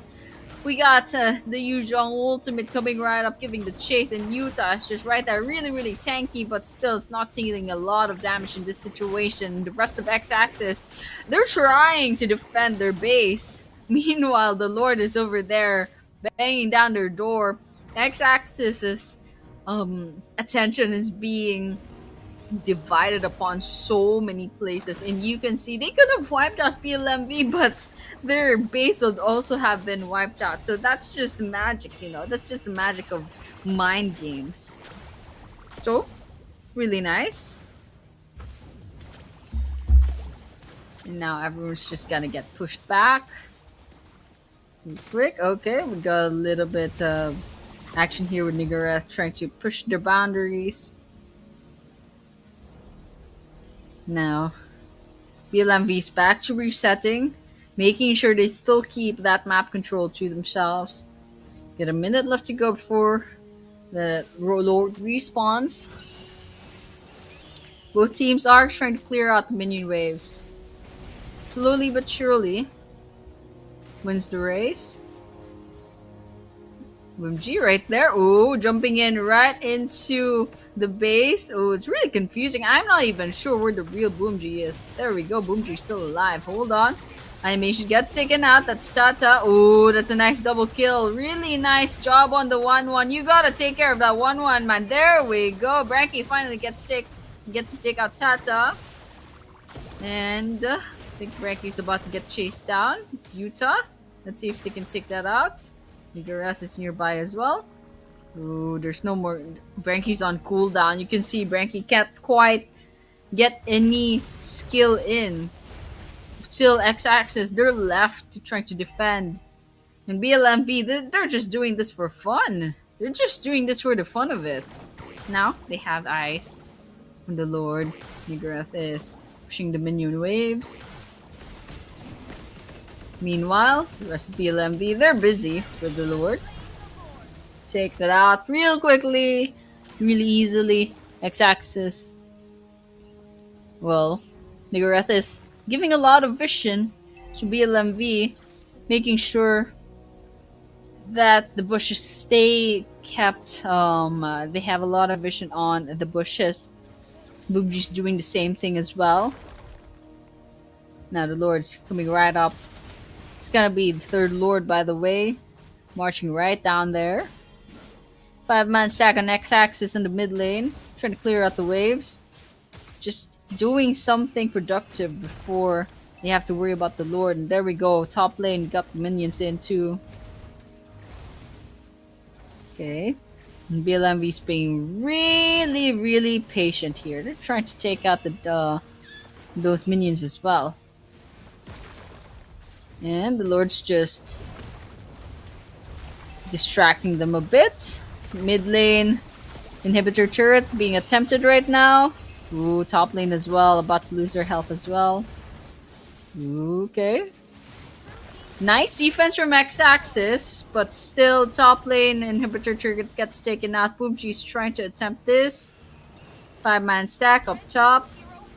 Ooh, Boomji gets taken out by Tata. Will there be a second? Tata is going really nicely in terms of positioning. Right now, Tata's, however, being annoyed by Nigareth, but hold on. Branky gets taken out. Tata gets taken out as well. It's a 1-for-2 trade as of this moment. X-Axis won that team fight, but at what cost? Still no towers taken out on the side of BLMV. So who's really winning in this situation? But here, BLMV, they should probably win at least one team fight. If they win at least one team fight, it's all over for X-Axis. But it's taking a little bit of time. It's just taking a tad bit of time. We'll be fine. We're 20 minutes into the game, by the way, ladies and gentlemen. So this isn't about snowballing anymore. This isn't about itemization. This isn't about leveling anymore. We're on level field. It's all about outsmarting the other right now, winning those team fights, and then eventually maybe it's going to be your respawn time who will be your greatest enemy. If you die, you'll get a 1-minute respawn time, and that's just not fun. That's just not something that you want. Like, imagine getting a 1-minute respawn time and your opponent's already knocking down your door, trying to take out all your towers, trying to take out your base. So you definitely don't want to get taken out in this situation right now. So, Boomji's starting it out. Whiskey's a little bit confused as to where the real Boomji is. But of course, BLMV, they're getting started on that Lord. Meanwhile, Utah is unfortunately trying to clear out minion waves all alone. Here. Okay, a little bit of a push and pull. We got 5k left to go on that Lord. Ranky could just finish that off. Now there's another Lord gonna be marching. I don't know. I think maybe at the top lane this time. Not sure. It looks like the top lane has a little bit more advantage right now. Ooh, it's gonna be a mid lane. Okay, it's gonna be a mid lane Lord. Everyone's just clearing up the minion waves, both sides. It's marching down the middle. It's going to be an enhanced Lord, by the way. It's already a 21-minute Lord. And now this is where it gets interesting, because if someone gets taken out this time, it's not going to be fun. The respawn time is not going to be fun. Alright, let's get this started. There's a lot of damage coming about. A little bit of a stun here and there. Nice Titian skill coming right up.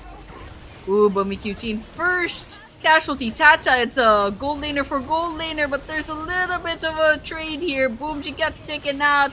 Nigareth gets taken out as well, but Vamp gets traded off as well. Nomi down, so that's a 3-4-3 right now. And now it's just a battle of attrition. Utah gets taken out, and it looks like this is it for X-Axis. BLMV successfully, after 22 minutes, finally breaks the base of BRX axis. And what A persevering game. Look at that, 71.6k gold. We've been here a while, ladies and gentlemen. Oh my goodness. Finally, BLMB takes out this victory for us. Congratulations once again. That's a 1-4-0 right now on this best of three. This is our MVP. It's going to be animation with the 3-2-2-9 on the KDA. Surprisingly, for a 22-minute game, it's quite surprising. But this is our MVP. We have the full itemization. I'm actually going to be uh, surprised if it's not all six items built. So it's really nice. We got the with the Trunkion, the Enchanted Talisman. Of course, we got the Glowing Wand and the Ice Wand as well. So really nice support build from our Valir right now in the mid lane. So congratulations once again for animation for a job well done, of course. But of course, the rest of the teams they did quite well. All of the players actually started shining. We see Branky sometimes shining as well, getting those objectives in hand. Boomji very persevering and pushing, and I think that's what made BLMV shine a lot, despite the fact that BRX Axis mostly won most of the team fights. Still, the fact that BLMV just gave no opportunity whatsoever for BRX Axis to go ahead and get the objectives in, get any tower on their side. BLMV keeps on pushing the minions to the disadvantage of BRX Axis. That just helped out. BLMV win the fight so well, despite the fact that it took 22 minutes for BLMV to secure the victory. Slow and steady wins the race, and objectives always trump team fights. They always trump kills. So no matter how hard you play this game, as long as your opponent outsmarts you in terms of objectives, you will probably always lose. But of course, yes, this is our MVP's heat map. You can imagine animation. Of course, as a mid laner, you can expect that they go all around the map, and you can see the time when what do you call this, when BLMV started getting securing all that map control. You can see mostly animation pushing forward to the jungle BR X axis. So that's it for our MVP's heat map. Congratulations once again. This is the first match going on to the side of SLFO B11. Congratulations once again for a job well done. And so that is it for MVP's heat map. We should be going on moving forward to once again, a little bit of a recap. This is bracket number 4 for quarterfinals. We already are down by one match, so we could get one or two more matches left to go on this best of 3. So if SLFO BLMV wins this once again, it's gonna be the end of the story. We're gonna move SLFO BLMV forward into the next leg, into the semifinals. But if BRX Axis wins this game, then on to a match number 3. So as I was saying, actually, I saw the brackets on the Instagram post, and it's actually SLO VLMV had one bracket where they did a 2-1. Not sure if it's a reverse sweep, but it was a 2-1. BRX Access actually the same game, 2-1. These are the only two teams so far in the bracketing that didn't go for a full sweep for a 2-0, clean 2-0. So there's a possibility, via trends, that this might turn into a 2-1. Might be a reverse sweep, might be whatever the opposite of reverse sweep is. But yes, that is it for our match number 1. Now we'll be moving on to match number 2, just like that. Still a best of 3. So match point for BLV. And we are already starting off with our bans. Eudora will be banned on BLMV. And then X-Axis followed up with a Belleric. And BLMV banned the Atlas. X-Axis bans the Sun. BLMV bans Marcel. Now X-Axis, they could ban the Gourd because the board was still open. If I'm not mistaken, Hanabi could also be banned. Claude could be banned. Well, Diggy could be banned. Hirara, by the way, I don't think they're very interested in Hirara, so it's fine. So, well, let's just go ahead and see if we can go back to our drafting phase. Just write that because I'm a little bit excited to see what the lineup is gonna look like later on. Because the previous game actually, I mean, it was fine, but I think on the side of BLMV, most of their heroes on their lineup is very pushed towards the objective of pushing the lanes, so taking out minions and everything. It probably would have helped to have like a marksman more, but still nonetheless it did work out for them, so it's gonna be fine. So yeah.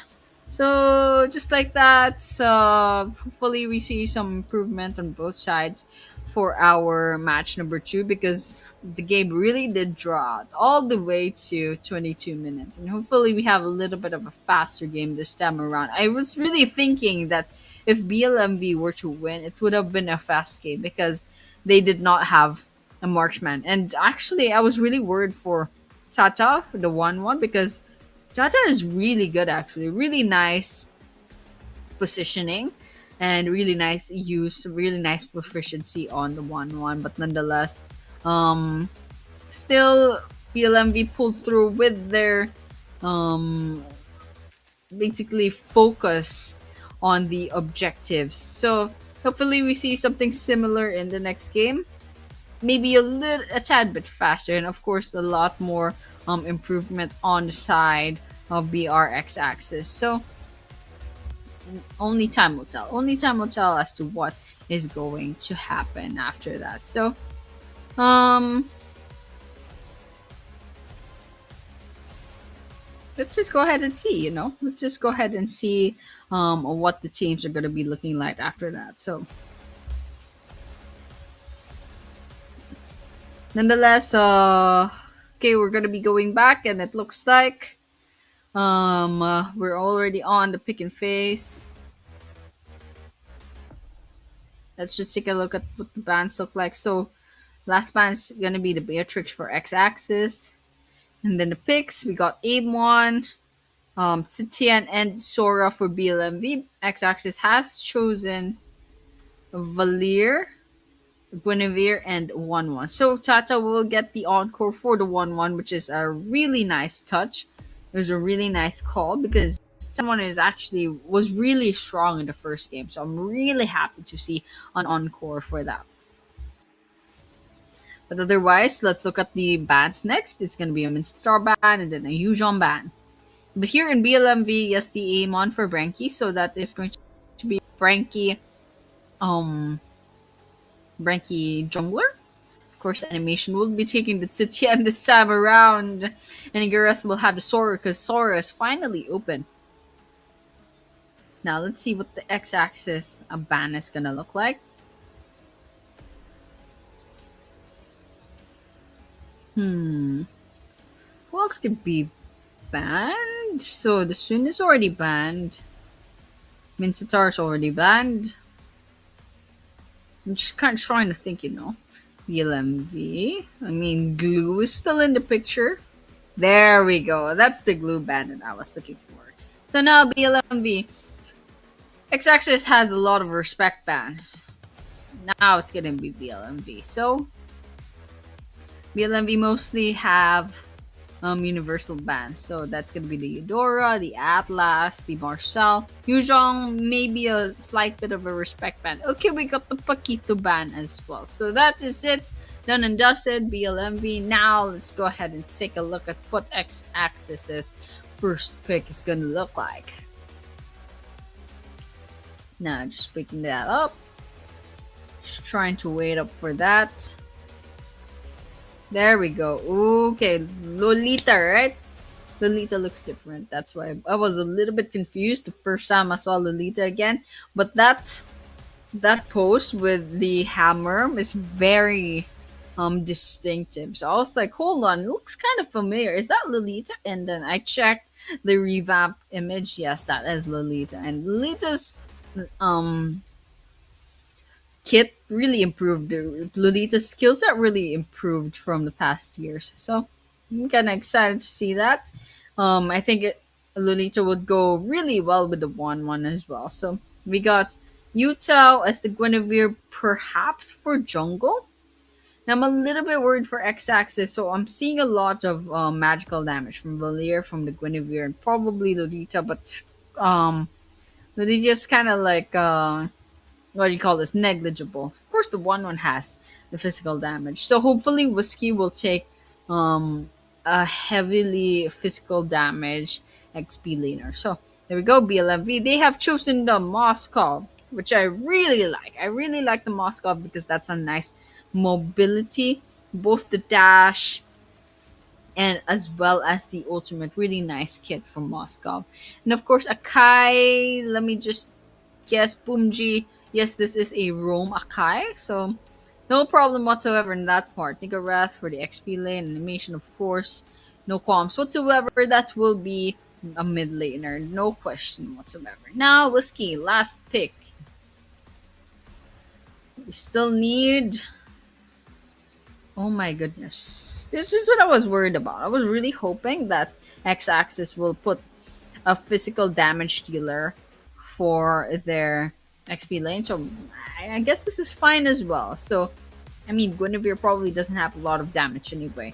And yes, the Valier is mostly utilities more than damage, but you can build Valier for damage as well. So, the Alice for the tankiness, I think the magical damage is also negligible, but it still would help, like any damage would help, will do. You just don't want to have your opponents building on magical defense so much. So that was it for a lineup. It's a little bit more rather, it's a little less worrying than the previous draft in a match number one, and hopefully we don't end up into a 22 minutes game the next. So I'm kind of hoping, let's just say max 15 minutes, please, because it's going to be our potentially into the last or our last match for tonight. So there we go, ladies and gentlemen, match point for BLMV in this very last quarterfinals brackets.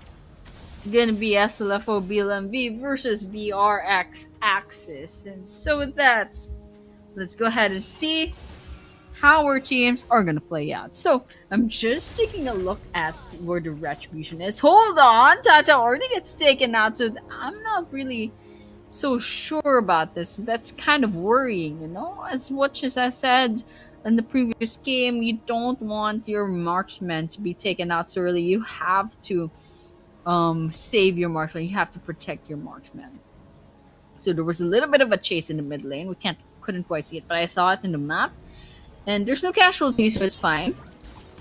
But as I was saying, oh my goodness, am I gonna get interrupted again? As I was saying, the retribution is actually on the Guinevere. So there's gonna be a Guinevere jungler. Hold on, Bummy Cutie might be in trouble.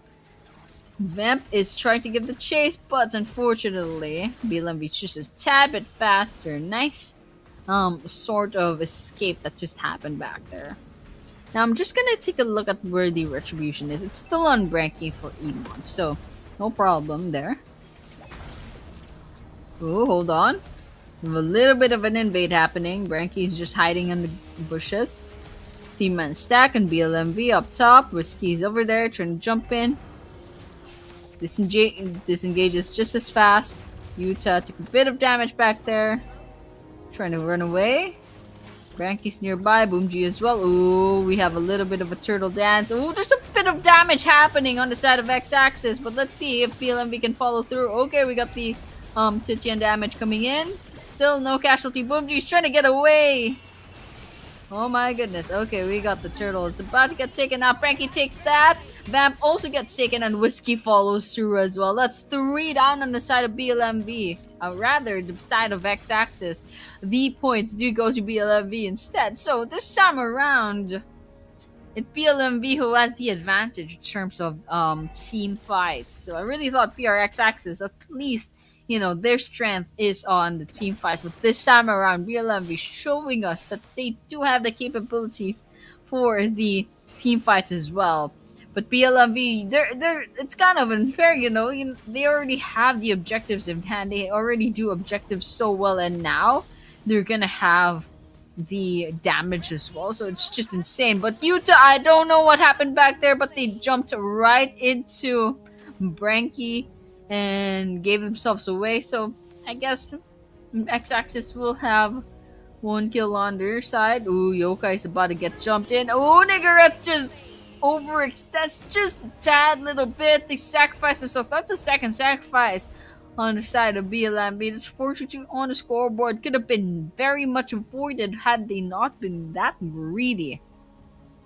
Okay, Moscow attempted on the ultimate, did not follow through out. Either that or it did not hit 1-1.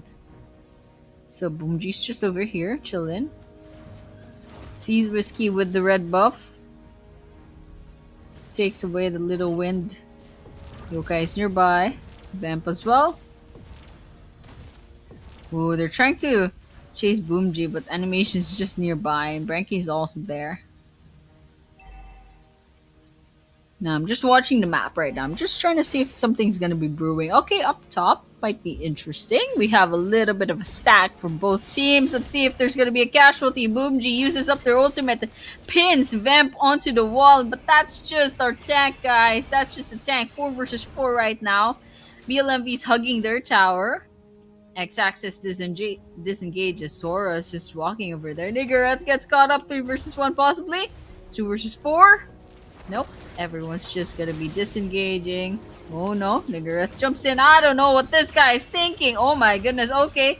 We got the attempt on the Lolita ultimate. But, oh, that's a lot of damage. Yoka gets taken out by Boomji. Oh, is there gonna be a second? Nigareth falls. Vamp follows up. Utah is gonna be following in as well. Oh my goodness, that's a 1-for-3 trade. Whiskey takes the turtle, however, and Whiskey gets triple killed by a really amazing aim on moves. But that's okay. That's 82 on the scoreboard. BLMV right now still has the advantage. Look at that, 15k versus 12k on the gold. So mid lane, the turret's almost down. Up top, at the bottom, looks like BLMV is slowly but surely shaving down all of this damage on the turret. But hold on, Tata's getting chased down by Boomji as of this moment. But Tata, nice activation on the ultimate. I don't know if Boomji can survive that. And looks like it actually did. Tata gets caught up by Venki just in time. Really nice response coming in from BLMV from the rest of their team. But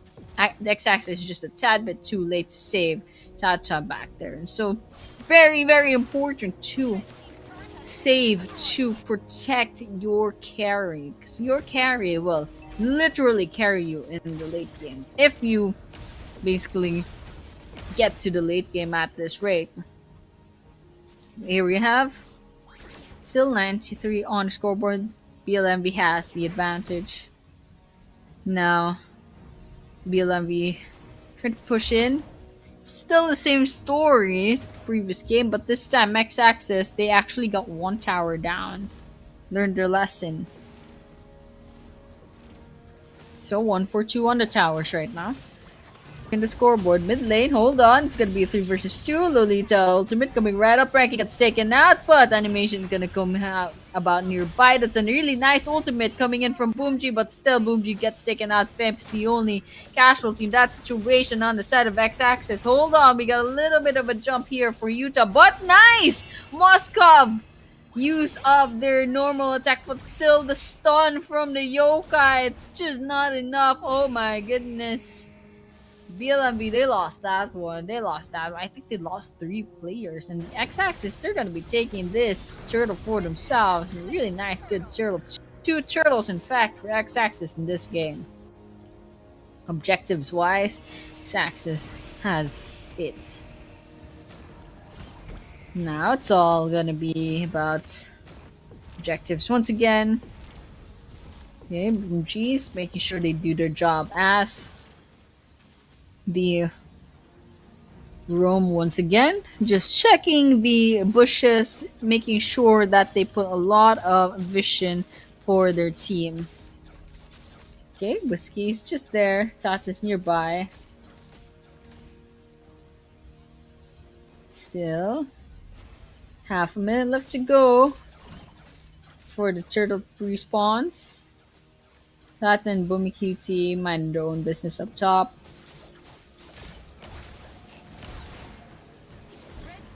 And ooh, nice one from Bummy QT back there. Tata takes him out. Bam. And Whiskey giving the chase, and Yuta gets taken out of the picture. Bummy QT just backing away really, really quickly. But Vamp, oh my goodness, nice use of the shield from that Lolita. But all the while, Sora's minding their own business, trying to push into the bottom lane turret. Literally is so unbothered right now. Here we have blue buff. Saxus just stacking in there. Up top, the minions are also getting pushed. The mid lane, however, it's a little bit more complicated since that's where X-axis is stacking on. Okay, we got a 1 versus 4, which is not looking good for Nigareth, but Nigareth is actually tanking a lot of that damage, and Bumji is just a tad bit too late to the party. Alright, they're pushing Whiskey away, but nope, it's a double kill by Branky, but Bumji gets taken out. Oh, that's a triple kill. Tata gets taken out of the picture, but Branky's about to lose her life over here. Can Whiskey clutch this? Bummy QT is just here trying to put a lot of damage in, and that's a maniac. That's 4 down on the side of X-Axis. Nice job to Branky once again. Oh my goodness, this guy. But Yokai finally shuts down Branky, and that's a load of money. That's a load of golden bear side. Oh, nice combo from the Guinevere. Bummy QT gets taken out. And that's it. 17 to 11 right now on the scoreboard.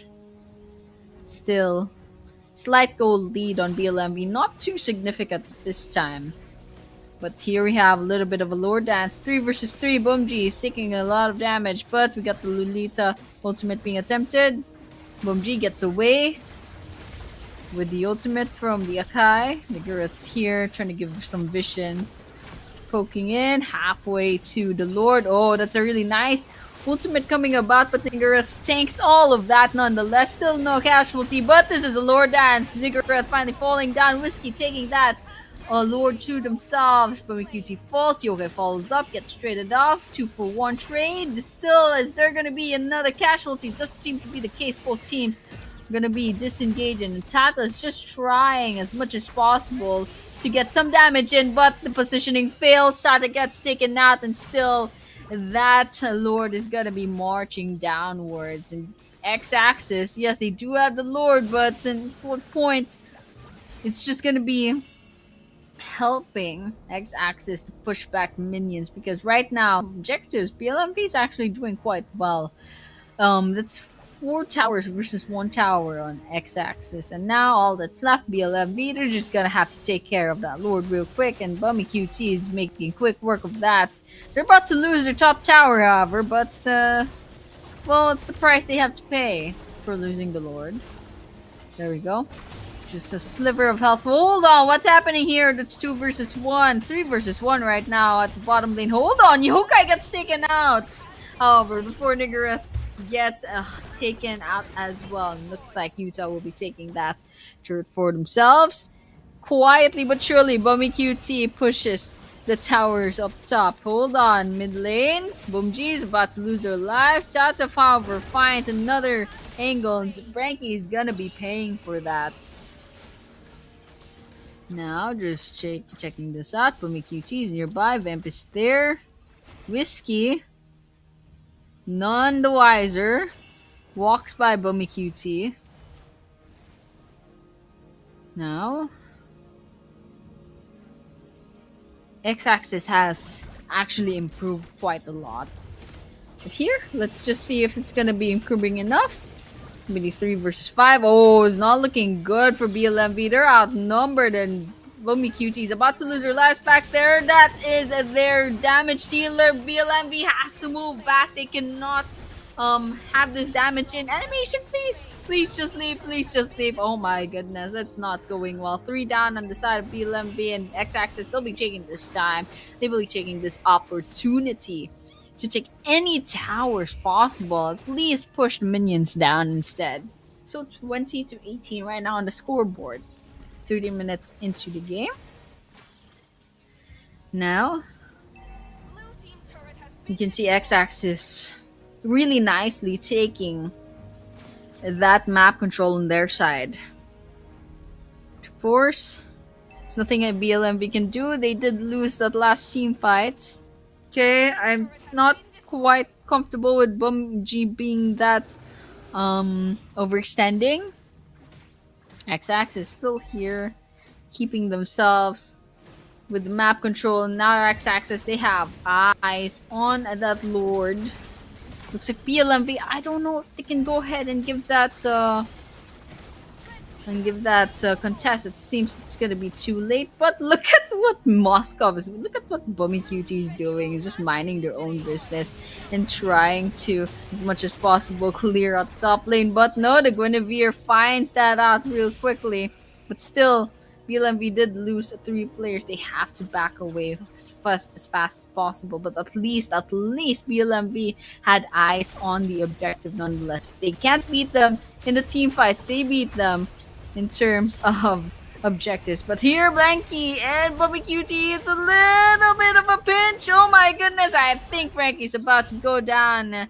But at least the rest of BLMB is about to respawn. So I was a little bit, just a tad bit, a little bit too nervous back there. Here, Yokai did get one tower for themselves. Oh, Tata took a lot of damage back there. Who was that, ladies and gentlemen? Oh, that's a really nice stun, Tata. Really nice positioning, just as I said a while ago, but PUBG is trying to break that positioning really quickly. Nice stuns coming in. Okay, let's see if they can follow through with the damage, but unfortunately, it's gonna be Yokai who'll be taking two from the side of BLMV. That's three down on the side of BLMV. In fact, as of this moment, Branky is still trying to respawn. X-Axis is taking this opportunity to try to push all of those minions back in, but the X-Axis, they could go for a tower lock right now. Oh my goodness, is it going to be a tower lock, ladies and gentlemen? Is this going to be the end? Is this going to be the end? Are they going to try to tank this base? They're trying to end this right now. Oh my goodness, we're going to match number 3, ladies and gentlemen. Oh my goodness. What a game. BRX Axis. They managed to turn the tides around. I really thought BLMV had it. I was like, oh my goodness, BLMV, they have the upper hand. They are winning team fights. But no, BRX Axis, this time around, they have their objectives in hand. Look at that, 55k on the gold lead, 15-minute game. I mean, I asked for 15 minutes, so I mean, in terms of objectives, yes, there is one turtle on the side of BLMV, but X-Axis, time and time again, they got the Lords as well. So, here we go. I think Yokai did a really good job, especially with the 10 kills on their side. I mean, Branky did an absolutely swell job, absolutely amazing job, but it's just isn't enough, unfortunately. It just wasn't enough to give BLMV the stage, to set the stage for BLMV to push those minions. BLMV, they worked so hard to get that map control, but it's just that they started slipping after they lost players one after the other. So here's our MVP. It's Yokai once again. It's the Valier. So it's a 10 to 4 to 11 on the KDA. Guild participation is a tad bit better than the previous Valier. That's 84%. And so, nice build as well. So here's the item timeline. Let's just gonna scan this really quickly, but it's pretty standard. Nothing unusual whatsoever. I'm not seeing any sky piercer, so there's no gambling on stacks this time around. So here's our heat map for Yokai. They'll just basically just typical mage movements. Go mid, rotate the river, and you can see where X-axis actually got pushed back into their part of the map, and then slowly but surely they regain map control, and then they locked in on the Crystal of SLMV, and they won the second game. So right now we're gonna be pushed into a match number three. So there's two possibilities. We can get a reverse sweep, or SLMV can redeem themselves in match number three. So whoever wins this next game will be moving forward to the semifinal. So we have one last game, ladies and gentlemen, just one last, and hopefully 13, 11, 10 minute game, 10 minute game. I'm gonna go for it because I asked for 15 minutes. They gave me 15 minutes. Now I'm gonna say 10 minutes. Let's give us a 10-minute game, ladies and gentlemen. Please, X-Axis, please BLM, give us a 10-minute game. So we have the Sun out of the picture. Valir out of the picture. Get out of here. Get out of this table. Okay, we got the Belric getting banned. Next up. Come on, BLMV, hurry up. Hurry up. Some people here need to sleep. Come on. It's what time is it in Maldives right now? It's like 11:22, right? So gotta get this thing going. We gotta get this circus going, as fast as possible. Yeah, Malo, it's 11:22 right now. So, we sleep early on. We can wake up early tomorrow, and we'll have a really nice day. But right now, I'm just gonna go ahead see what the next band is gonna look like. Got the 1-1 band. That's a really nice respect band to Tata, if I'm not mistaken. Yes. So if it was X-Axis that was banning the 1-1, I would be so confused, but yes, it will be BLMV that will be respect banning Tata's 1-1. So no chance whatsoever there. Here, the Matrix getting banned from X-Axis. BLMV, let's go ahead and see what they will be answering back with. So I'm just trying to think what could be a possible respect ban. So maybe the Lolita, or trying to think, maybe the Guinevere, but BLMV could use Guinevere as well. So Sutian, maybe Sutian. Okay, we got the Atlas band. Totally forgot about the Atlas. How about the Gourd? The Gourd is open. I don't know if any of them like to use Gourd. Eudora's also open. Okay, Marshall was open. I completely forgot about that, dude. He's banned so much that I don't actually remember what this kit looks like. So, you know what? Let's just go ahead and see. Marshall going on to the hands of Vamp. Now, BLMV, they can go ahead and choose two more. And then we have Brinky with the Guinevere Encore from the first game. Let's go ahead and see. It's a Titian going to animation this time.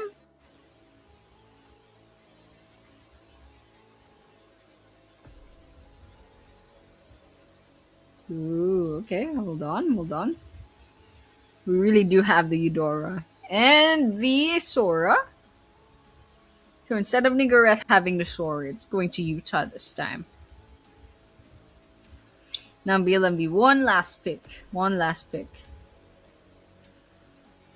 So X-Axis is very blue right now. Look at the color scheme of X-Axis. And then BLMV, very warm colors. We have oranges. Very autumn, actually. I don't know. I don't know what I'm saying. I'm just saying it looks pretty. Then nonetheless, let's go ahead and wait for BLMV. We got a couple of seconds left to go.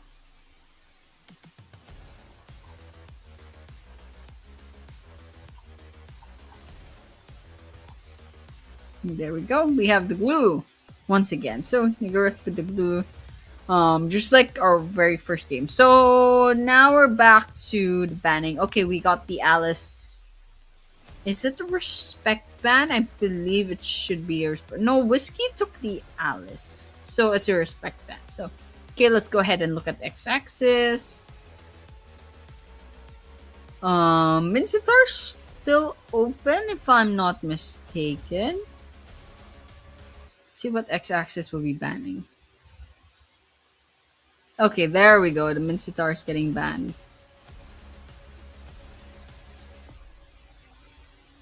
Okay. We got the Amon ban. Who used Amon? Amon was so good in the previous game. Okay, X-axis. Come on. Come on, let's see. Hmm. What would be a really good ban? I'm trying to think actually. I'm really trying to think. Some really nice respect ban going in. Still waiting.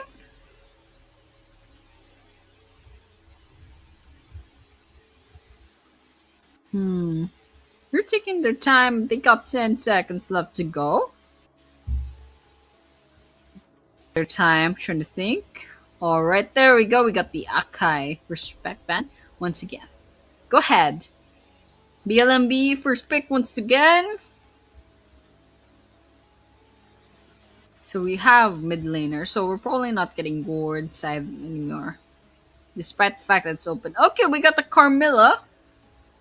Alright. X-axis. We need a marksman. And we need an what do we need actually? Marksman and a jungler as well. So marksman and jungler, let's go ahead and get that going.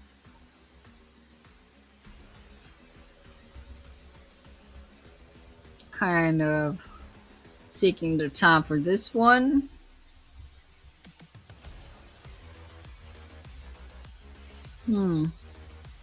Okay, a couple of seconds left to go.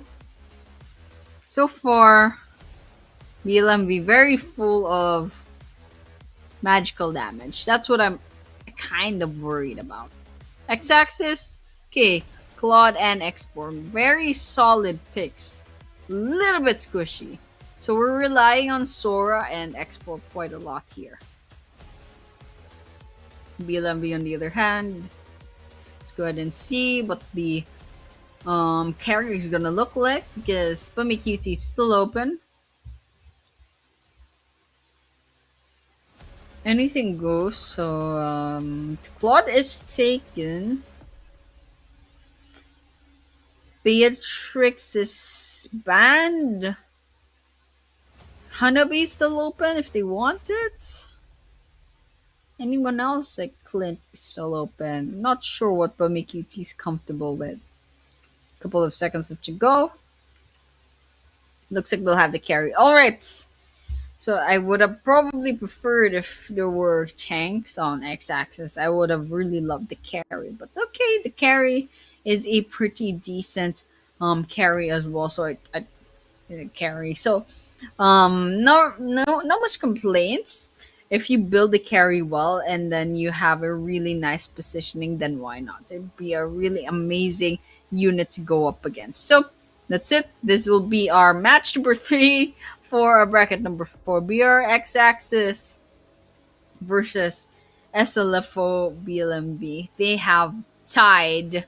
And now this is their decider map as to who will get to move forward to the semifinals. Only one of these teams will be moving forward to the semifinals. And this game is going to decide exactly who's going to be moving forward. So, ladies and gentlemen, this is match number 3 of BRX Axis versus SLFO BLMB once again. So, let's just hope that something interesting is going to happen right now. So, let me just check the map out real quick, okay? So, we have the carries up top. Oh, something's happening here in the mid lane. They're not going to be following that up, though. I thought there might be an invade, but it doesn't look like it's happening. I always get so nervous whenever there's a big cluster of players in the early game, especially when it's barely been a minute, because that usually means like invades. But right now, it doesn't seem to be the case. A minute before the first turtle pops up. And already I can see that carry trying to heal up from the first wave. I guess it was a little bit brutal up top. There's a lot of exchanges. A lot of trades. Okay, kind of just chilling here. Now, okay, hold on. Up top, I think they're trying to get a little bit of a dance. Carmella's in a bit of trouble back there. Boomji trying to get away just in time. Branky goes into the rescue. Boomji, coming in for that second skill. Hold on, Boomji's in trouble. That's gonna be 3 versus 1, and Boomji's trying to get away, but still Whiskey. It's not gonna be enough. Whiskey take that first blood for themselves. Oh no! Oh my goodness.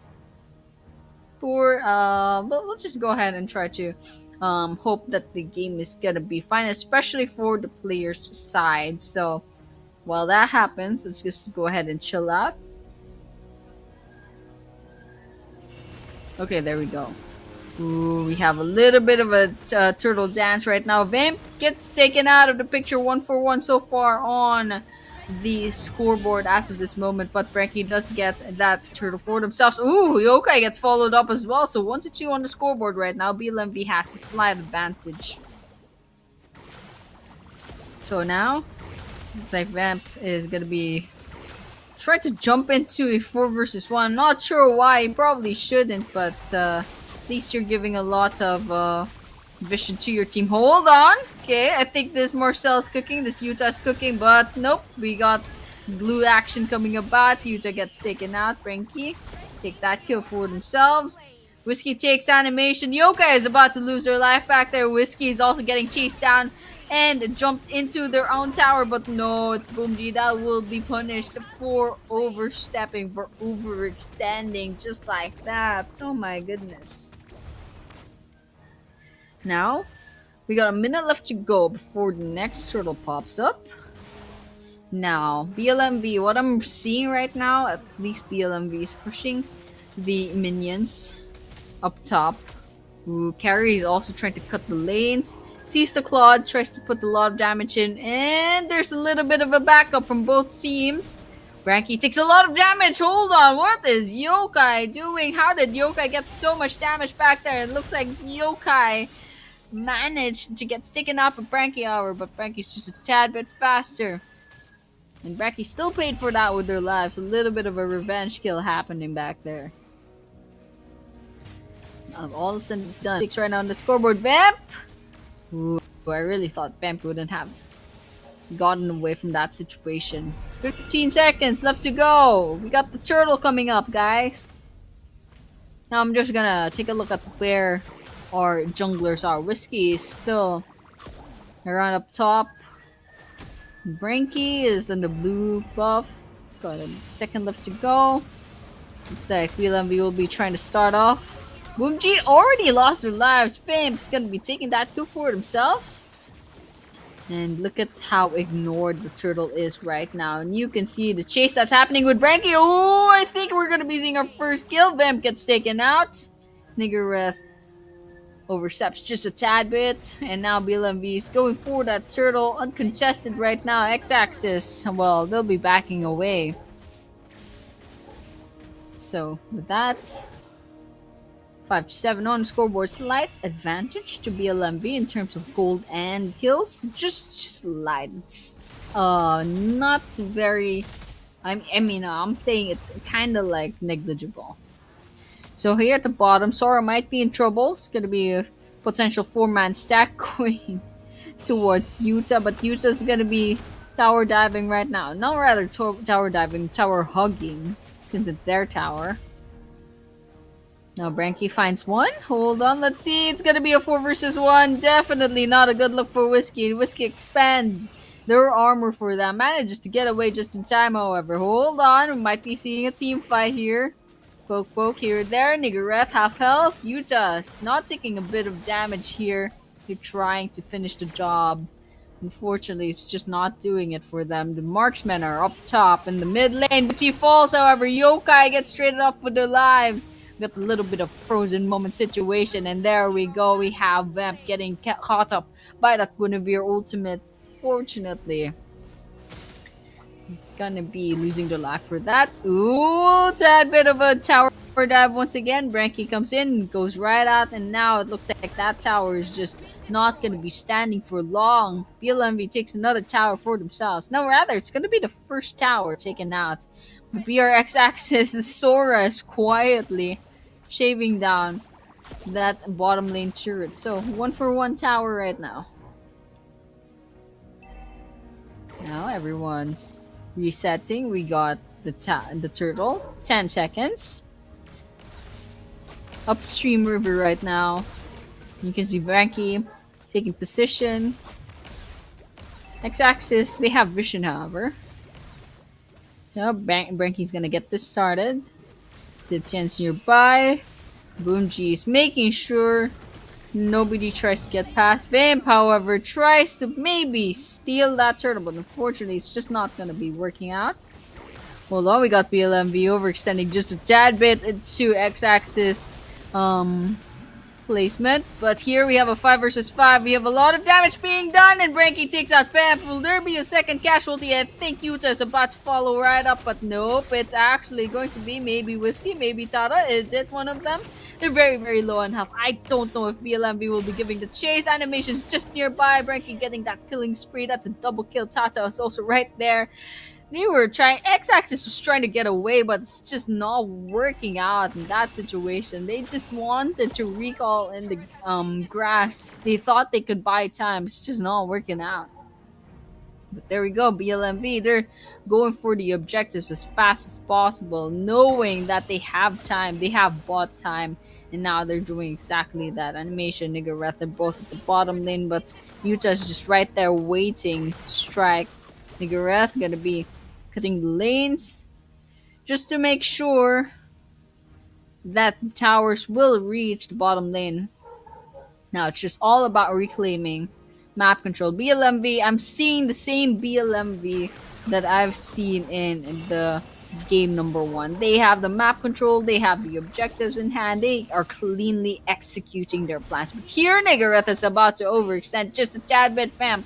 Gets that kill for themselves. Ooh, a little bit of a frozen situation. That's a lot of stuns. No wonder Marcel keeps getting banned.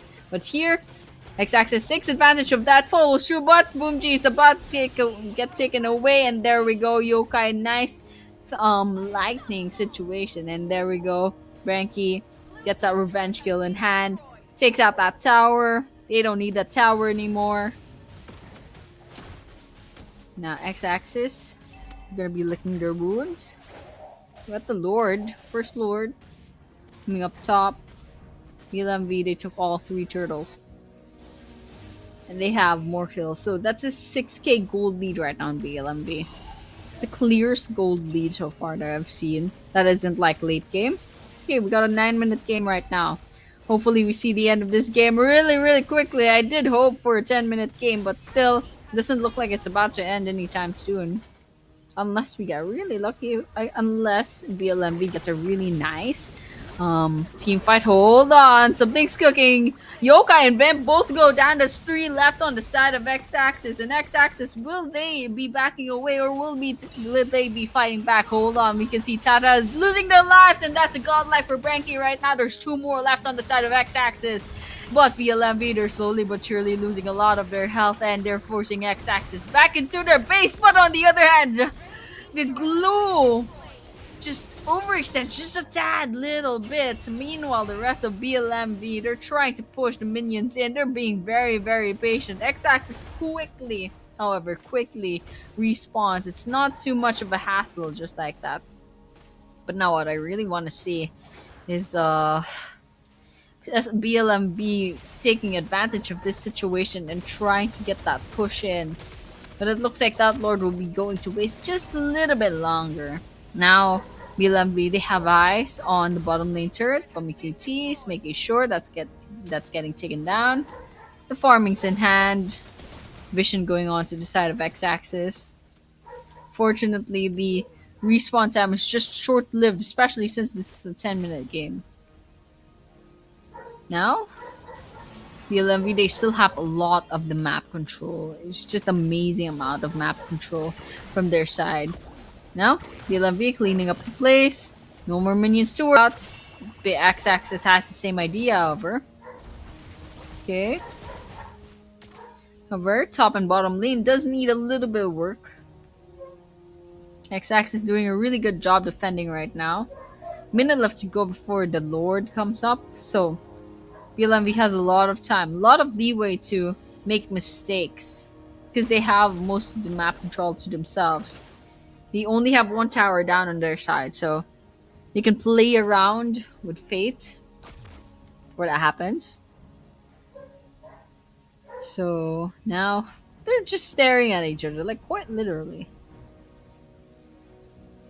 Now I'm kind of hoping, I'm kind of wishing that at least someone will do a push. Because right now, SLFO BLMB, they're getting a little bit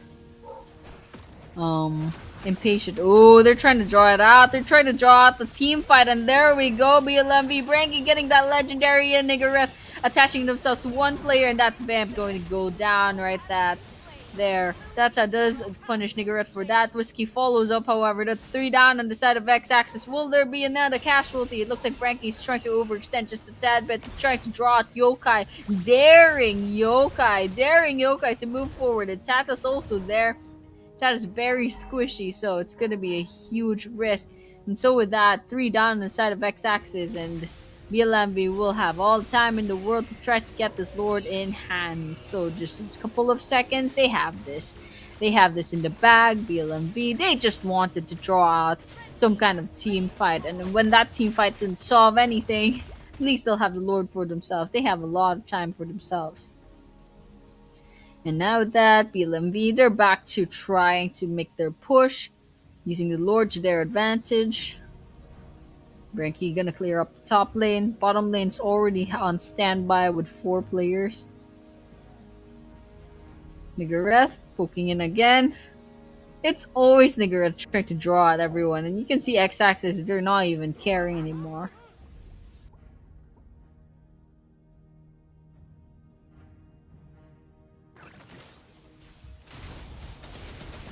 Now, okay, a little bit of a poke here and there. In the top lane, Branky expands their ultimate. And Vamp tries to close in as well. Whiskey, not much damage happening in this situation. Ooh, mid lane, however, a little bit of frozen moment situation from the Marcel. Still, 4-man stack on the mid lane. Now they have eyes on the bottom lane. Tata uses up their ultimate, tries to get away. Branky uses their Winter Trunkion, little bit of a ultimate from the X-Borg. Okay, the Lord's gonna be taken out, and looks like BLMV, they'll have to wait another moment to try to get this victory in. If it's gonna be their victory. Now, Boomy QT looking up the top lane. Everyone else from BLMV, I think they'll be trying to go ahead and reset real quick. Now X-Axis, they're daring a little with the map control that BLMV has worked so hard for, knowing that BLMV is slightly not they're slightly outnumbering BLMV right now. So it's all about patience this time. A minute left to go before the next Lord. BLMV, they're using different tactics right now. The first game, BLMV, they love putting a lot of pressure on on X-Axis, but this time, BLMV, they're taking risks, they're taking gambles. Hold on, Nigareth is trying to get a lot of attention in, using the red buff to draw it out. Okay, nice steal on that buff. I think it went to Branky because I'm not seeing the red buff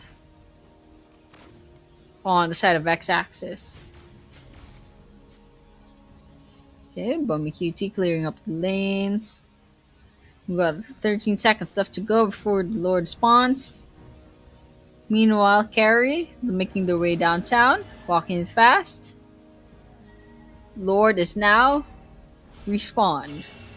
And BLMV, they're already in position. You can see the carries making quick work on the Lord. Look at that. Look at all that damage. And meanwhile, the rest of BLMV is waiting at the bottom, trying to push back the rest of X-Axis. I don't know if X-Axis will try to take advantage of this situation and try to get maybe some kill in. But there is a little bit of a skirmish. Yokai does take Nigareth, however. A little bit of a frozen time. Marcel, ooh, we're diving in, but we do need a lot of damage from our damage dealers, and unfortunately, animation is gonna be falling down. So I think the best thing to do right now is for our damage dealers to go away right now, and it looks like PLMV's lost 4 players already. Oh my goodness, oh my goodness, this is not looking good. Branky's the only one left alive. Oh, they have to get away. What is happening, Branky? Please do not do this to us. At least Branky bought time from X-Axis to try to maybe stall and make sure that the Lord will get a little bit far off, because at least if BLMV can't push, at least the Lord can. So just buying time for the rest of BLMV to respawn. So it looks like we're stretching this out to a 17-minute game, probably longer. So with that, Ranky happily goes back, having pushed the bottom lane, and now the turret's down as well. 2 minutes left to go before the next Lord comes up. We already saw 3 Lords. So it's gonna be a while, ladies and gentlemen. It's gonna be a while. It's gonna take a lot of patience. And BLMV, X-Axis, they've been playing for maybe more than an hour. So there's a little bit of a fatigue happening. Hopefully this doesn't affect the performance of our beloved players. But here, got a 5-man stack. That's the LFO trying to see if they can find a team wipe out on X-Axis. No, it's not going to be the case. X-Axis is very, very careful in this situation. And Niggerith is still keeping themselves as bait. Okay, Branky jumps in.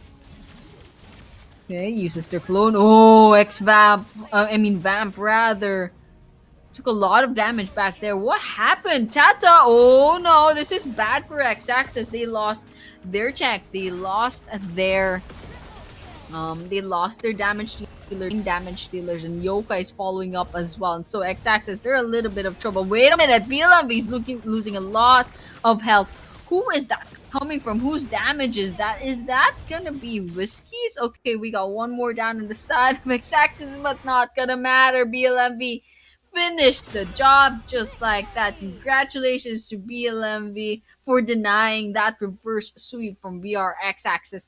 And now, SLFO be moving forward to our semifinals. Congratulations once again, 1,000 times to BLMV after all this time. Literally 22-minute game plus a 15-minute game plus an 18-minute game. They worked so hard. I'm not even exaggerating. I'm not even using any figures of speech. I am saying they are working double time for this. And so there we go, ladies and gentlemen. Our stats, we got 51.8k for X-Axis, 60.6k for BLMV, and we have the stats, of course. Just one tower on the side of X-Axis. Meanwhile, BLMV, they took down everything. Got 3 Lords on BLMV, we got 3 Turtles, of course, and wow, that's a lot of buffs stolen from BRX Axis. No wonder they couldn't quite get the damage that they needed. But here's our MVP. It's gonna be Branky with a KDA of 13 to 1 to 8. Surprisingly, just one death. Really great job coming in from Branky. So congratulations once again to BLMV. So I'm just looking at that builds, mostly tankiness, but we do have a little bit of a damage, especially from the forgot what it's called, but that's that item in the third slot. That's for attacks for magical users. So not bad. We also have the cooldown spruce as well, but the rest of it, it's tankiness. It's gonna be armor. It's gonna be immortality, queen's wings for that HP as well. So that was it for our quarterfinals, ladies and gentlemen. I hope you guys enjoyed our quarterfinals, and of course, we'll have the semifinals tomorrow as well. So do stay tuned to our Instagram page and keep watching out for updates. But for now, thank you so much for tuning in to the quarterfinal this esports flash series for Mobile Legends Bam Bang, and we'll be seeing you tomorrow for the next leg. But for now, good night.